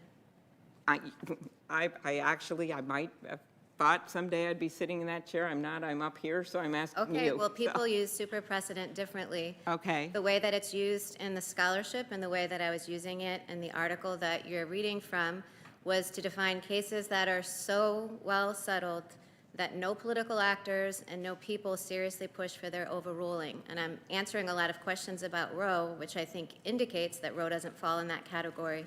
And scholars across the spectrum say that doesn't mean that Roe should be overruled, but descriptively, it does mean that it's not a case that everyone has accepted and doesn't call for its overruling. I don't Okay, think so here's what's interesting to me. You said that Brown is, and I know my time is running out, is a super precedent. That's something the Supreme Court has not even said, but you have said that. So if you say that, why won't you say that about Roe v. Wade, a case that the court's controlling opinion in that Planned Parenthood v. Casey case has described as a super precedent? That's what I'm trying to figure out. Well, Senator, I can just give you the same answer that I just did. I'm using a term in that article that is from the scholarly literature. It's actually one that was developed by scholars who are, certainly not conservative scholars, who take a more progressive approach to the Constitution. And again, as Richard Fallon from Harvard said, Roe is not a super precedent because calls for its overruling have never ceased, but that doesn't mean that Roe should be overruled. It just means that it doesn't fall on the small handful of cases like Marbury versus Madison and Brown versus the board that no one questions anymore. Is United States v. Virginia military, is that super precedent? Senator Klobuchar, if you continue to ask questions about super precedents that aren't on the list of the super precedents that I discussed in the article that are well acknowledged in the constitutional law literature, every time you ask the question, I will have to say that I can't grade it. Okay. Well, I am then left with looking at the tracks of your record and where it leads the American people. And I think it leads us to a place that's going to have severe repercussions for them. Thank you. Senator Sass. Thank you, Mr. Chairman. Judge, welcome back. I mean this as good news, but it might not feel like it after me. You're half done for today. I'm 11th of 22. Mr. Chairman, before I begin my questioning, I'd like to ask unanimous consent to admit into the record a letter from Alan Gelzo, the historian at Princeton, who has written a letter to the committee in response to some of Senator Harris's claims about the history of Supreme Court vacancies going back to the Civil War. Without objection. Thank you. Judge, you have said that the meaning of law doesn't change with time, and you've said that's very important. Can you unpack for us why it's so important that the meaning of a law doesn't change with time? Sure, because the law stays the same until it is lawfully changed. And if we're talking about a law that has been enacted by the people's representatives, or gone through the process of constitutional amendment or constitutional ratification, it must go through the lawfully prescribed process before it's changed. So Article 5 in the context of the Constitution, or bicameralism and presentment in the context of statutes. And it's not up to judges to short-circuit that process by updating the law. That's your job. But laws clearly are written in a context, and then the things, the circumstances to which those laws have applied would change. Does the Fourth Amendment have nothing to say about cell phones? Unreasonable search and seizure was obviously not written at a time when they had imagined mobile technological devices that addicted our kids. Does the Fourth Amendment have nothing to say about cell phones? No, the Fourth Amendment, the Constitution, one reason why it's the longest lasting written Constitution in the world is because it's written at a level of generality that's specific enough to protect rights, but general enough to be lasting, so that, when you're talking about the constable banging at your door in, 1791 as a search or seizure, now we can apply it, as the court did in Carpenter versus the United States, to cell phones. So the Fourth Amendment is a principle. It protects against unreasonable searches and seizures, but it doesn't catalog the instances in which an unreasonable search or seizure could take place. So you take that principle, and then you apply it to modern technology, like cell phones, or what if technological advances enable someone with Superman X-ray vision to simply see in your house? So there's no need to knock on the door and go in. Well, I think that could still be analyzed under the Fourth Amendment. So I think this is a useful place to explain to the American people again what originalism is and why it's a mistake to view it as a Republican position. I think that originalism is a part of a jurisprudential debate. It's not a part of a policy continuum between Republicans and Democrats. I think it's something that is useful for everybody who believes that three branches of government have two that are political and one that is not. So maybe it's useful to just kind of back up and say, when you define yourself as an originalist, what does that mean? And then how is it going to relate to that distinction between the principles that are timeless, but the applications that are clearly going to change by circumstance? Right. So originalism means that you treat the Constitution as law because it commits these texts to writing. And in interpreting that law, you interpret it in accord with the meaning that people would have understood it to have at the time that it was ratified. And the reason that you do that is because otherwise, well, as I said, the law stays the same until it's lawfully changed. Otherwise, judges would be in the Constitutional Convention business of updating the law rather than allowing the people to take control of that.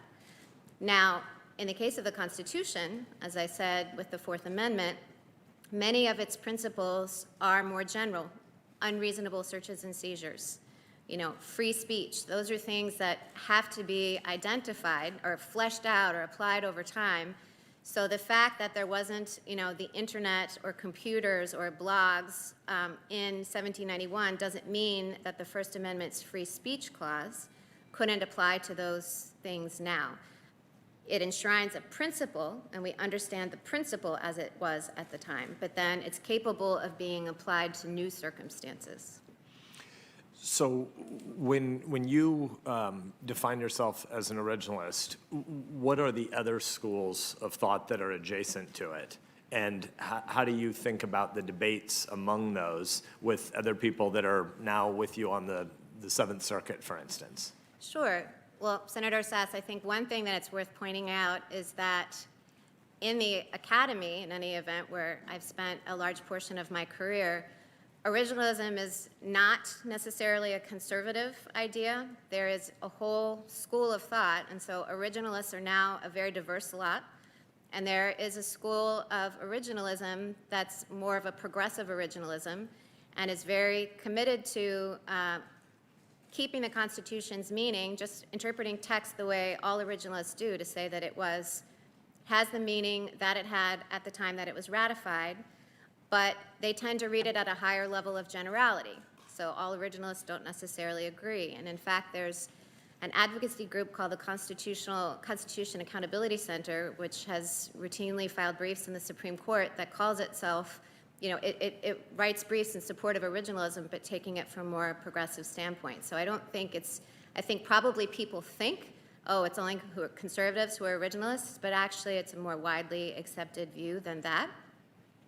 I think that if you think about different strains of approaching constitutional text, originalism is one. All judges and justices take account of history and the original meaning. It's just that some weight it differently, whereas originalists would give it dispositive weight when it's discernible. Other approaches to constitutional interpretation may take a more pragmatic view and say in some instances, well, that may have been the historical meaning, but that's an uncomfortable fit for current circumstances, so we will tweak it a little bit to adjust it to fit these circumstances, that situation. Sometimes it's called living constitutionalism, that the Constitution can evolve and change over time. Sometimes it's called like a more pragmatic constitutionalism. So I want to make sure we establish this fact clearly together, because one of the things that I think is really unhelpful for the American people when they see hearings like this over the last 20 years is there is an assumption that those of us who've advocated for you over the course of the last 3 years must be doing it because we know something about your policy views, and we've seen the beautiful mind conspiracy theory charts, for instance, that this is about specific outcomes that people want. What I want is to have a judge who doesn't want to take away the job of a legislature that's accountable to the people. What I want is to be sure that the two political branches that are accountable to the people because they can hire and fire us are the places where policy decisions are made. So what you're saying is, in the legal academy, there are people who agree with you on originalism as a broad philosophical school, and yet would come out very different places on the outcomes of particular policy decisions. That is what I'm saying. So on the Notre Dame law faculty, when you were up for the vacancy on the 7th Circuit 3 years ago, the Notre Dame law faculty, as I understand, the letter that we got from them here, had people unanimously recommend you across the faculty, and I would assume there's a pretty wide view of policy on the Notre Dame law faculty. There is. And so people can affirm that you know what the job of a judge is. You have the judicial temperament and modesty and humility about the calling, and they're comfortable with you, even though they don't think they might agree with every policy view that you have before you put on your robe. I hope that is what people think of me, because that's what I've always striven to do, and certainly in my time as a judge. My job, my boss is the rule of law, not imposing my policy preferences. So can you tell us what the black robe is about? Why do judges in our system wear robes? Well, judges in our system wear black robes, and they started wearing black robes actually because Chief Justice John Marshall started the practice. In the beginning, justices used to wear colorful robes that identified them with the schools that they graduated from. And John Marshall, at his investiture, decided to wear a simple black robe. And pretty soon the other justices followed suit, and now all judges do it. And I think the black robe shows that justice is blind. We all dress the same. And I think it shows that once we put it on, we are standing united symbolically, speaking in the name of the law, not in speaking for ourselves as individuals. Thank you. You, in your questioning from Chairman Graham this morning, talked a little bit about the process of judicial decision-making, and you started with 4 steps and then added a 5th, and then I think added a 6th. Because it turns out being a reactive branch is really reactive. Can you explain what it means that the judiciary, the Article III branch, is reactive? So Article 3 of the Constitution says that courts can hear cases or controversies. So a judge can't walk in one day and say, I feel like, visiting the question of health care and telling people what I think. We can't even think about the law or how it would apply until litigants bring a real live case with real live parties and a real live dispute before us. And the material that we have to decide that dispute is what comes from you. It's the statutes that you pass. We don't get to come up with the policies and see our wishes become part of the United States Code. So we react to the litigants who bring cases before us, and we apply the laws that you make. And what are the steps inside those Article III courts before it would ever get to a situation where the Supreme Court hears cases? What is unique about the Supreme Court? So the Supreme Court obviously sits atop the federal hierarchy of the judiciary. And the Supreme Court, so my court now, the Seventh Circuit, every time someone loses in the district courts, which are the trial courts, they can appeal. And we take every single appeal that comes. The Supreme Court works differently. The Supreme Court takes cases when it needs to. Most frequently, the reason it takes them is to resolve a division among the courts of appeal or the state Supreme Courts. The Supreme Court gets about 8,000 petitions a year, and they hear about 80 cases a year. So it's discretionary what cases to take. So it's reactive, it's a reactive branch, and it's after a process where there's a statute, it's been challenged, there are active cases, and then it works its way up to the court. But when the justices decline to take a case, what are they saying? They're saying you don't matter and you don't have a right to appeal? What are they saying to the litigants in a case when they decline to grant cert? They're not expressing any view on the merits. They're simply saying this isn't a case that we're going to put on our docket for certiorari because the court has obviously limited time and limited resources, and so it selects the cases where it's resolving a division, for example, in the courts or some other question on which, of national importance on which the Supreme Court needs to step in. There has been a lot of discussion in some of the questioning earlier this morning implicitly about standing. Can you just explain what standing is so that the American people understand it? Yes. So this dovetails with your question about the judiciary being a reactive branch.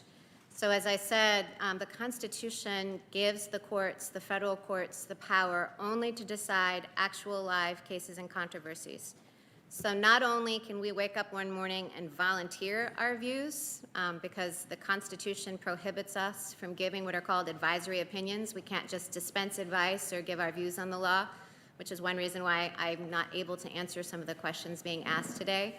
A litigant can't get us to give an advisory opinion or elicit a view unless the litigant actually has a real case. So you, Senator Sass, couldn't walk into court and file a lawsuit and just ask me to give my advice on whether some particular statute was constitutional. I can only decide that question if there is an actual dispute about it.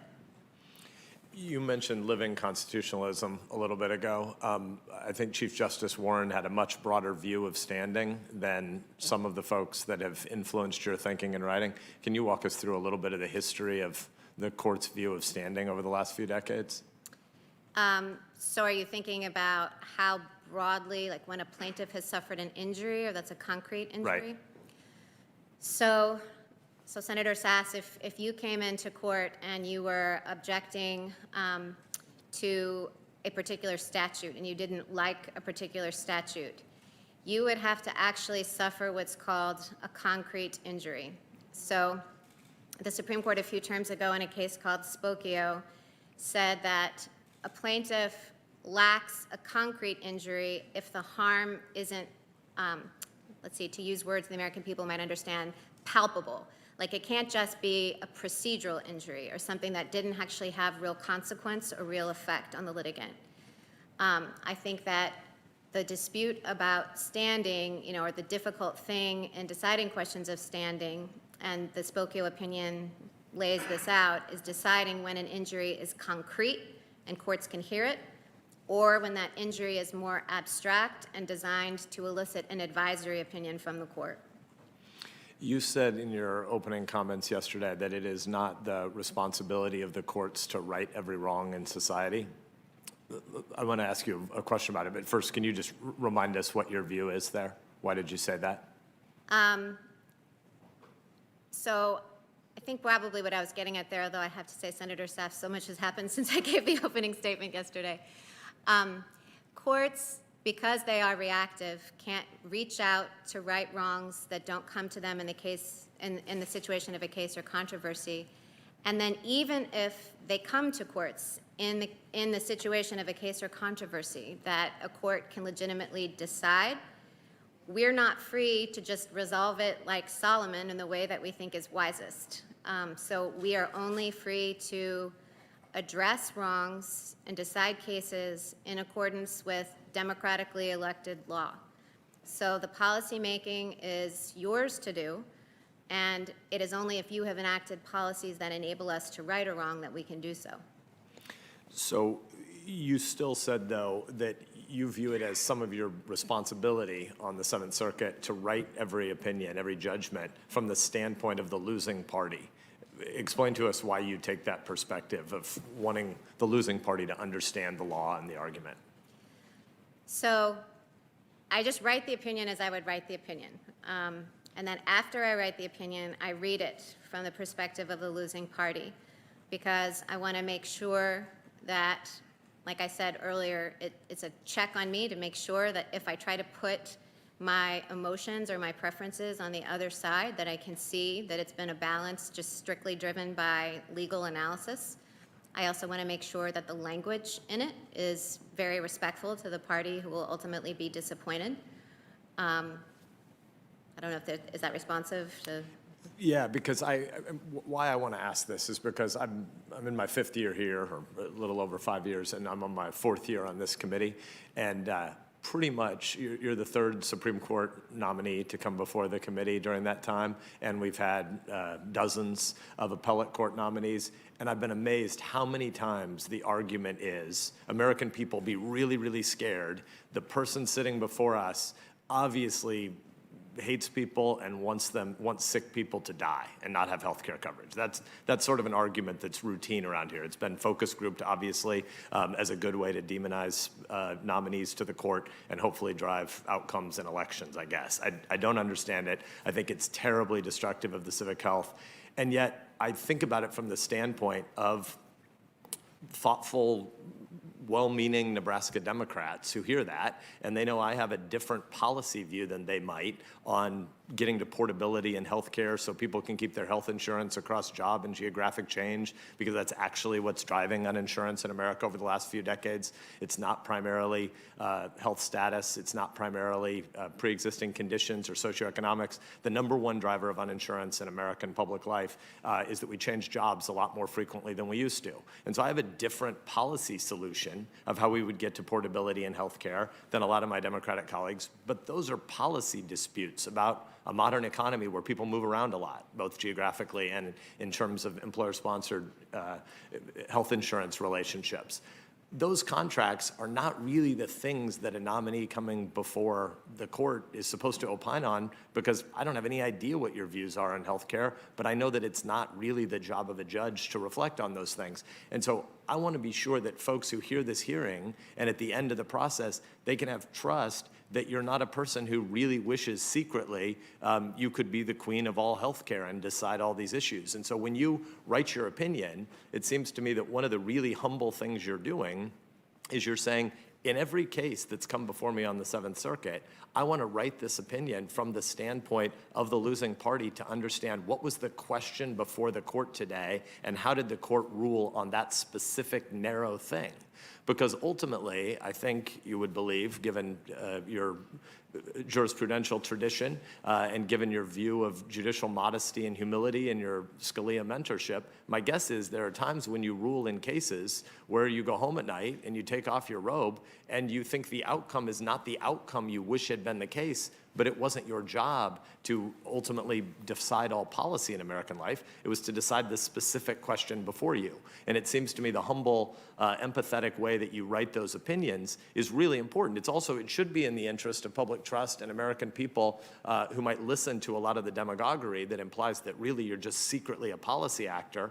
It should be pretty comforting to them that, except for probably Justice Breyer, you've written more than, I think, than anybody who's currently on the court. So people can actually know your jurisprudential views and how you're going to approach cases when you get on the court, because you've written a ton. There's a reason why the Notre Dame faculty, regardless of their policy positions, wrote a letter to this committee universally recommending you. There's a reason why year after year on the Notre Dame law faculty, you were Professor of the Year, because students, regardless of their policy views, thought you were really good at explaining what the job of a judge is and what the purpose of Article 3 in our constitutional system is. And as somebody who worries a lot about institutional trust and a lot of the attacks that we see on the court, a lot of the attempts we see in this language about potentially court packing, if we would go to 11 or 13 or 15 or, a Venezuelan-style 47-person court over the next couple of election cycles, that undermining, that delegitimizing of the courts should have as its antidote the fact that you have written a ton about what you think the job of a judge is, and people can actually understand it. And I would hope that that's some of what this hearing would try to unpack. I am nearly out of time, and I think the chairman is gonna take away my slot. So I wanna ask one final thing. Tell us about the Scalia-Ginsburg friendship and the impact that it made on you. So Justice Scalia famously, when the vacancy came up, I think it was Justice White's seat that Justice Ginsburg filled, but when the vacancy came open during the Clinton administration, Justice Scalia recommended her, even though they had been together on the DC circuit. That's where they got to know each other. And he knew that she had a different jurisprudential approach. And, a lot has been said in the weeks since Justice Ginsburg died about that friendship, because I think it speaks so well to both of their characters, that despite the fact that they had such great differences, and they could fight with the pen, when they were socializing, when they were outside of the opinion writing world, they had respect and affection for one another. And that's how I've tried to live my life with, I have friends who disagree with me vehemently about all kinds of things. But I think that it is dehumanizing if we reduce people to the political or policy differences that we might have with one another. Thank you, and congrats on being half done. Well, for the record, I really enjoy listening to you, Senator Sass. I think you make a lot of sense, and you explained the system very well. You don't have to be a lawyer to understand what the law is all about. I think you get it very much so. Senator Coons. Thank you, Mr. Chairman. Thank you, Judge Barrett. To you and your family, welcome. I guess I'm on the downside if you're halfway through. If I might just, at my opening, Mr. Chairman, I'll submit 2 letters for the record, if I might. One from the SEIU on behalf of the 2 million members of the Service Employees International Union, and one on behalf of a national constellation of disability rights groups, Without both objection.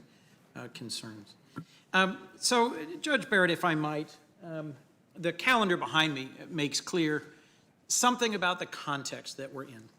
Because I think folks watching this at home, despite the wonderful efforts that a number of my colleagues have made to make this accessible, may have difficulty understanding exactly why we're here and why under these circumstances and why we keep bringing up the Affordable Care Act. So let me try and walk that through. These aren't normal times, as you well know. Most of us are wearing masks. There are a number of members of this committee and the Senate who've been infected by COVID, as our president has, and that's resulted in the Senate being closed this week and are not being able to proceed. We're in the middle of a pandemic, and we are just 3 weeks from an election, a presidential election in which folks are voting in more than 40 states. Millions of votes have already been cast. And just a week after that election, the Supreme Court's going to hear a case that could take away health care protections from more than half of all Americans. So this is not an abstract academic argument. It's one that will have real life consequences. Destroying the essential protections of the Affordable Care Act, which was enacted just more than a decade ago, would have a real impact on a majority of all Americans. It prevents insurance companies from discriminating against the more than 100 million Americans with pre-existing conditions like diabetes or heart disease. It dramatically expanded Medicaid, and it provides coverage for kids on their parents' insurance up to the age of 26, I should say young adults. And perhaps most importantly, since a lot of what we've been talking about is the legacy of Justice Ginsburg and her lifelong commitment to gender equity, it also prevents insurance companies, the Affordable Care Act does, from discriminating against women just for being women. It may be hard to imagine now, but more than a decade ago, before the ACA, pregnancy was treated as a pre-existing condition, and women were routinely charged more than men just because insurance companies could. So President Trump, he said over and over again that he is determined to repeal the Affordable Care Act, that he is determined to overthrow it. And there's 2 things all of us are waiting for. One is his detailed health plan. The other is his taxes. And I don't expect either one of them in the next 3 weeks. The president tried to do it here in Congress. In fact, I think by one count, my colleagues have voted 70 times to overturn the ACA. And many in this chamber, many members of this committee, members like Senators Cornyn and Lee and others, have filed amicus briefs before the Supreme Court asking for the law to be struck down. So now on the eve of the election, I believe President Trump is making a last gasp attempt to get the Supreme Court to do it for him. He can't do it through the democratic process. He can't do it administratively. He's going to try and do it with one more challenge.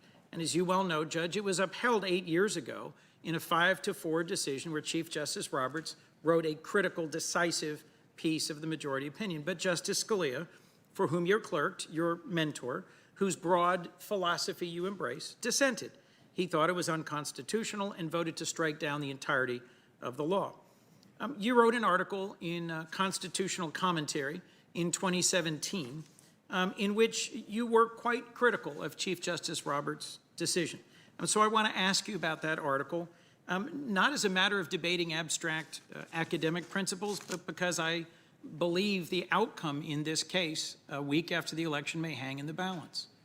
You wrote in that article, and I quote, "In NFIB versus Sebelius, the case that upheld the ACA against a constitutional challenge, Chief Justice Roberts pushed the Affordable Care Act beyond its plausible meaning to save the statute." I think those are fighting words as an originalist and a textualist. You were referring to Chief Justice Roberts' ruling that the individual mandate in the ACA is constitutional under Congress's taxing powers, a ruling essential to upholding the law and protecting the health care of a majority of Americans. So just if you could, do you think the Chief Justice's ruling upholding the ACA was implausible and unsound? Well, Senator Coons, what I said in that article, which was a book review of someone else's book, was that the statutory interpretation, as I said earlier, as Chief Justice Roberts' own opinion said, was the less natural reading of the mandate, construing it as a tax rather than a penalty, that the statutory interpretation seemed, as you said, stretched beyond its plausible meaning. But NFIB versus Sebelius turned on the constitutional question. That was the statutory interpretation was the threshold question. Right. And the constitutional question was not something that I ever opined on. And the case next week, or the case that's coming down the pike in a few weeks, California versus Texas, I wouldn't say they're fighting words from the article that you read from me, because the California versus Texas case involves a very different issue, this issue of severability. And for those to be fighting words, I think you would have to assume that my, critique of the reasoning reflects a hostility to the act that would cause me to approach a case involving the ACA with hostility and looking for a way to take it down, to deprive people of their coverage under the ACA because I didn't like it. But I can promise you that that is not my view, it's not my approach to the law. I have no hostility to the ACA or any other law, and that I will faithfully apply the law, and nothing that I've said with respect to the ACA in print in my law review articles actually bears on the severability question, so it's not indicative of how I might approach that question. Let me go back to what I perhaps too jokingly referred to as fighting words. You're both textualists. You're both from the same general school of constitutional methodology, correct? You mean Justice Scalia and me? And Chief Justice Roberts. I'm not actually sure that Chief Justice Roberts has ever identified himself as a textualist. So to that point, in this article 3 years ago, you chastised Chief Justice Roberts for not being a textualist. You said he has not proven himself to be a textualist and has been willing to depart from ostensibly clear text. And so you said in this article, and I'm quoting you, "It is illegitimate for the court to distort either the Constitution or a statute to achieve what it deems a preferable result." So this was the sort of outcomes-oriented judicial crafting that has often been sharply criticized by your mentor, Justice Scalia, when criticizing the sort of living constitutionalists. And as I read this, you are saying to Chief Justice Roberts, you're no textualist.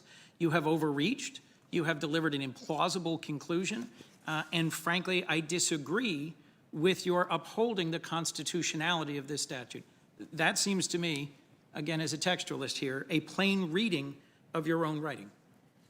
Well, Senator Coons, I want to make very, very clear, I think maybe this came up with Senator Klobuchar, that I was not attacking or, chastising Chief Justice Roberts at all, for whom I have the greatest respect.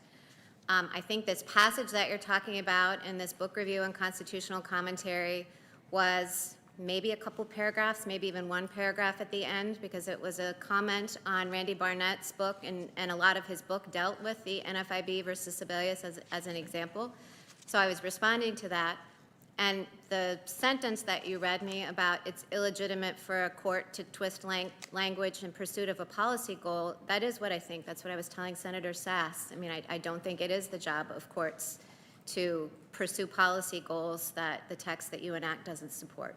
So to be clear, you're specifically accusing the Chief Justice, or you're chastising might be the better word, the Chief Justice of distorting the statute and of upholding it when it should have been struck down. No, I'm not. I was not. I said I was not chastising. All I was doing was expressing some, well, I mean, and as I've said several times, it's how the Chief Justice himself characterized it. It's not the most natural reading of that language. And all I was doing if I might, Your Honor, I don't think the Chief Justice would agree with that characterization.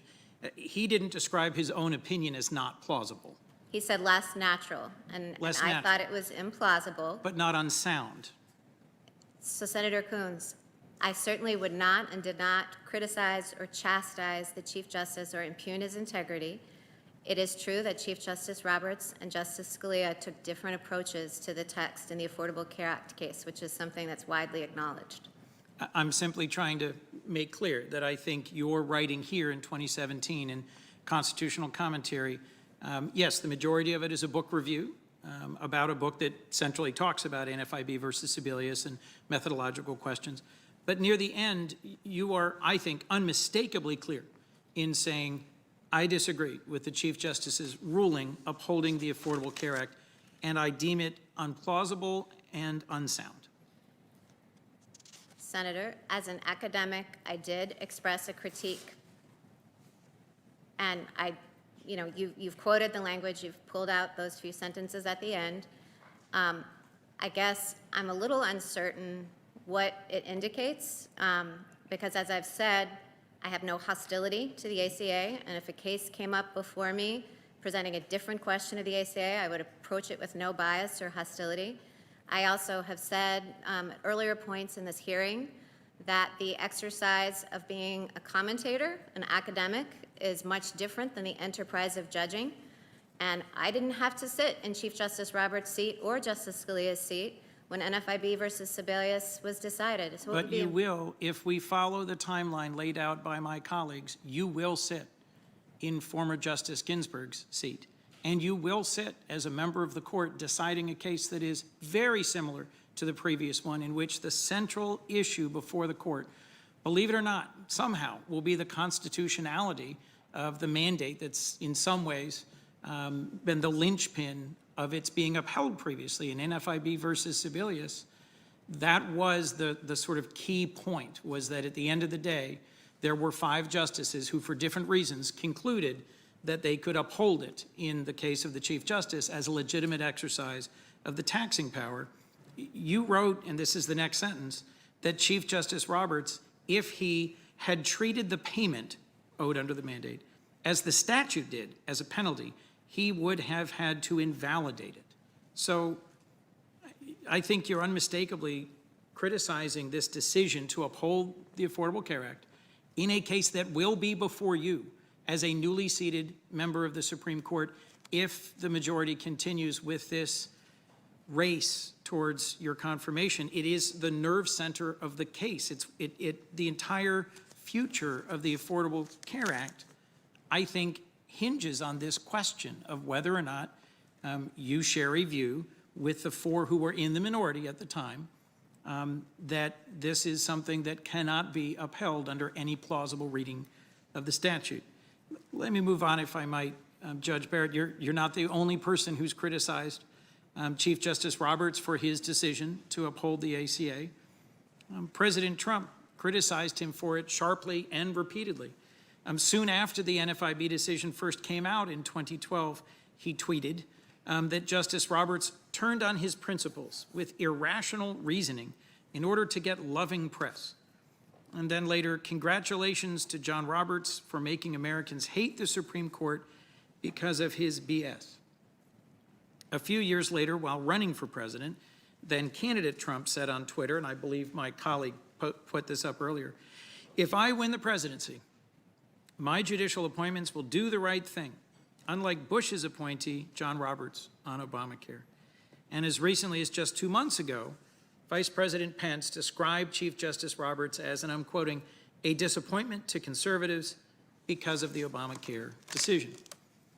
In upholding the ACA, the Chief Justice was the one justice appointed by a Republican president who went against the political wishes of the party that appointed him. Why did you choose to single him out for criticism in that constitutional commentary article? Well, Senator Coons, I was writing about the majority opinion, and Chief Justice Roberts was the author of the opinion. So I was simply discussing what the 5-justice majority adopted as its reasoning. And I'd like to emphasize again that I was not attacking Chief Justice Roberts or impugning his character or anything of that sort. It was an academic critique. And I want to emphasize, just given this line of questions that you're asking, that I am standing before the committee today saying that I have the integrity to act consistently with my oath and apply the law as the law, to approach the ACA and every other statute without bias, and I have not made any commitments or deals or anything like that. I'm not here on a mission to destroy the Affordable Care Act. I'm just here to apply the law and adhere to the rule of law. And I think it is important that folks watching understand that I believe your views are sincere and earnestly held. And I am not trying to suggest that there was some secret deal between you and President Trump. When you told me that when we spoke a week ago, I've had no conversations about these cases with the president or his legal team. I believe you. I think you are a person who earnestly means that. And I do think it's important that you keep repeating that. But we cannot ignore the larger context that sits outside your nomination and this rushed process. I'm sure you have no ill will towards the Chief Justice and meant no disrespect to him as an individual. We've talked repeatedly about the friendship between Justice Scalia and Justice Ginsburg.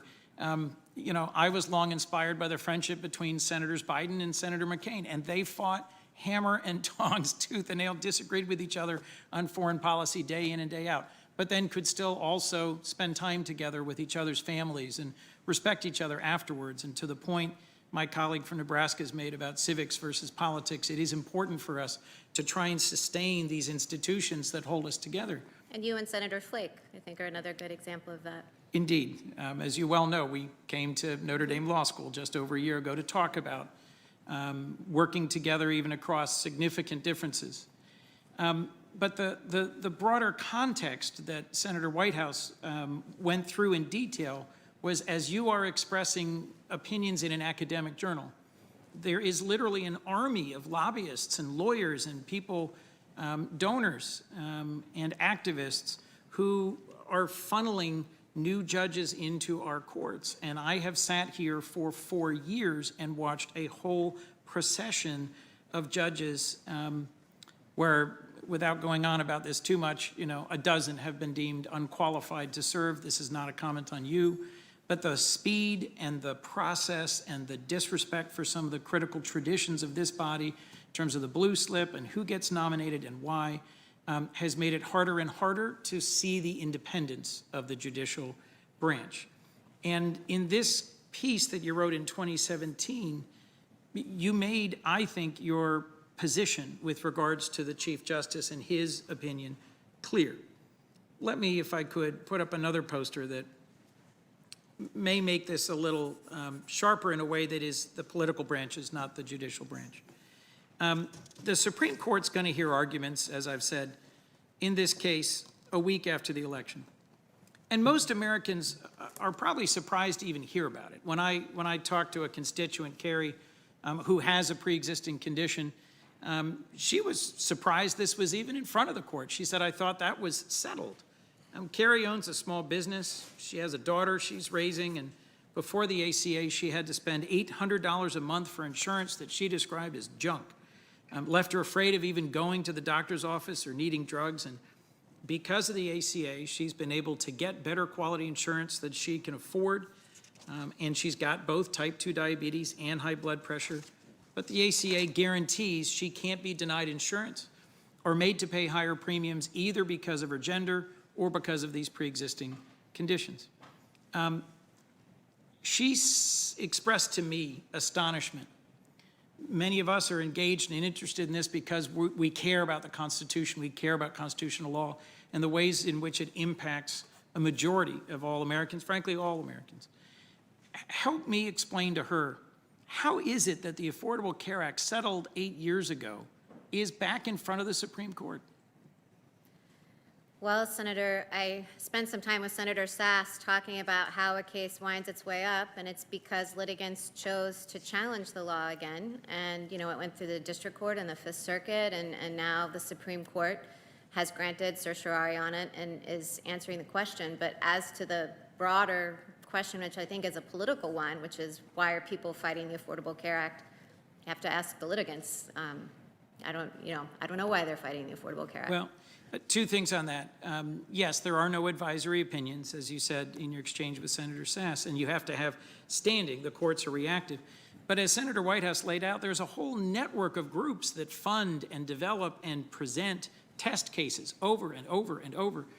And this is an issue that'll be before the court just a week after the election that is really not distinguishable from NFIB versus Sebelius. I mean, they are essentially about the constitutionality of the mandate, whether it's a legitimate exercise of the taxing power. You don't get to the question of severability if you haven't already determined the question of constitutionality.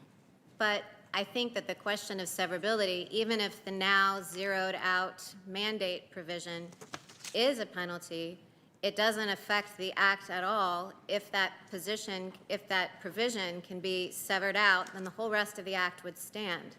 And so I actually think that severability is sort of I think severability is one of the most important issues in the case. I don't think the question of characterizing it as a tax versus a penalty, NFIB versus Sebelius also was interpreting a different provision. It was one that wasn't zeroed out, that actually had money attached to it. But if I could, this is the filing of the Department of Justice in the Supreme Court. As you well know, the Justice Department is supposed to defend the constitutionality of federal laws if any reasonable defense can be made.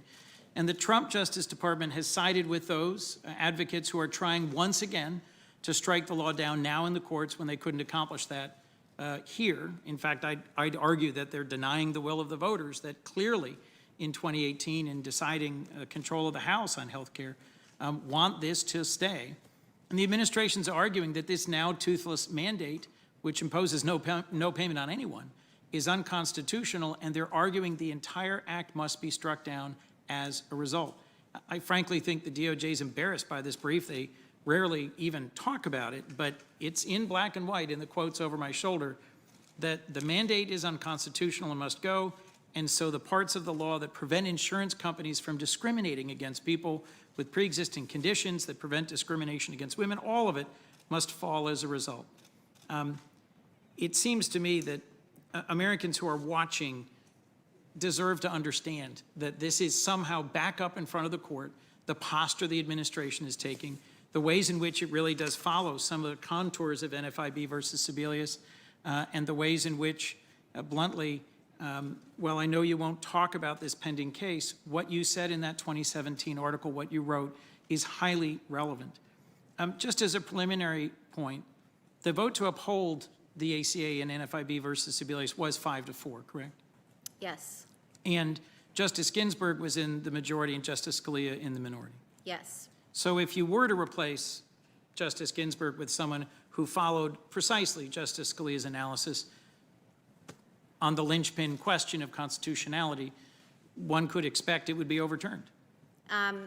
No, Senator Coons, because if there were a direct challenge to NFIB versus Sebelius, there would be precedent on point. And the law of stare decisis is a whole body of doctrine that binds judges itself.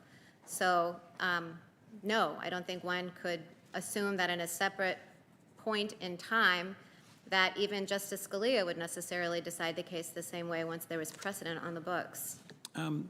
I agree, and I look forward to discussing that in some more detail tomorrow. I have just, I think, 6 minutes.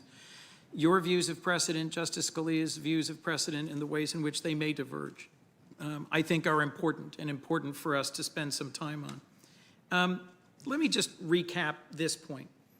For President Trump, for Republican politicians, the argument about tax and about whether or not the mandate is a tax is the gateway to knocking down the entire Affordable Care Act. And that's also the line of attack being taken by the Department of Justice. You've already said it's not plausible to interpret the mandate as a tax. If you didn't think it was a tax when it was raising billions of dollars in revenue, you certainly, I think, are unlikely to believe it's a tax when it raises no revenue. And the thing that might distinguish it from NFIB versus Sebelius is reliance interests and precedent. And when I have more time tomorrow, we'll go through that. But I just wanted to connect some dots. That Trump has repeatedly vowed to get rid of the ACA, has campaigned on it, has criticized the Chief Justice, has said his nominees would do the right thing. His administration is in court right now, arguing in a case to be heard in just 4 weeks, that it should be invalidated.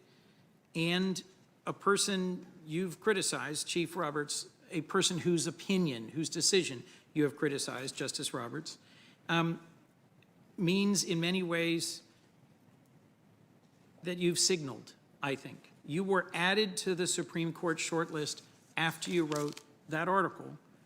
And today, my Republican colleagues, who themselves have promised to repeal the ACA, are rushing through your nominations so you can be seated in time to hear this case. It concerns me gravely that that's the circumstances we're in. Let me ask one last line of questioning, if I might, in the 5 minutes I have left.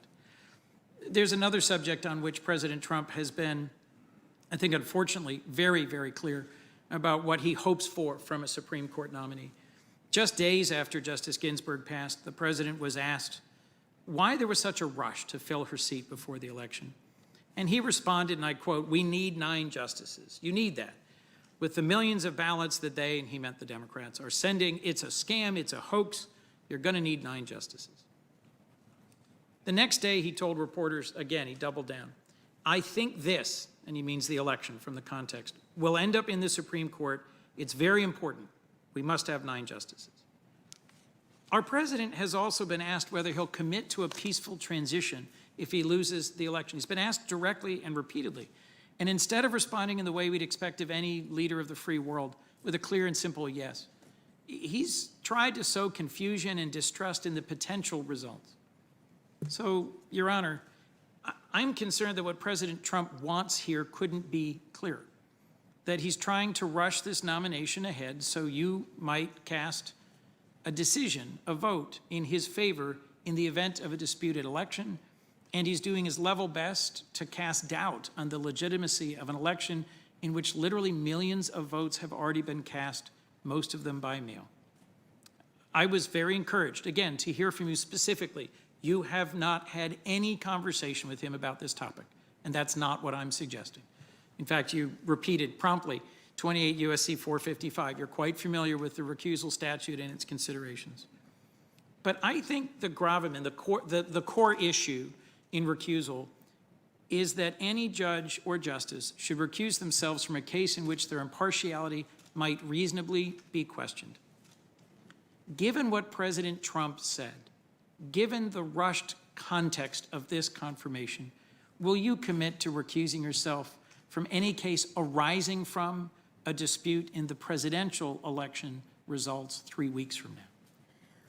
Senator Coons, thank you for giving me the opportunity to clarify this, because I want to be very clear for the record and to all members of this committee that no matter what anyone else may think or expect, I have not committed to anyone or so much as signaled. I've never even written. I've been in a couple of opinions in the Seventh Circuit that have been around the edges of election law, but I haven't even written anything that I would think anybody could reasonably say, oh, this is how she might resolve an election dispute.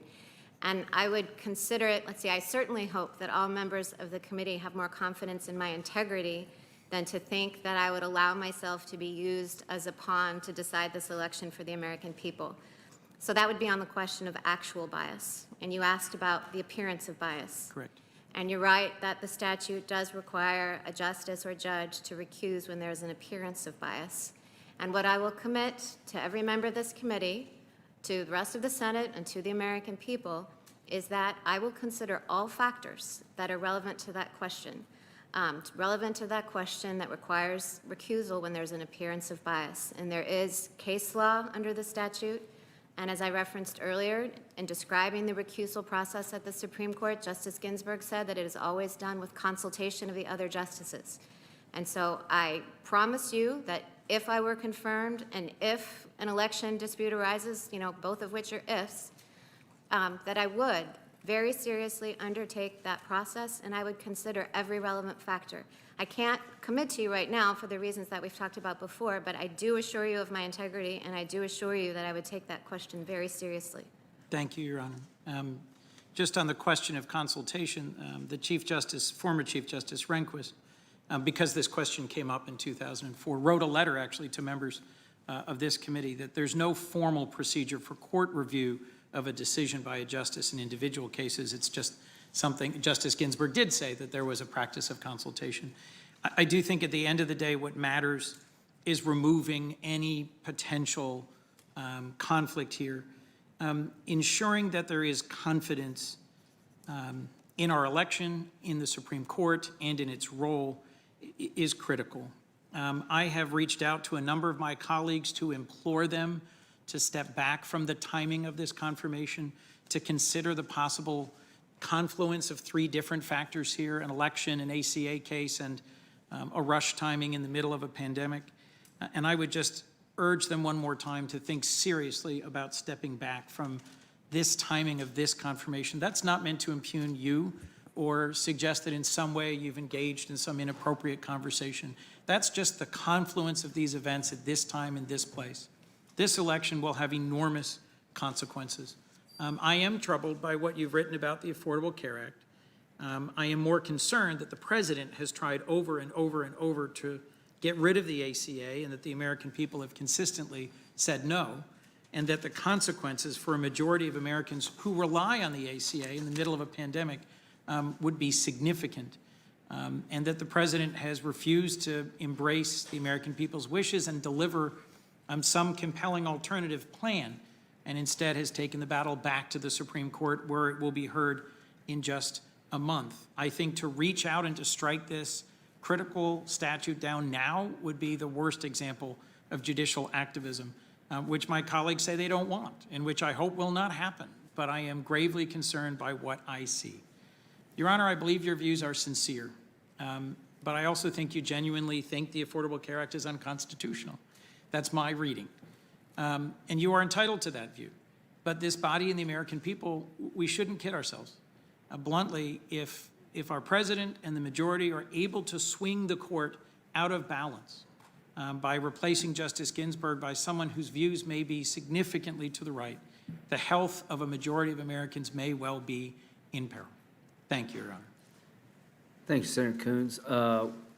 Judge, if it's okay, we'll do Senator Hawley's 30 minutes and take a break. Is that Sure. okay with you? Yep. Senator Hawley, you're on deck. We'll try to take a 15-minute break. And just one observation, really a lot of good questions, good interchange. Not one time has a senator and the judge talked over each other. I hope the American people understand that this is the way that it should be. Senator Hawley. Mr. Chairman, thank you. I'd like to begin by asking consent to enter two letters into the record supporting the judge's nomination, the first from the Family Research Council and the second from a group of state attorneys general, including the state attorney general of my home state of Missouri. Without objection. Thank you very much. Judge, it's good to see you again. I've been so impressed with your answers today. It's really quite extraordinary. I look forward to visiting with you a little bit here. Can we just start on the topic of independence, picking up where Senator Coons just was questioning you? I've heard my Democrat colleagues over and over again suggest that because I guess you clerked for Justice Scalia that you'll automatically vote however he did. They attribute his opinions to you, his decisions to you, his method to you.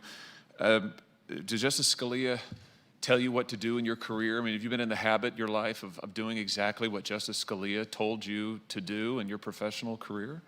Well, Senator Hawley, as I said earlier, if you confirm me, you're getting Justice Barrett, not Justice Scalia.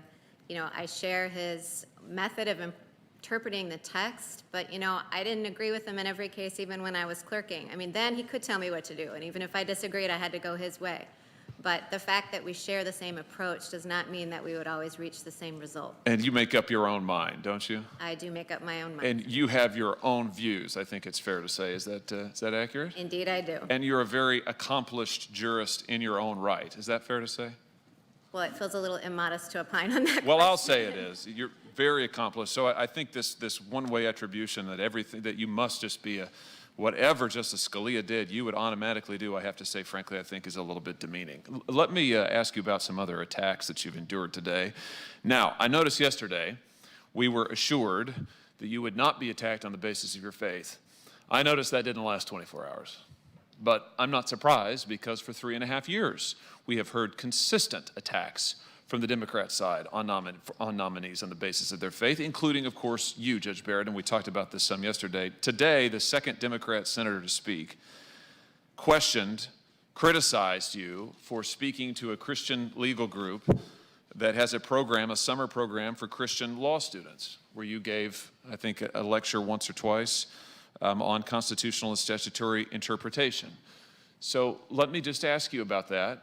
You've talked about your faith. This has been well established. You accepted an invitation to speak to a group of Christian law students on the topic of your specialty. Tell us why you accepted the invitation. I had several other colleagues who had participated in the Blackstone program lecturing, and I heard great things about it from them. We had a contingent of students from Notre Dame regularly attend this program, and they were among our most engaged and smartest students. And I went and did it. The first time I did it, I really enjoyed it. The students were very, very engaged. So I did it, I don't know, I might have done it 4 or 5 times. Each summer I would go and just give a lecture on originalism. That was 1 hour of Blackstone is a summer-long program. So I went and gave my 1-hour lecture at the beginning of it, and I really thought it was a fun. To talk about the Constitution to an engaged group of students is fun for someone who's a law professor. Are you aware of anything in the Constitution or our laws that say that it is a disqualification for office for a believer of religious faith to go and lecture to law students of a similar faith in her area of expertise? I certainly, let me see, I want to be careful that I'm not veering into answering hypothetical questions, but I certainly didn't think there was anything wrong with my going to speak to a group of Christian law students about my expertise. Let me ask you this.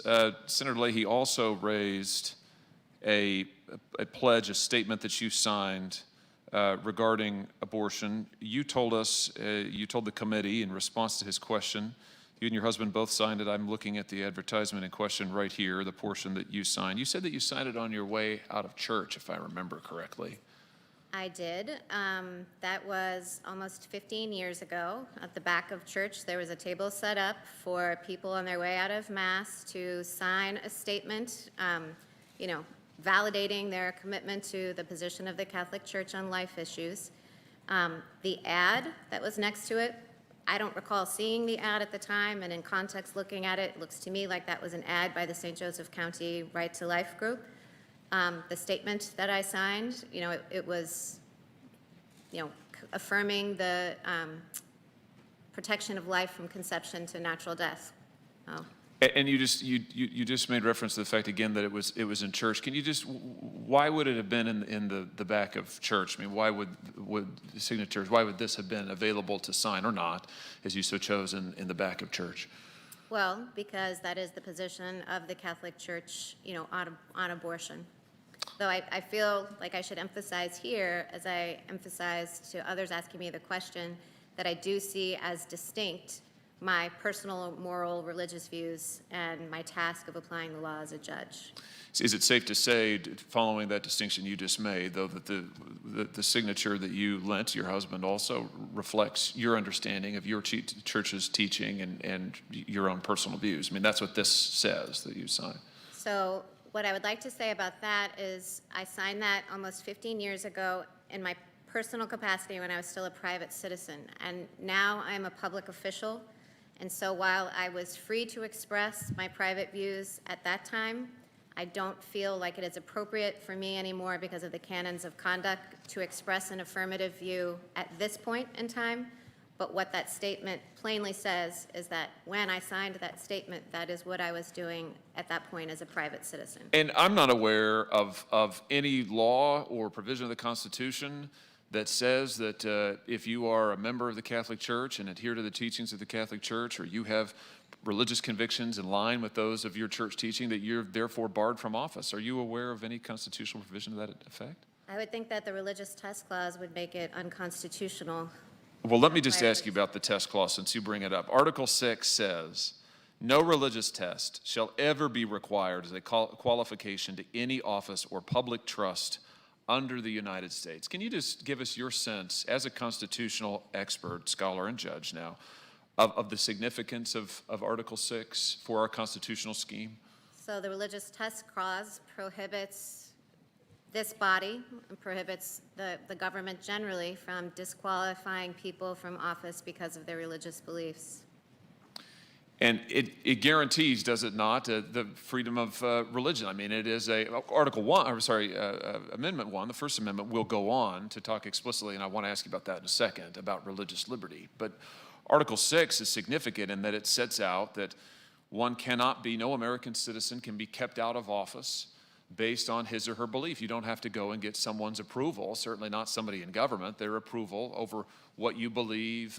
Does it meet this test or not? Do they like it or not? You don't have to get any sign-off. In fact, any kind of sign-offs are explicitly ruled out by the Constitution. Is that a fair characterization? The religious test clause makes plain that denomination or belief can't be a reason to disqualify someone. And that is why I continue to say it is vital that we underline in the Constitution that this test clause, and that we insist that it be applied in the context of your confirmation judge and every nominee for every high office who comes before this committee. There are no religious tests for office, and the attempt to smuggle them in, even in the midst of this committee's hearings to date, it must be resisted on the basis of the Constitution itself. Let me ask you about the First Amendment, about the free exercise of religion. That's, of course, how the First Amendment begins. Congress shall make no law respecting an establishment of religion or prohibiting the free exercise thereof. Tell me what you think this says about the place of religious observance in American life and its significance. Why is it protected like this in the First Amendment? What do you draw from that? I mean, I think its presence in the Bill of Rights, like all of our rights, shows that it was one that the people, for generations beginning in 1791, considered central to being a free people. And there's no indication from the Constitution that religious believers are second-class citizens in any way, is there? Well, the free exercise certainly suggests to the contrary. And in fact, the Free Exercise Clause and the First Amendment suggests that the exercise of religion, worship, religious belief gets special protection. I mean, it's singled out here for protection, along with, immediately after, speech, press, right of the people peacefully to assemble.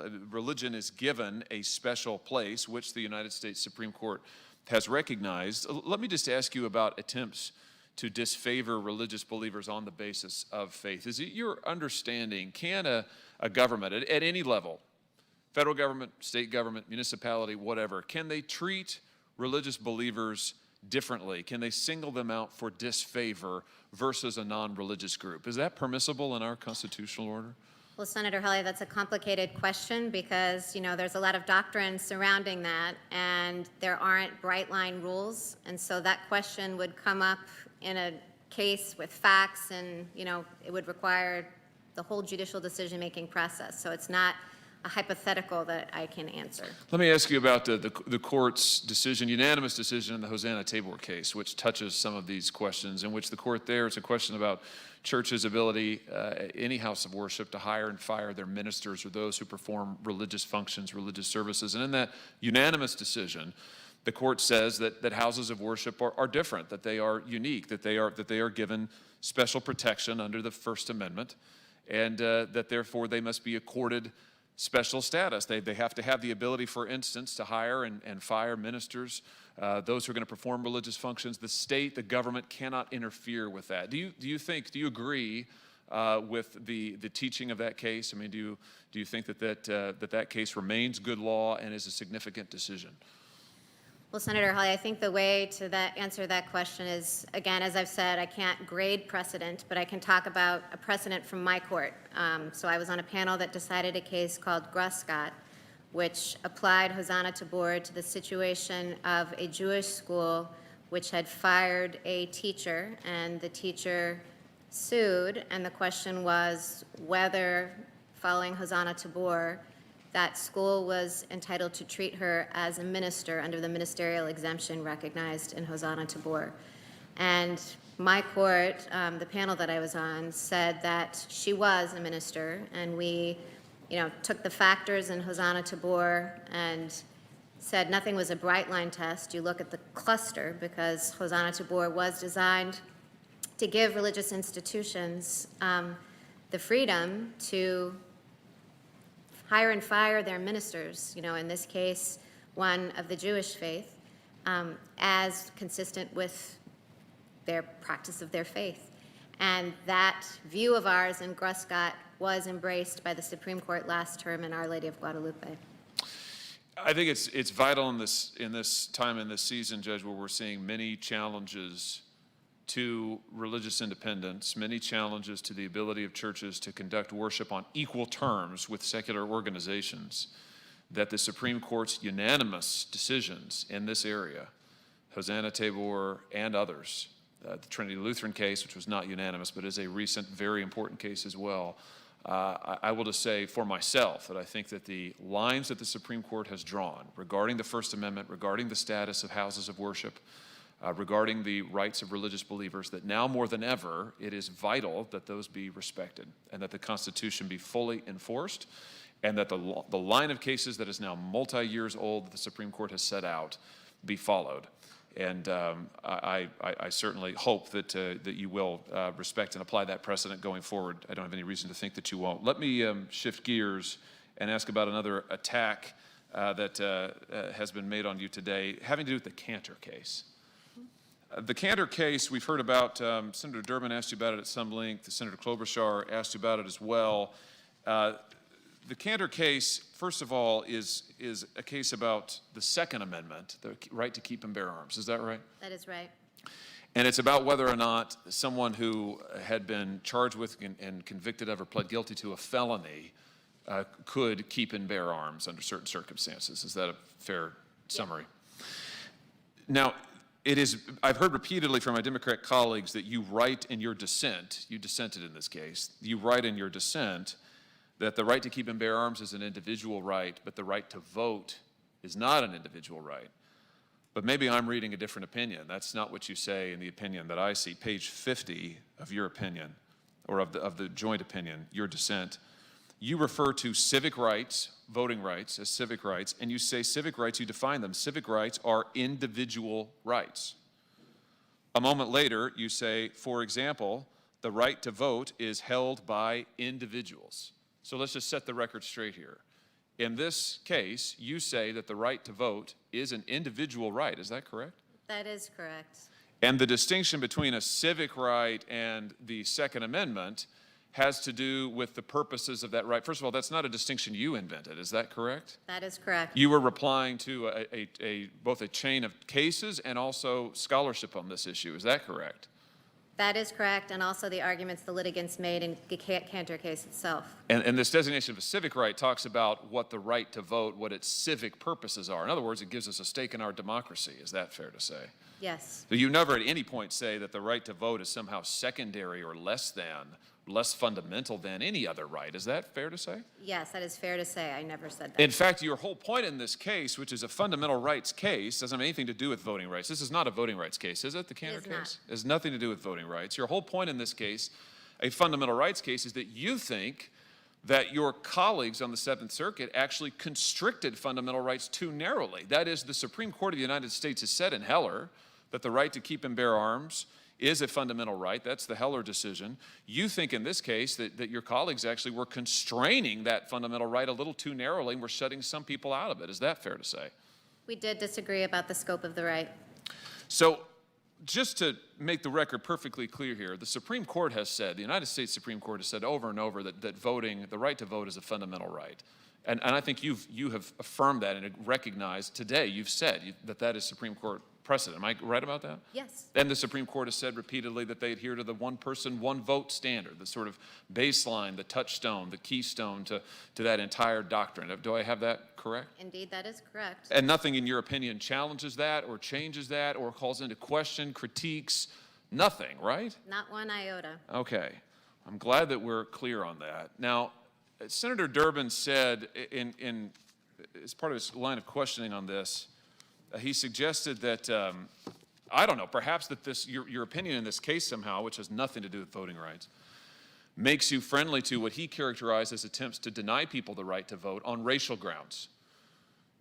He went on to say that we all come to, every judge, all of us who come to the law, every judge who comes to the bench comes to the bench into cases with their own individual experience and viewpoints. So let's just talk about that for just a second, if we could, when it comes to the fraught but vital issue of race and your own experience with that. You and your husband are the parents of a multiracial family.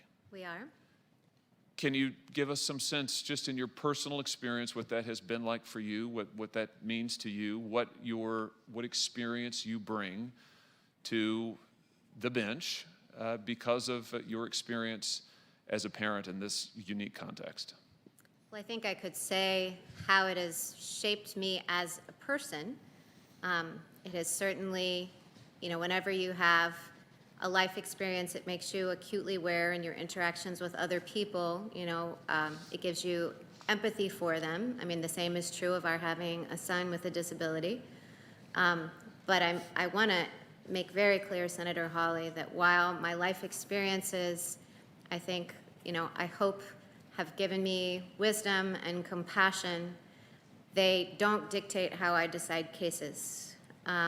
Because, as we discussed before, and I've discussed a couple of times, sometimes you have to decide cases in ways where you don't like the result. So while I hope that my family has made me a better person, and my children definitely have given me new perspectives on life, I still, in applying the law and deciding cases, don't let those experiences dictate the outcome. You'll follow the law wherever the law leads. Yes. Which I think is a good way to bring us back full circle to where we started about your own independence. You've cultivated, I think it's fair to say, over the course of your very distinguished career, you've cultivated a reputation for original thinking, for independence, I would say, for courage and for toughness. And you've never, I see no evidence in your record that you've ever compromised, kowtowed, or bent your position to the whims of other people, especially people in power, based on what they wanted you to do or expected you to do or told you to do. Is that fair to say? I mean, have I missed something in your record? No, I think that is fair to say. I admire the way in which you've answered these questions, Judge, and your forthrightness on these issues, and I look forward to talking with you more tomorrow. And with that, Mr. Chairman, I yield back my time. Thank you, Senator Hawley. We'll reconvene in 20 minutes, and we will go to about 6:30 and take a 30-minute break to have some dinner and come back and finish out round one today. So 20-minute break.